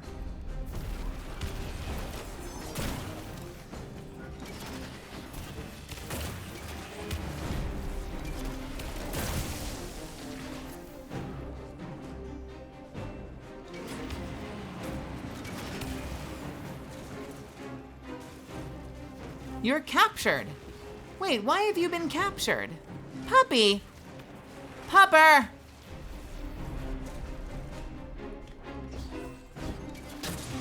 Oh, shit. You know what? Have a missile.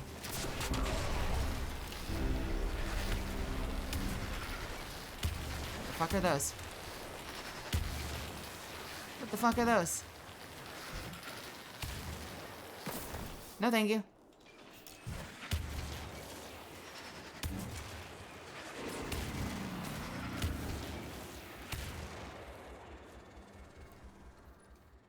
Really? Oh, I don't think I've ever noticed that before. Hi, buddy.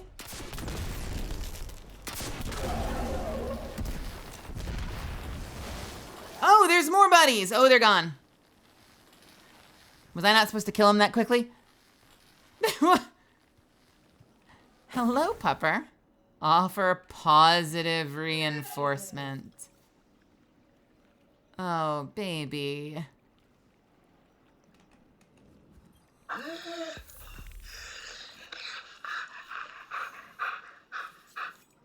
Oh, baby.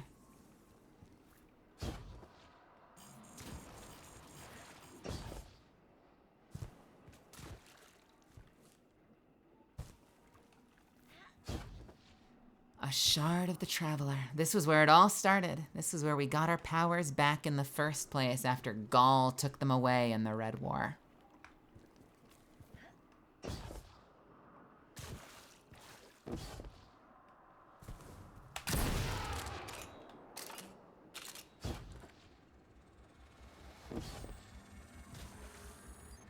All right. Well, what else are we missing here? Do I have other dailies that I need to do? Super multi-kills. And that's it. I think we can get some super multi-kills. Let's go back.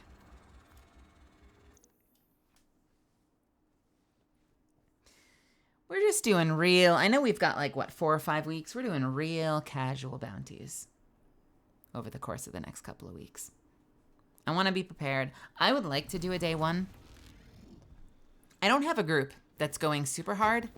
I might, and I put a big might on this, I might be doing contest mode with Hanarisu and Jared. But it's not set in stone yet. And they're not going super hard. It's going to be kind of a casual contest mode. No, not when there's someone else here. God damn it. I hate competing for kills. Can I do it up here? No, I need more. I need more people.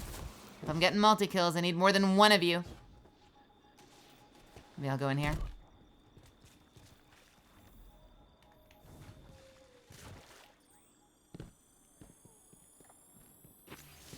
It's supposed to be the hardest raid they've ever implemented, unless they went back on that. Their plan was, they said that their goal was to make it the hardest raid they've ever put in.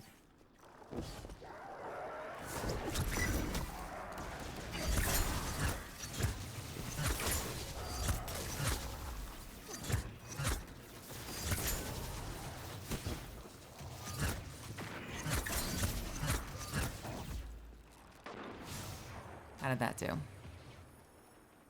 1. Okay, let's port back. Let's get some super.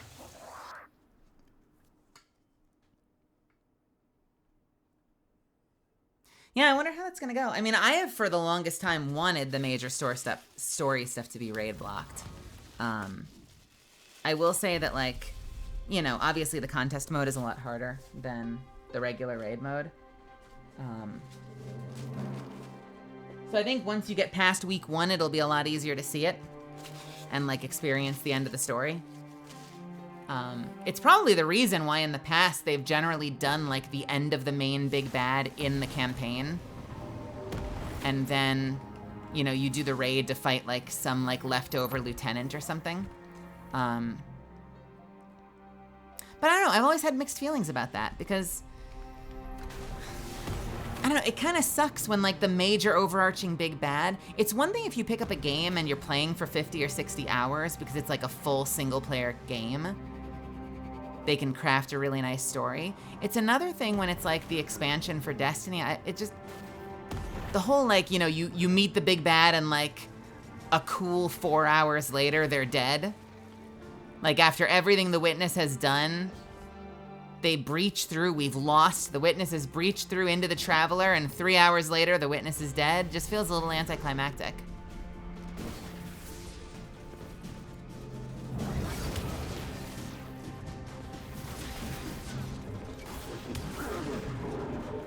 I agree. That is not a lot of time, is it? Can I get some more people over here?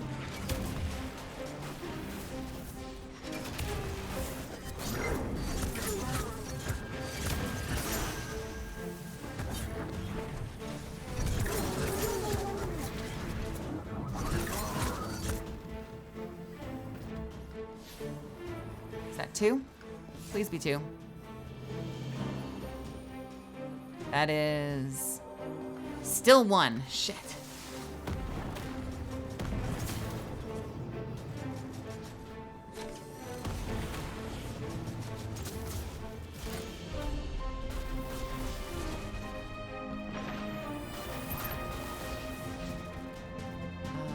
You know what? That's fine. We'll go into here. 3-day prep sounds brutal. Like, honestly, I worry that I'll be able to do that. Because that means going through the campaign, legend mode, leveling up past that using pinnacles, grinding the hell out of that shit. I don't know, it's a lot. And I also always worry sometimes that that means kind of like not getting to appreciate the story because you're rushing too quickly. I definitely want to savor the story a little bit. And when you only have 3 days to do it before the raid, that sucks.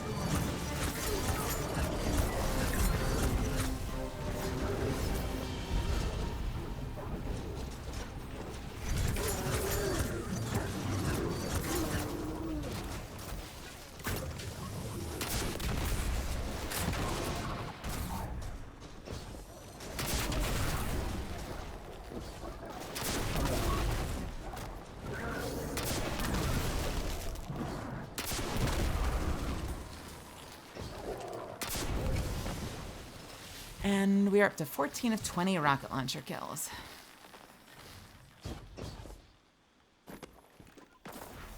Okay, we can go back to the Tross land to finish up the rocket launcher kills. You've missed me on knives, Zeph. I'm sorry, I'm going away. Bungie says doing legendary campaign gets you 1960 and raid ready is 1965. Is that pinnacle only, or can you get that with regular drops? Is the question. That's within soft cap? Okay. Is it weird that I kind of hate that they're bumping the light level up again? I realize it's probably the easiest way to create kind of artificial difficulty. rather than just continuing to bump up the enemy difficulty. But I really kind of wish we would get rid... Like, I really thought we'd gotten rid of light levels completely.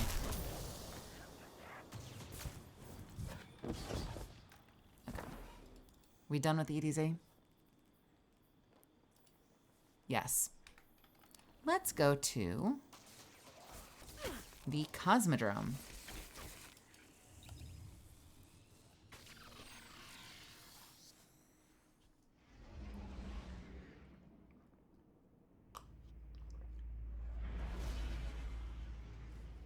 I imagine that it will. Go. I've never done very serious artifact farming. I'm gonna do a little bit of artifact farming this time. What I don't like doing is I don't like doing artifact farming on multiple characters, and I realize that, like, for most people that's kind of how you have to do it. You have to do everything on all 3 characters. Oh, I can't tell you how easy it is for me to burn out on that shit. Report. Alright, 3 public events. 25 of each element. 50 targets. 5 grenade kills. Kinetic weapon. Energy weapon. Affirmative. Uh-oh. You got it.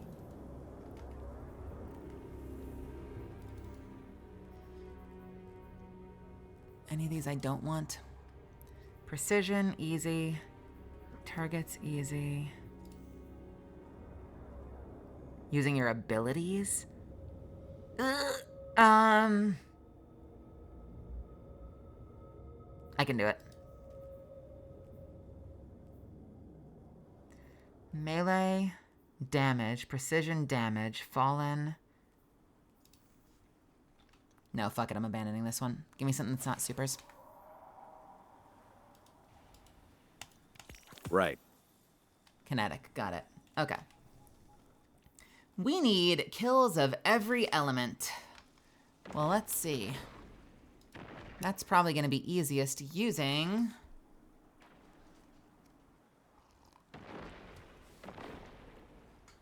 bows. Could just use hard light, but let's use bows. We've got Void.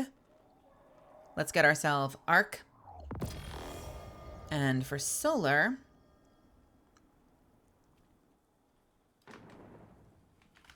we'll use Sunshot. Let's start with Sunshot, because I'm not a huge fan of hand cannons. I used to be. When I first started this game, I thought I was going to be maining hand cannon. That was going to be my shit.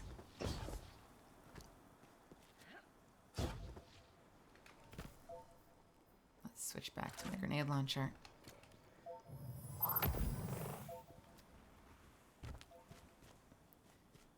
I guess we could wait a minute and a half for this, or we could wander around.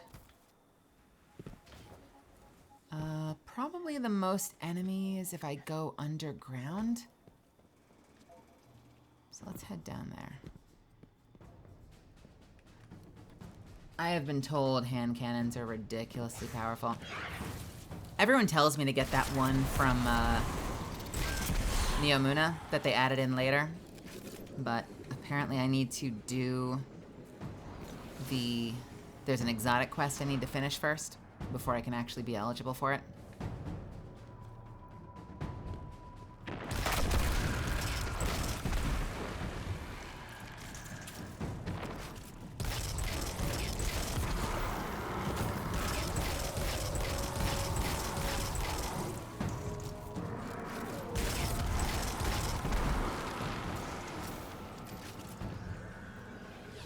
Yeah, I've heard that the, what is it, Zowli's Bane or something is really, really good. I don't have the recipe for it, sadly. I guess I haven't run King's Fall as much as I thought I had. I want to say I was only like 1 of 5 or 2 of 5. I hadn't done very much of it. Which I guess wouldn't be that hard to farm. And you can just buy your way up to, like, you can buy your way up to max easily. There's more than enough resources to go around. I'm detecting Maybe I a should do fallen that. skiff headed our way. I'm gonna be on. Here's the Probably thing. Here's the another problem. glimmer I extraction hate crew. the way it looks. I think it is ugly as hell.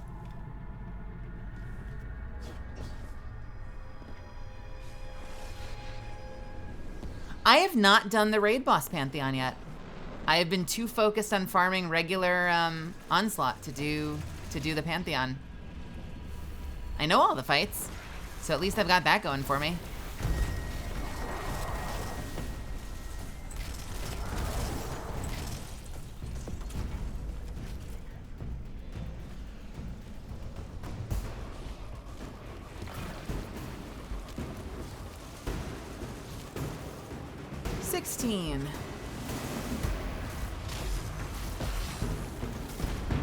I haven't tried to see what it looks like with Super Black yet.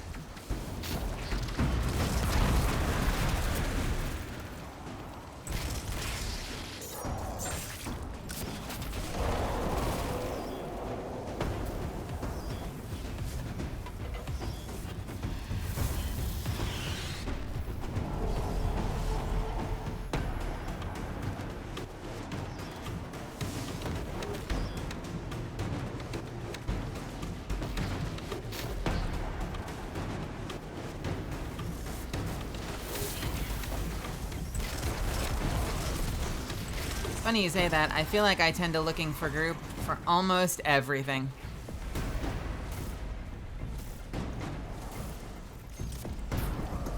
Excuse me. Yeah.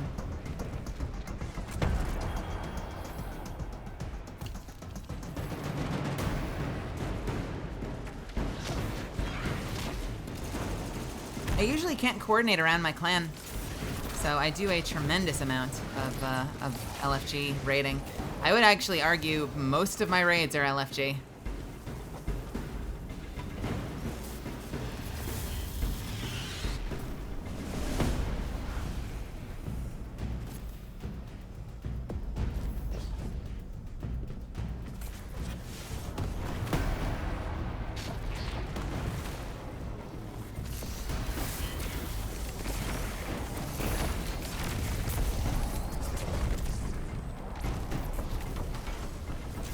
Motherfucker is stealing all the kills.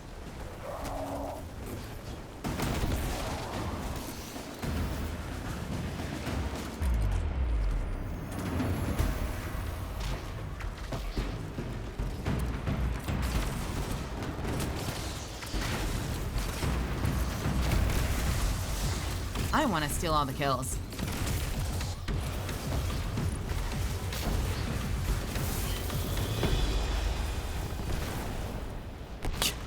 We did not do heroic.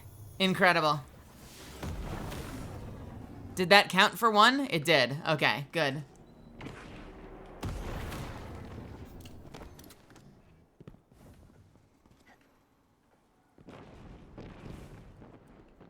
Thing is, if you're not really optimized past the first week, you're really not likely to get a clear. Well, I assume that there are some groups accounting for that. I've certainly done a lot of raids, LFG. And they tend to have their shit together.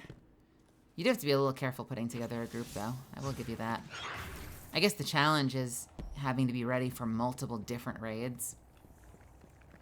You're really counting on there being someone that's good at explaining the encounters and coordinating, or having a team full of people that kind of really know what they're doing.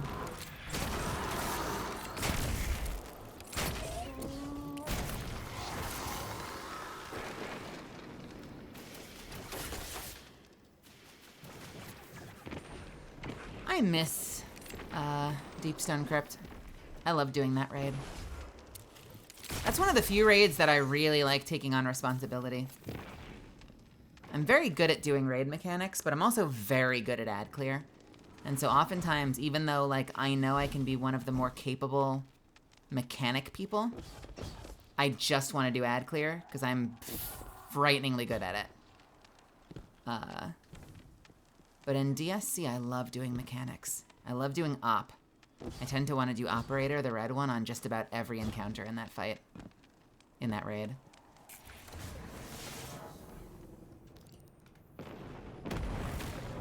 It just synergizes really well with precision gameplay, like using bows or scout rifles, which is what I usually use.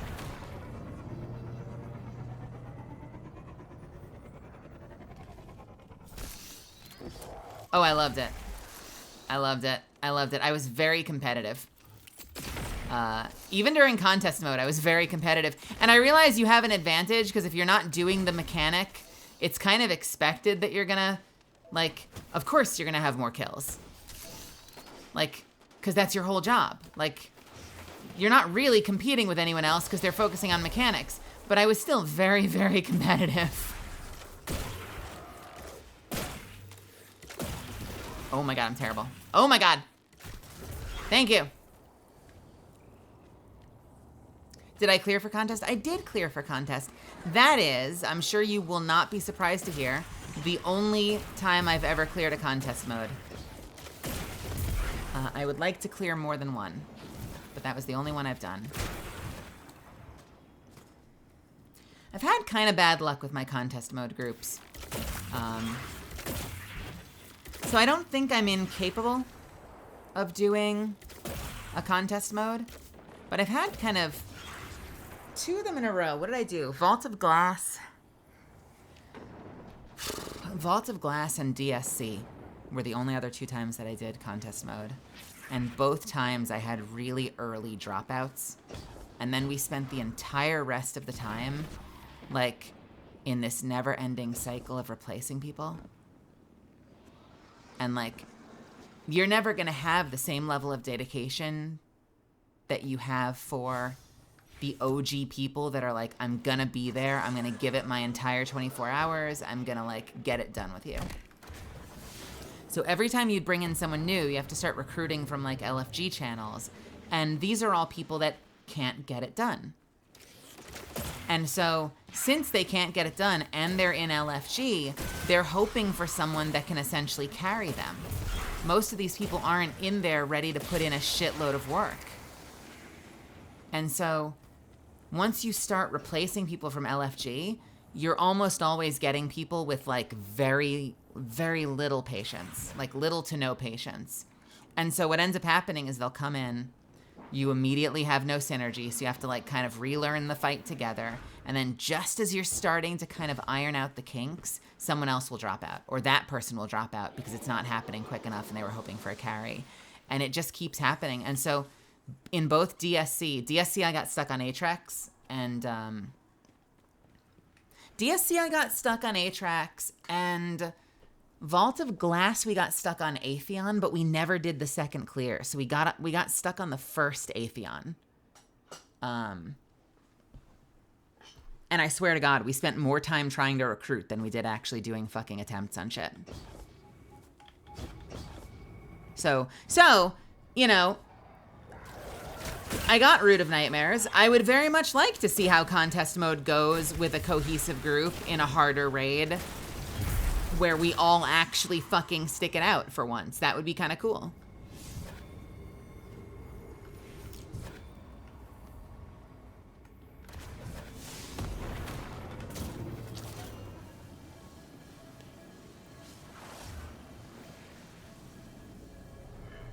Power to Cosmo Ops. Requesting visual confirmation of Couldn't get damage down. Grenades made a huge difference, didn't it? Ow! Grenades made an incredible difference on that fight. Oh wait! I know this one!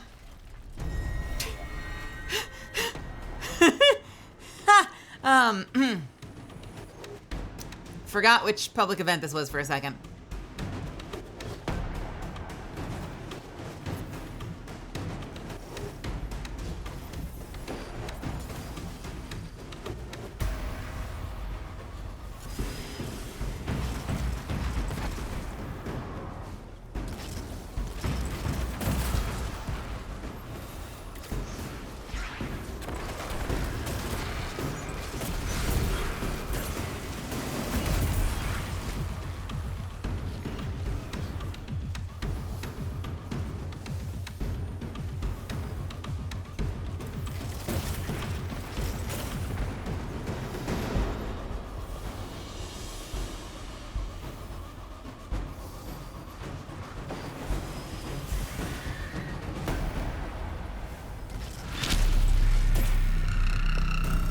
Why is that so cloudy?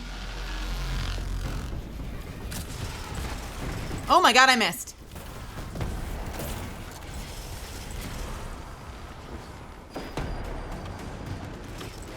Hey, welcome, Raiders. How's it going? Who's here?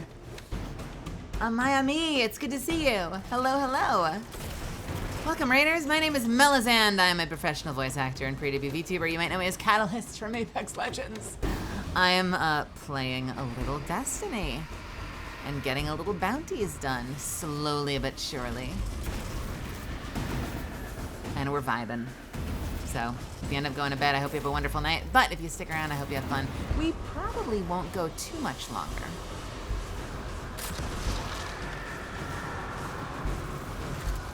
But we're here for now.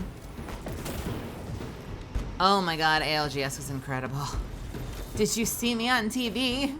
Mom, I was on TV! It was incredible. My god, I got to see all my friends. I got to see my streamer friends. I got to see my legend friends, my castmates. I got to meet all sorts of cool people, like Nice Wig and Timmy. We got to watch some, like, positively harrowing games that had me stressing the fuck out the whole time. The games were so good. God, I wish I were that good at the game. It's nuts how good you can get at this game. Were you playing Apex today?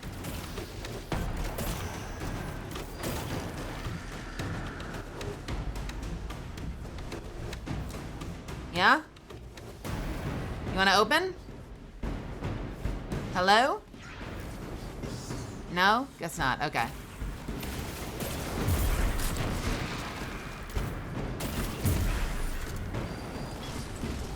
I slayed. Yay.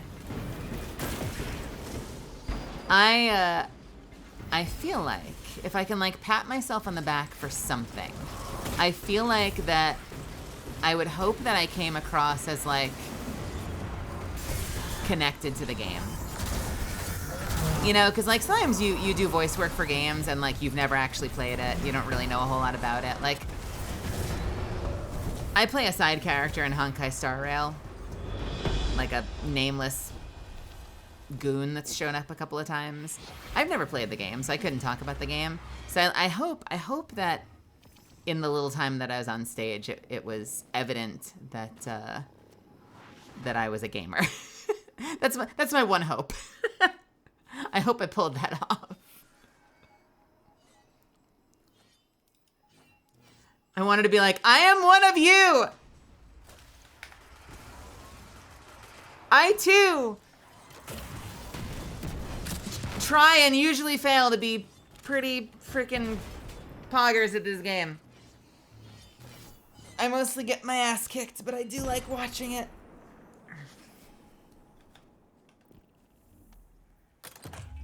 Alright, I need to do one more. Stop yawning. I'm not yawning, you're yawning. I have to do one more public event. And it's the one that's all the way over there.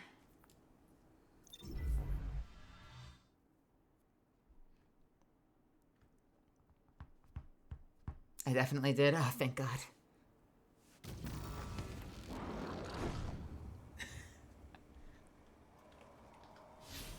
I had to go find the video later to actually remind myself if I'd said that. I was talking to people later and I was like, was I in the middle of a fever dream or did I call out the meta like in front of everybody on the stage? And almost everyone I asked was like, I don't know. I was waiting in line. I don't know. I wasn't paying attention. And I was like, fuck. I gotta find the tapes. It was just a funny question to ask. And I know that they didn't mean it that way. I think that's just like the way I heard it, where they're like, what's it like seeing yourself in the game? And I was like, where?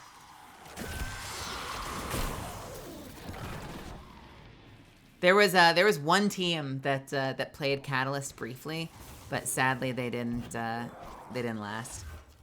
And even the game where they picked Catalyst, it was cool. Like immediately the announcers were talking about it. Like it was a big deal that someone was playing Catalyst, which is kind of neat. But then they were knocked out like minutes into the game. So sadly, it wasn't something I got to appreciate for long.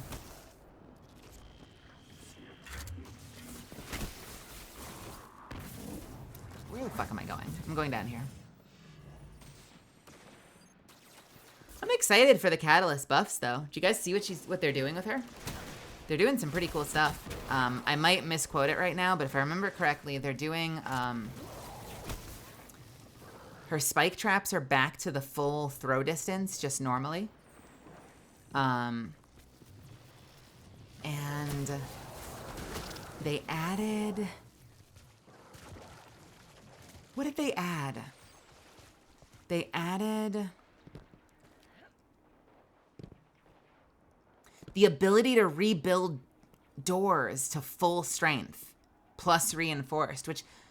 Have you guys tried it yet today? The way that they described it, they made it sound like you actually can reinforce, like, empty doors, broken doors, back up to 4 hits. Is that a thing?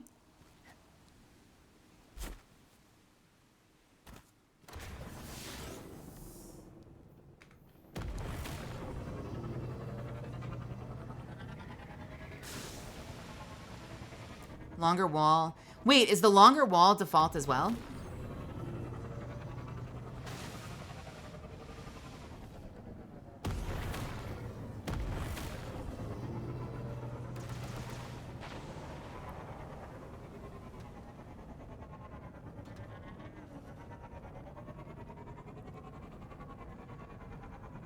Okay.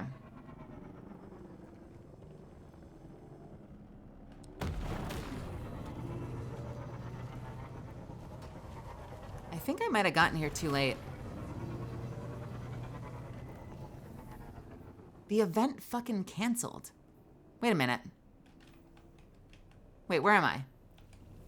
It was here. Oh, it was back there. I think the event canceled because it took me too long to get there.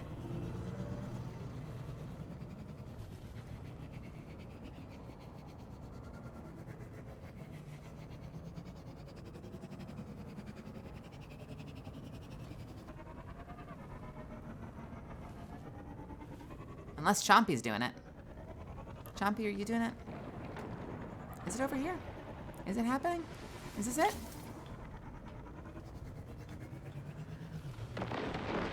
No? I think the event canceled. Well, that sucks. Oh yeah, no, she does. With her, I mean, granted, like, it seems like when you use her portal, it definitely can disorient you. So I get the impression that, like, you can kind of mess yourself up if you kind of blindly portal into a room. Like, surprise motherfuckers, like, by the time you have your bearings, you might just be dead. Which kind of makes me feel like if you're going to use it with your team, you probably have to be a little careful and be strategic about when you use it and not use it when you know you're going to be coming out right in line of sight of the enemy. But the way that they kidnapped that Vantage in the trailer has me thinking so much about, like, how to use it offensively. Like actually sabotage the other team with it. That seems really cool. Like, even just being able to do stuff, like, while you, like, not even, like, pull them from below, but even just, like, drop them through the floor. Like, if you're fighting somebody and you're not even trying to trap them with you. Like, if you're fighting someone and you just toss the portal under them to send them down a level. Imagine doing that in, like, the fracture buildings. Whatever they call it now. Like, in the fracture buildings. Like, you're just fighting on a level and suddenly you drop down a floor because Alter fucking portals you.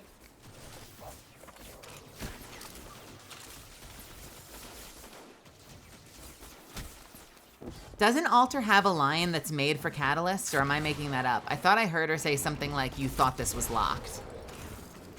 And I can't think of another legend that locks doors. So it sounds like something specifically about Catalyst.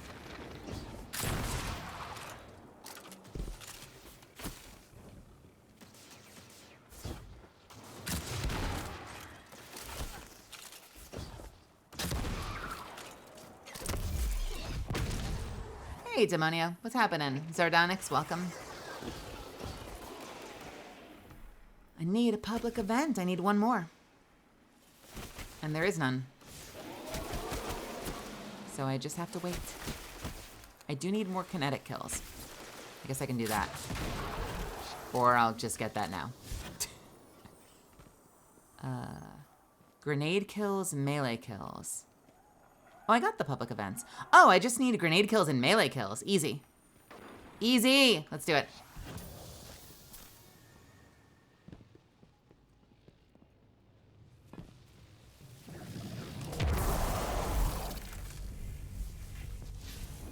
Four of 5. Shit. Couldn't have been 5 of 5.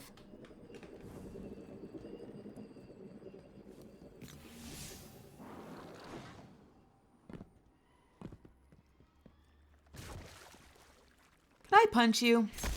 1, 2, 3. No, don't finish. Shit. Don't super. Don't. Okay.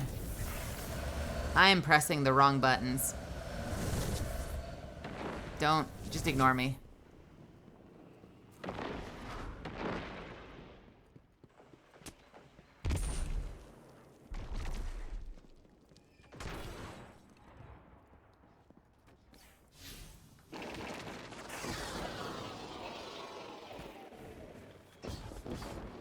I need melee kills. Fuck your... Really? There we go.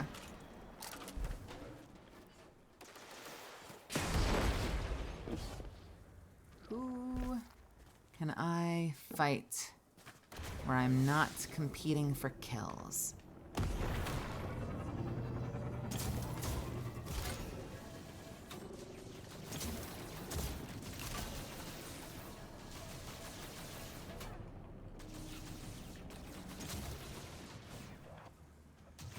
Hello. Punch. Punch.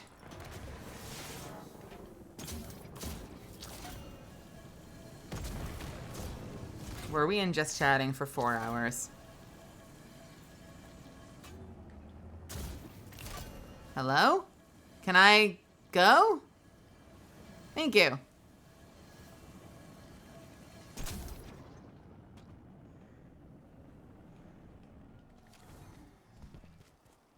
Punch. Punch. Melee or grenade.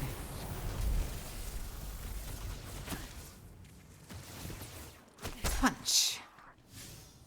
7 of 10.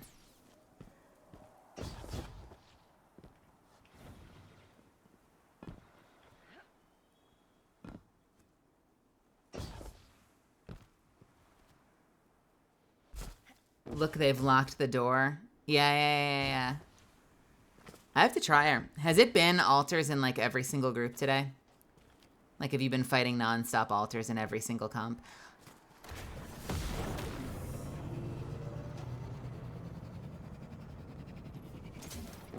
Do we have a favorite voice line yet? That's another question I have. I haven't listened to the voice lines yet. Do we have a favorite voice line? Any fun spammable ones that we can fuck with?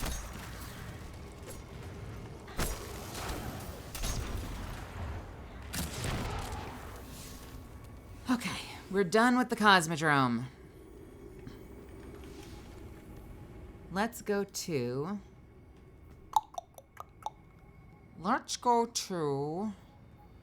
the throne world. Why don't we?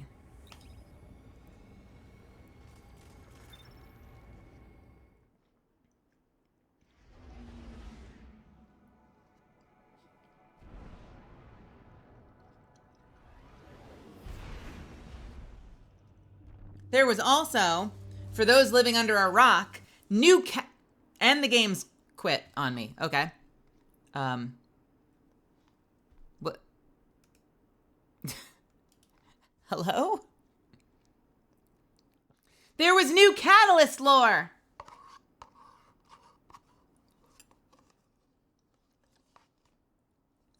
A little bit.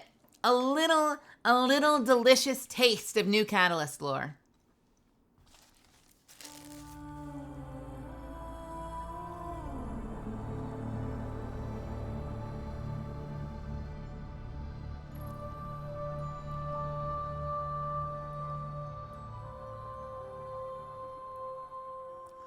Are her lines in Cantonese? Interesting.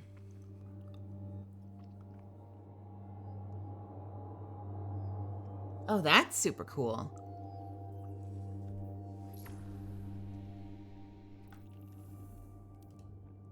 Can I land now? Please and thank you.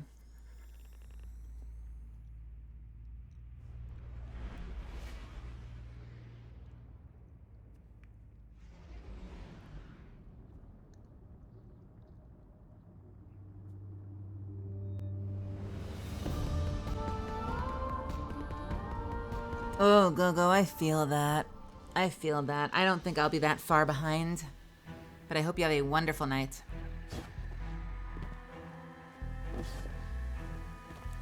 Oh, you can be a big help.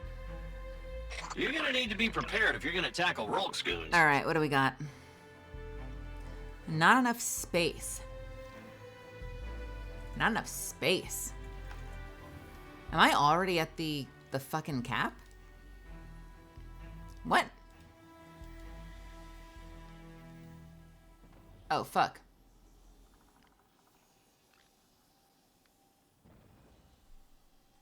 Any quest?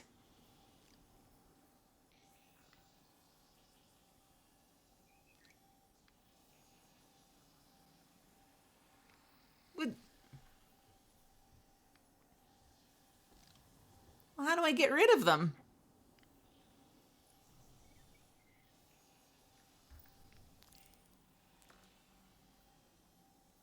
I can't abandon the timeline reflection.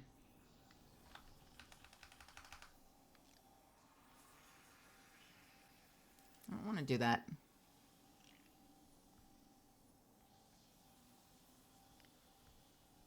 I don't even know what these do. What are these?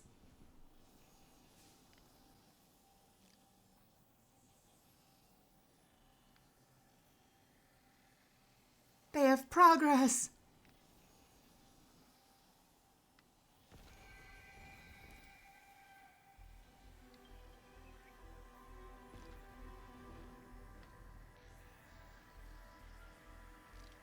Complete a match in the new territory playlist?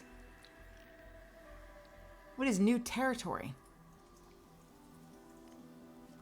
Okay, we don't need this. I don't need either of these two.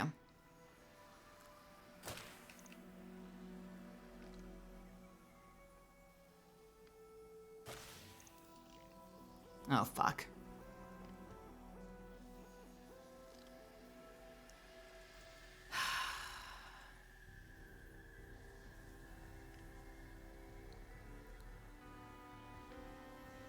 I have not done a lot of Catalyst quests.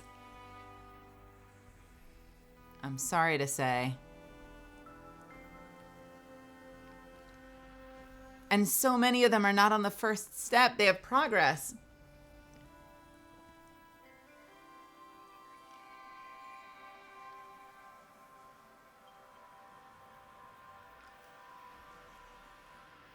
Wait, I'm sorry.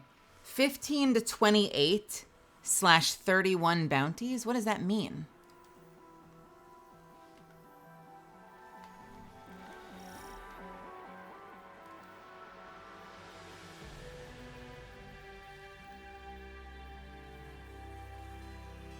$15 to 28 of 31.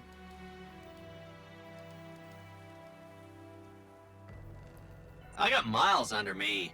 Happens when you search like the whole galaxy for any one thing that makes a damn bit of sense. Oh, that's the page I'm on. So I have 31 bounties.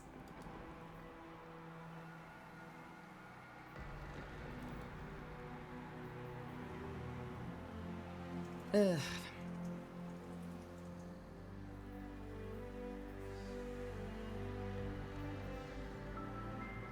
You know, I knew Osiris back when. Yeah, he'd say stuff like, light don't... I assume you'd have to do this step again, right? So I would lose the calibration data, or I would lose... etc. I'd have to do that part again. Really?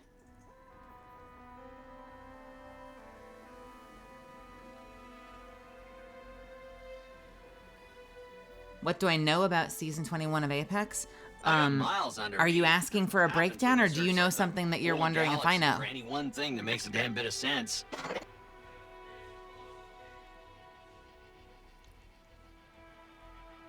Exalting the flame. What is this from? Go away.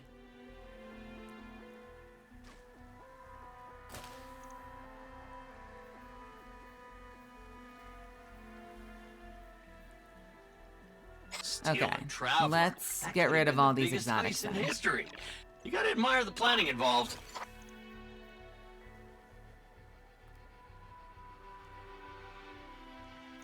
Defeat Hive with Husk of the Pit.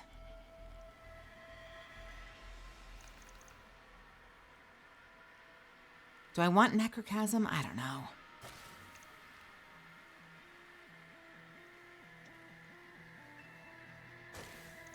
Steal the Traveler. That could have been the biggest heist in history. You gotta admire the planning involved.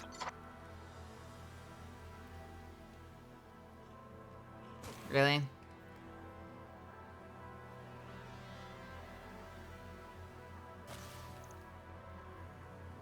It only said you needed 100 kills. That doesn't seem so bad.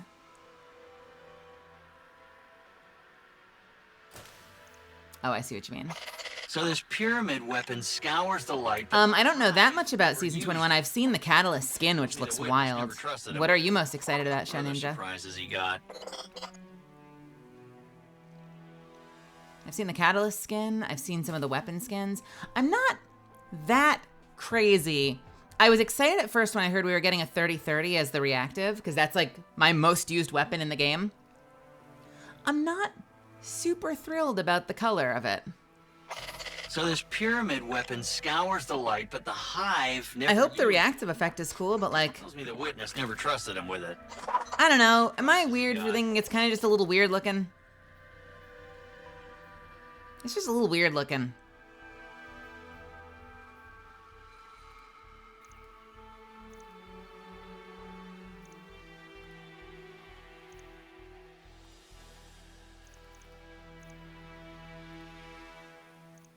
You know, I knew Osiris back when. Yeah, he'd say stuff like, light don't make a guardian worthy. It's the other way around. Yeah, probably paraphrasing. Open the System Core Vault in K1 Revelation Lost Sector. I think I've done all of that.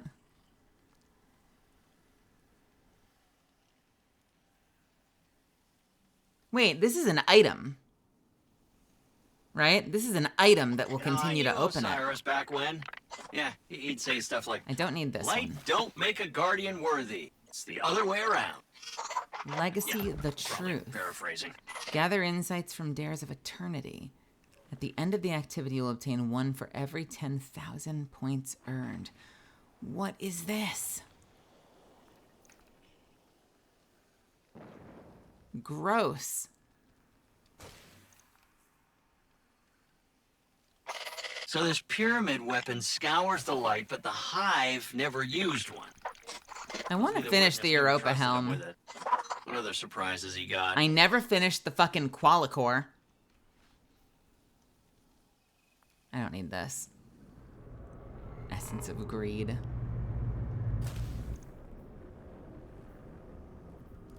Hang on to those for now. Neon nerd. I got a problem with Scorn. Hang on to I those. figure with you and me being such good friends, you could go Maelstrom. resolve it. Bond with Strand sources. Participate Not in much public on this events, rope guy. and you get powerful Ghosts on gear. the Hive Don't care. Network said even Savathun's scared of him. Of course, they ain't signed on. Goodbye.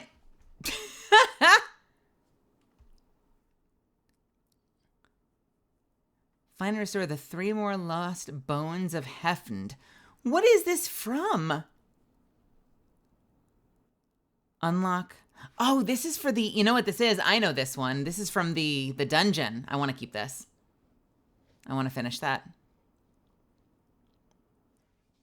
Light Reforged. I've wanted to finish this. You know what? It is worth experience. It is worth experience, which means if I finish that, if I did one more competitive match and I finished those steps, that is experience. XP++.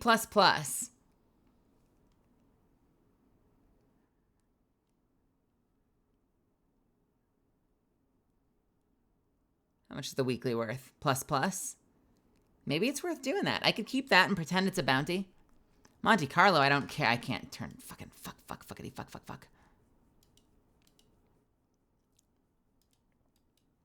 42 of 63.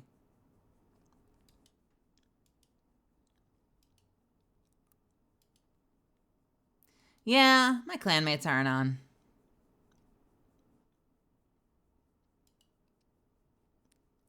Is this everything? This is everything.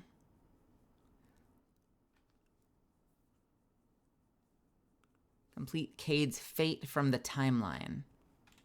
All right, we'll start with this. Do we have weeklies? Just dailies. In the Throne World, defeat combatants. These are all just dailies, though. I need to get the weeklies out of the way first. What are the other weeklies? Let's worry about this later. What are the weeklies?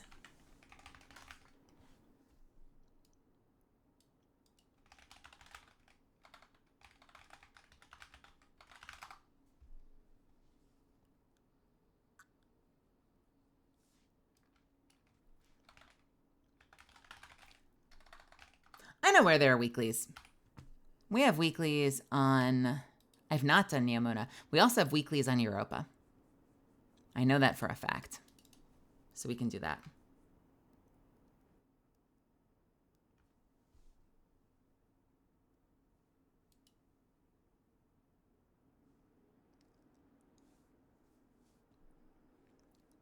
Shahan, Eris, Lectern, Hawthorne, Varix.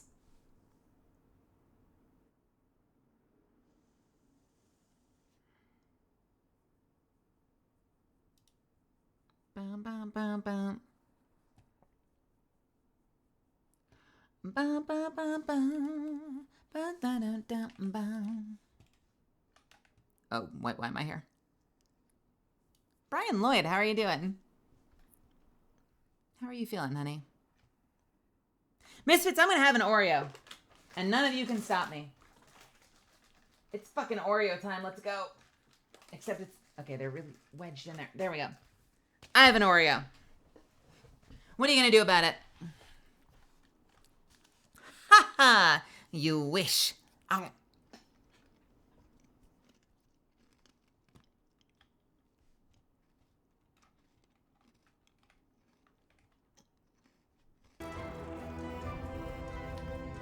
Oh, music what back off, Varix please. knows, you will know too.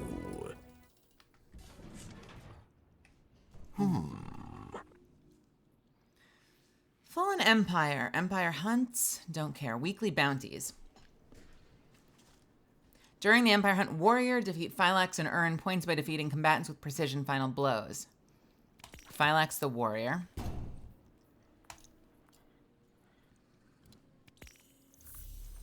And we want to complete lost sectors, public events, and patrols. Okay. We can do this.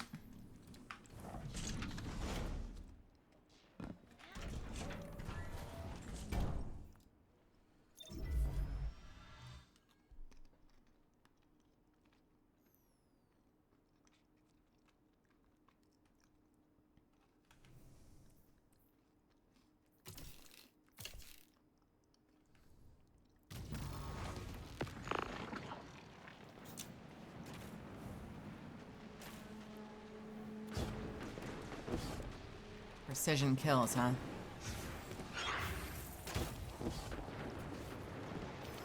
Another bow user. Wolf mob? Tell me more.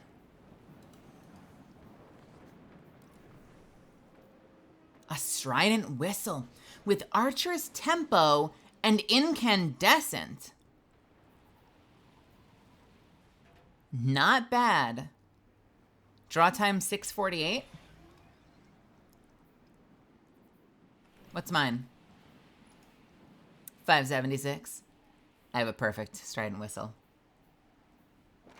This is, I just, my pride and joy. This bow is my pride and joy. I'm not even void. Here. Let's hang out together.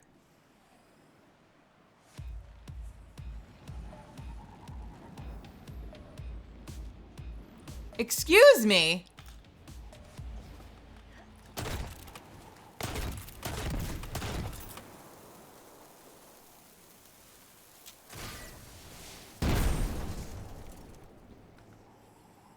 And now we dance again. No, don't leave! The dance party was just starting! Okay.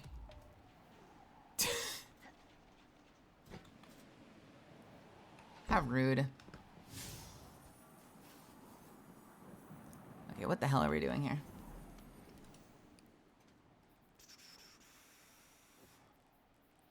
Where is our quest? 35 fallen. Got it.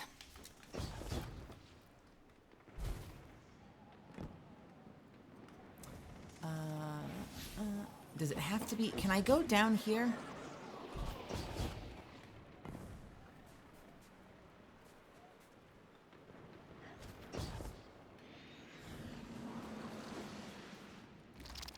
Oh, hi.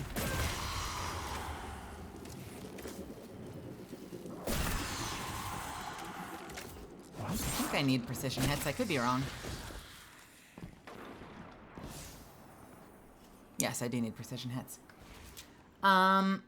Wasn't letting on what you said before about Apex before, so can you say it again, please? I don't know. What did I say about Apex before? I said I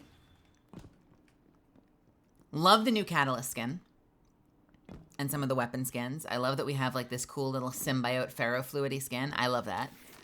I love that there's a matching seer skin. That's super cool. These totally don't count. So let's go back outside. I'm not crazy about the color scheme of the new 3030. I thought the 3030 reactive was going to be really cool.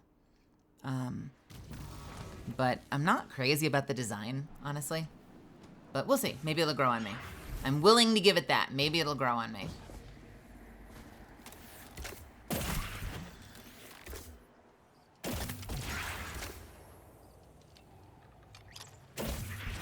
Shit. Come on.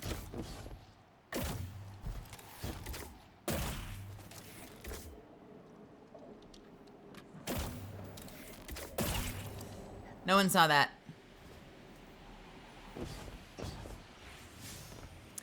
I don't know. It was a little sci-fi-y, and like, you know the one that I like. I love the one that comes with that Loba skin. Like, I love the 3030 that just looks super tactical.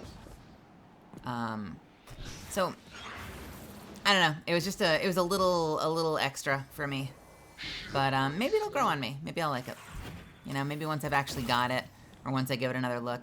Milky did say I should take a look at it and actually look at the animation, because apparently the animation's pretty dope.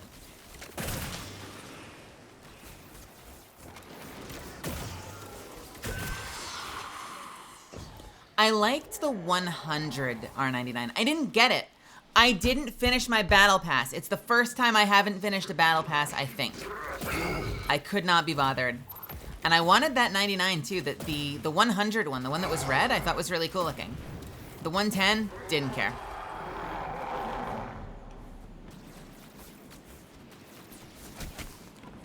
ALGS sabotaged BP completion for sure.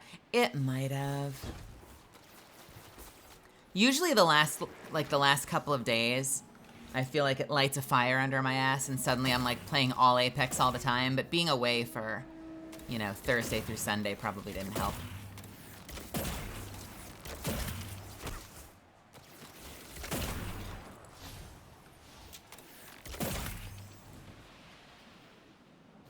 I just don't play enough during the season because I don't get enough collabs. And I don't like playing by myself. So if I had more people asking me to play. Back when I had regular invites, like when I was playing with Toaster all the time, or if I was playing with Maria or Hollow, I feel like I was in there a lot more often. I was saying this over the weekend, like I don't know if Like, people tend to be sort of overly polite, and I think, you know, or at least I worry that because I worry that because I play a lot of single-player games, that people sort of see me playing single-player games and, like, don't want to bother me. When the truth is, if most of my streamer friends, like, just invited me to play, I'd probably just shift my schedule around and play Apex with them.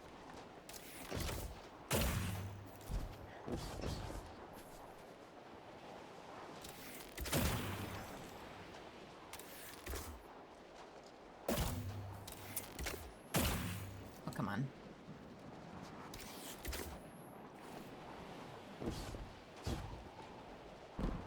Can I get on top of this? I can! Hang on. Come on.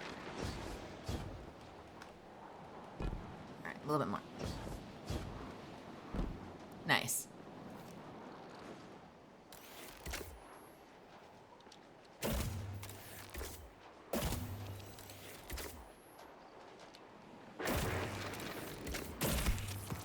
Headshot.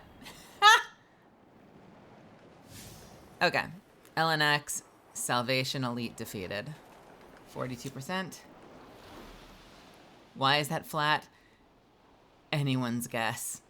Anyone's guess. Alright, we gotta go over there to draw them out.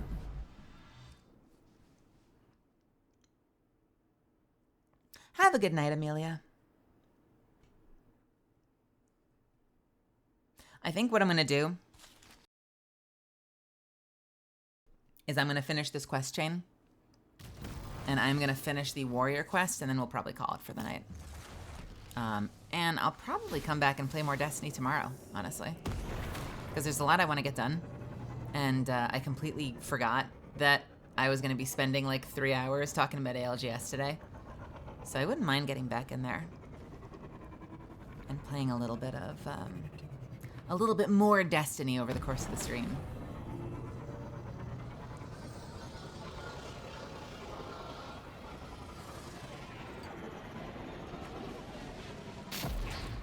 I feel like I'm not as good at maneuvering as I was with the Sparrows.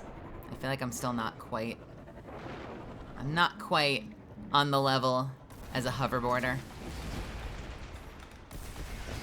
Or maybe I just haven't been playing enough Destiny, period, lately. Let me up! Thank you.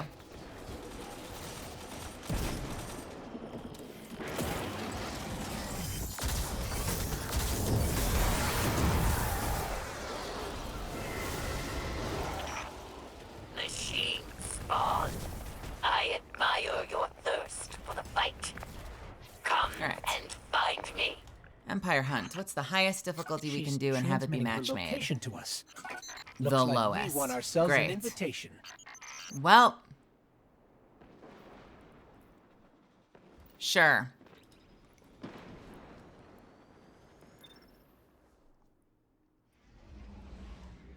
What I wouldn't give for match-made higher difficulty content. I don't know how they would, like, screen it. Because obviously, like, just because you have a high light level doesn't mean you're good at the game. Which means, like, if it was just straight up, like, pure matchmaking for anyone with that light level, you know it would be a shit show. But if there was some way that they could screen and have higher difficulty content get match made, that would be so fucking nice.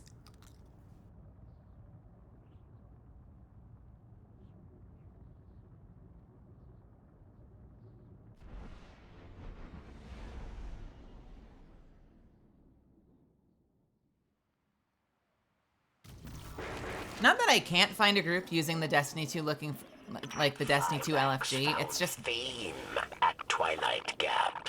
you lose too much time clicking on groups and having it be like, this group is full, this group is full, this group is full, this group is full. Especially with the Onslaught activity recently. This group is full, this group is full. Like, I'd rather just sit in queue and wait. I do not like copying and pasting like 80 fucking names.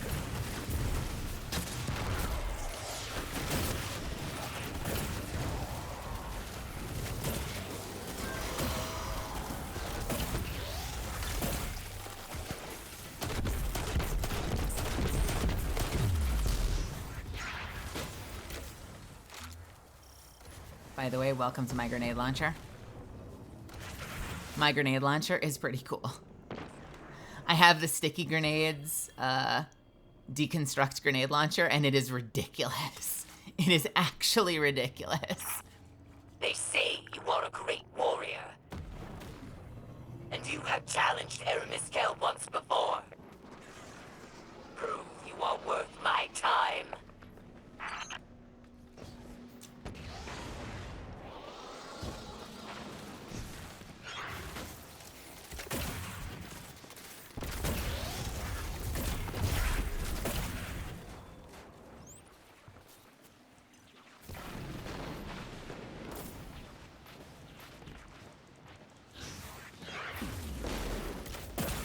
Well, if I want, I can switch it out because it is a shiny, even though you can't tell from the normal look. I have bait and switch and cascade point. But I am fucking loving the one that I've got. It actually... Ah!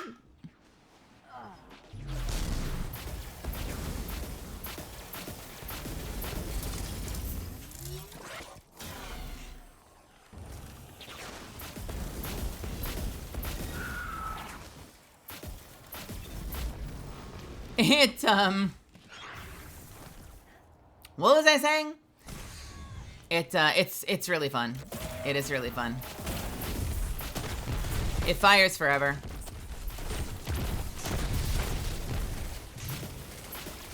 Anywhere from like 9 to 12 times. Can I? Okay, listen. It's been a little while since I've played Destiny regularly. And I did not anticipate this motherfucker sending me into freaking Brazil every single time he gets near me.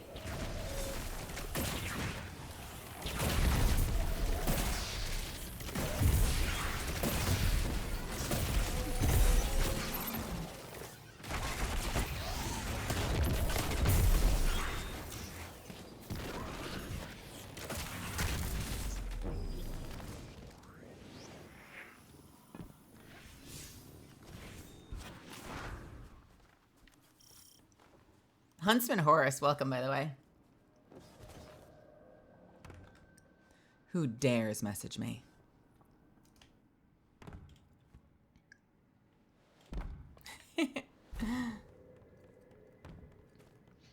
Have a good night. The person that just messaged me. Hello, Shadowwing. I'm a strawberry. I'm Strawbalist.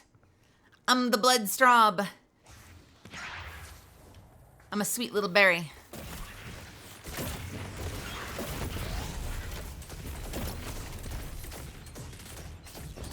Fear, my sweet little strawberry buddy.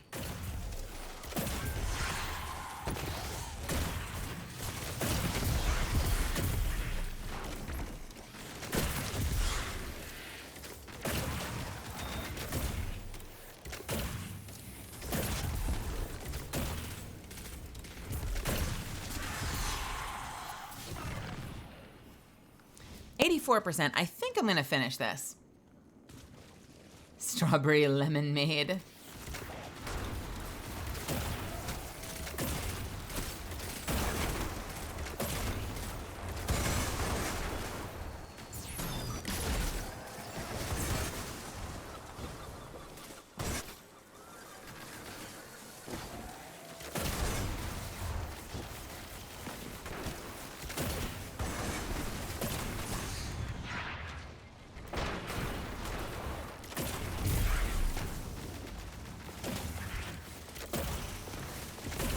Can I get a precision kill on you?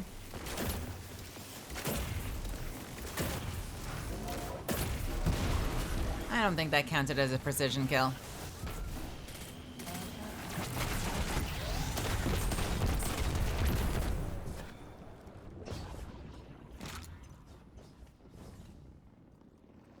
What happened to the 20k damage I saw earlier? Are you being scaled down? It's possible.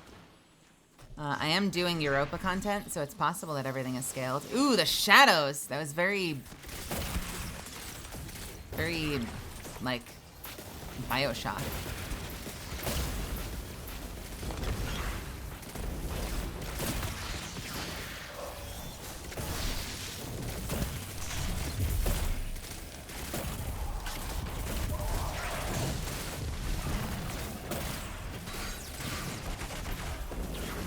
Okay, cool. We're done.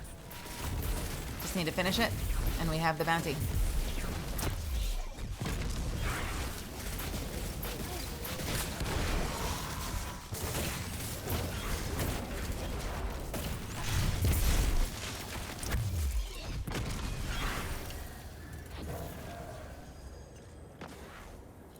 TK, are you doing any sort of day one contest mode raiding? Have you been doing any bounty hoarding? You know what got me doing this, Misfits? Hanarisu.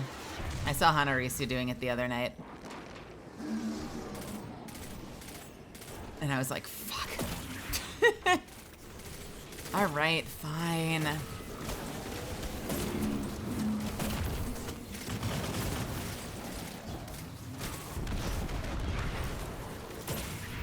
Hana's in there with Jared doing fucking bounty storage stuff.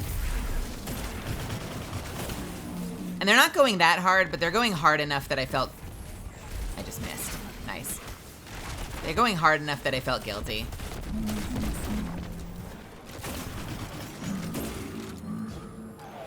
I don't want to use my super on you, and I don't remember if I get a banner in the next room, so I'm kind of just wanting to, like, whittle you down, boy. Boy? Buddy? Bro? He's dead. Doesn't matter. Alright, let's go. Are you not? I am a returning player. I've been playing since year 1. You might not always know it from the shit that I miss, I swear to God.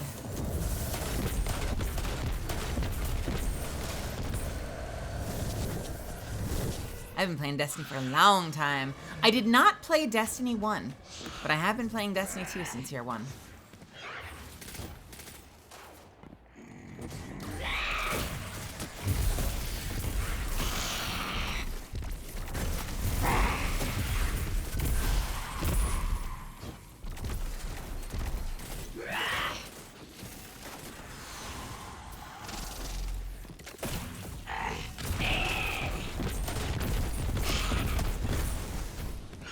I have been playing Bungie games for a long time.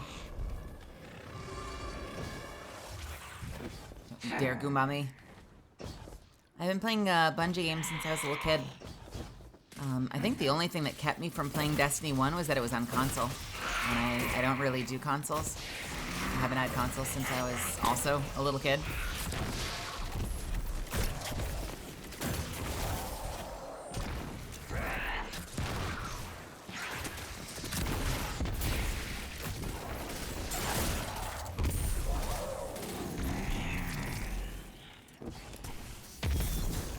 Oh, come on. There you go.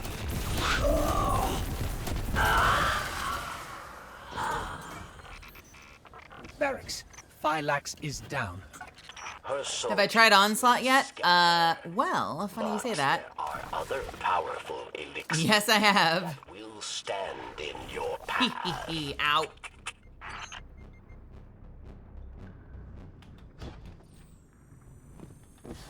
Although, you want to know something fun? Not that it matters, not that you would do this, but if you happen to have an OG mountaintop, like this one,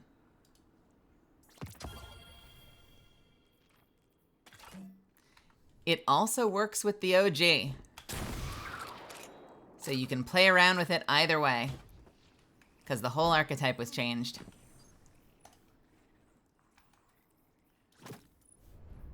Ooh, that looks nice.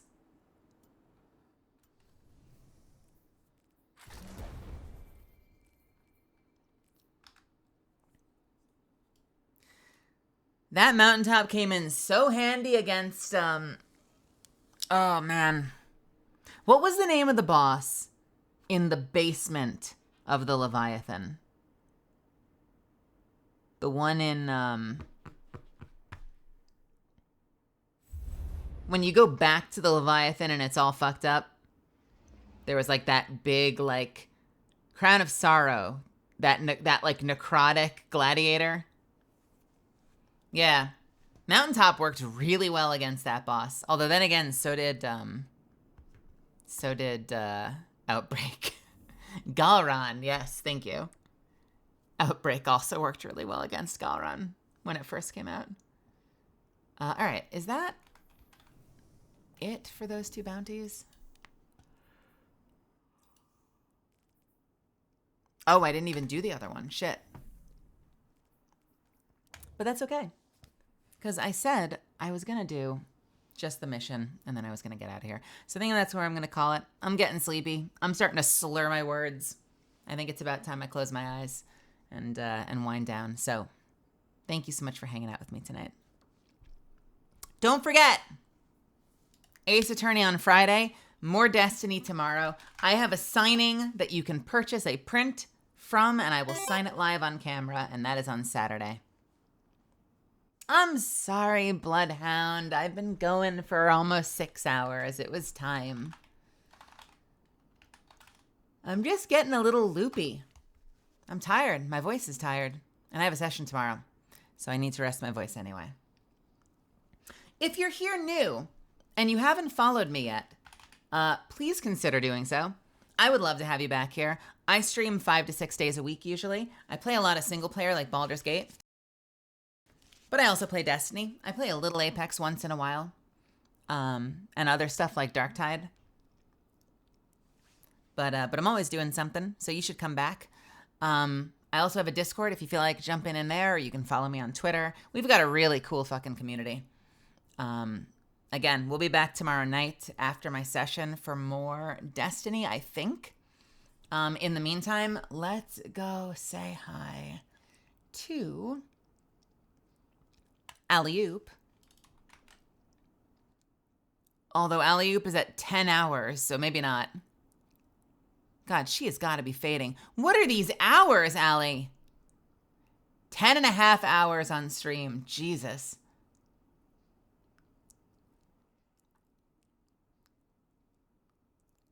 We're going to do it anyway. Let's go say hi to Allie. Allie's playing Apex Legends. Allie is currently playing Horizon and is doing a little ranking, it looks like. So, do me a favor. When you get there, drop emotes in chat. Whichever one makes you happy, spam the hell out of it, fill the line. I just want to fill her chat with a whole bunch of cool looking pictures, and I think it'll make her smile. So, if you're brand new here, the heart and the raid is really easy to do. You can just paste 2 of them and then copy and paste them. You don't have to like click it 1,000 times. You can just like, if you're one of my subbies, I like the animated ones. Just do 3 of them, then copy and paste it, and do like 1 billion of them. Bam. At least one of you will get suckered and you'll spam the word Melazan like 1,000 times and it'll be really funny. And I don't hold it against you. I think that's cute. Anyway, I'm sure you can hear it in my voice. I am done. Have a wonderful night. Thank you so much for hanging out with me again. I know there's a million places you could be. Thank you for choosing to be here. Mwah. Have a wonderful rest of your night wherever you go. Stay hydrated, be kind to yourself, and get the hell out of here. I'll see you tomorrow.